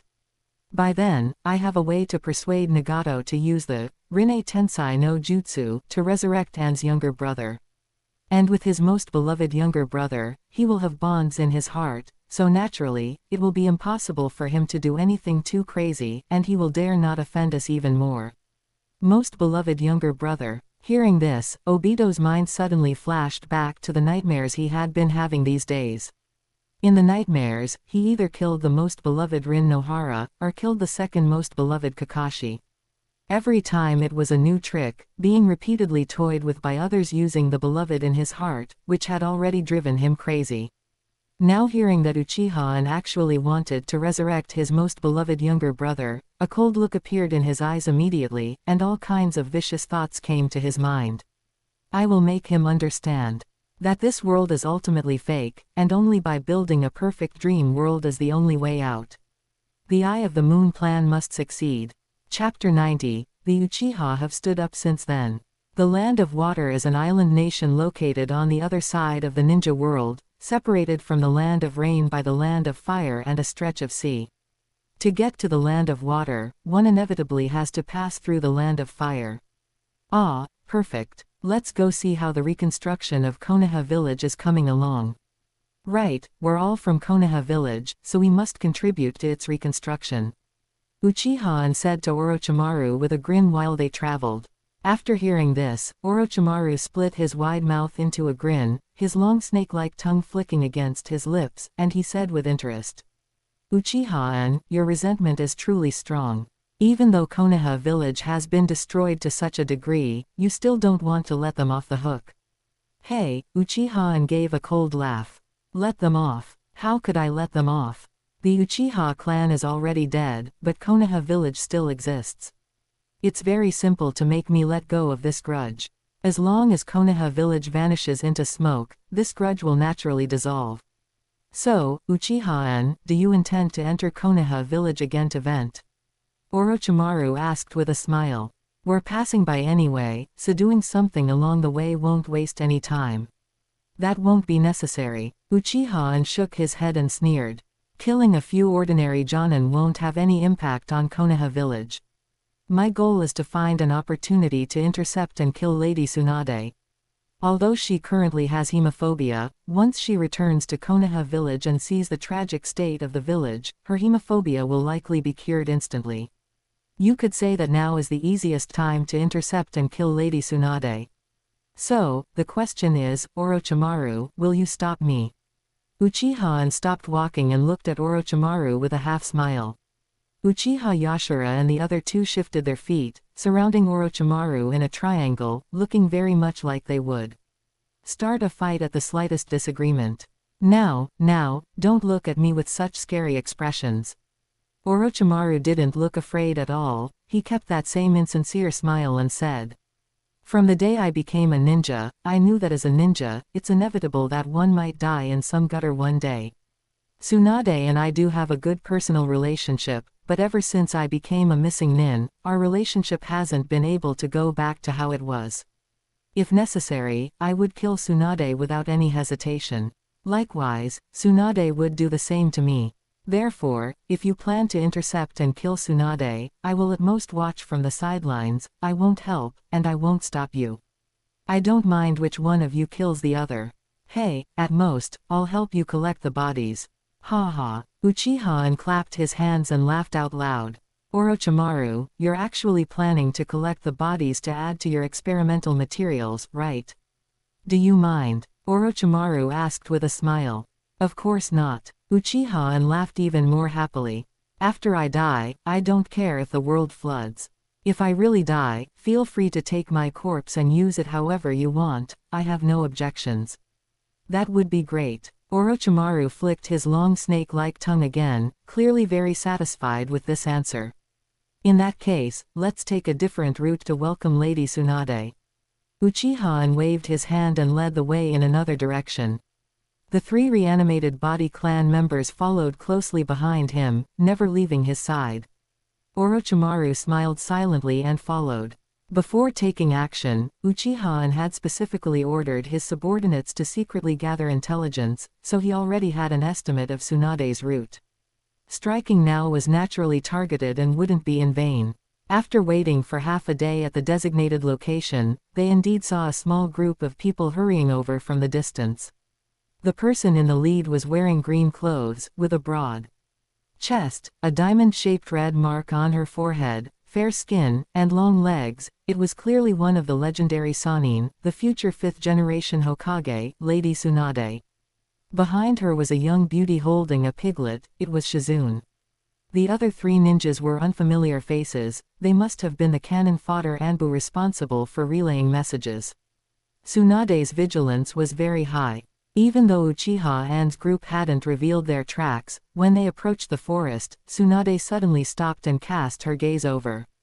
Come out. Trying to ambush me with such petty tricks is far from enough. Clap, clap. Uchiha walked slowly out of the forest, clapping his hands with a smile. As expected of Lady Tsunade of the Sannin. You discovered our tracks from so far away. Seeing the obvious black cloak with red clouds on Uchiha, Tsunade's expression immediately turned stern, and she clenched her fists. People from the Akatsuki organization. The person following behind Tsunade, upon seeing Uchiha's appearance, was shocked and hurriedly shouted. Tsunade, he is the village's missing nin, Uchiha. Uchiha. Upon hearing this name, Tsunade's expression became complicated. Clearly, she already knew the truth about the Uchiha clan's extermination. Yo, it seems Lady Tsunade knows me. Uchiha said with a grin. That's right, I am the Uchiha survivor who wasn't wiped out by Konoha village, Uchiha. Hey, Tsunade, do you want to eliminate the harm for the third Hokage today and wipe out a survivor like me? Uchiha Orochimaru. Tsunade looked at the two people appearing before her, and the three reanimated body Uchiha behind them with eyes as red as if they were spitting fire, and an indescribable irritation surged in her heart. These were clearly elite ninjas of the village, all of whom should have been the core backbone of the village, but now. Uchiha Orochimaru, I know that some things done in the village were extremely excessive, which made many people in the village completely disappointed. However, I have made up my mind this time upon returning to the village to completely change the way the village acts. Oh, enough, Uchiha waved his hand impatiently, interrupting Tsunade. Why is Lady Tsunade saying this to us missing nin? What happens to Konoha village in the future? What does it have to do with us? Does Lady Tsunade think that by giving me a speech, you can resurrect the dead Uchiha? Can you make me repent, return to Konoha village, and continue to be a dog for you? Then you are overthinking it. I now officially announce that the Uchiha clan has officially stood up since that night. The Uchiha clan will no longer be a dog for anyone. Whatever Hokage, whatever reputation, all of them can go to hell. From now on, the Uchiha clan will live only for themselves.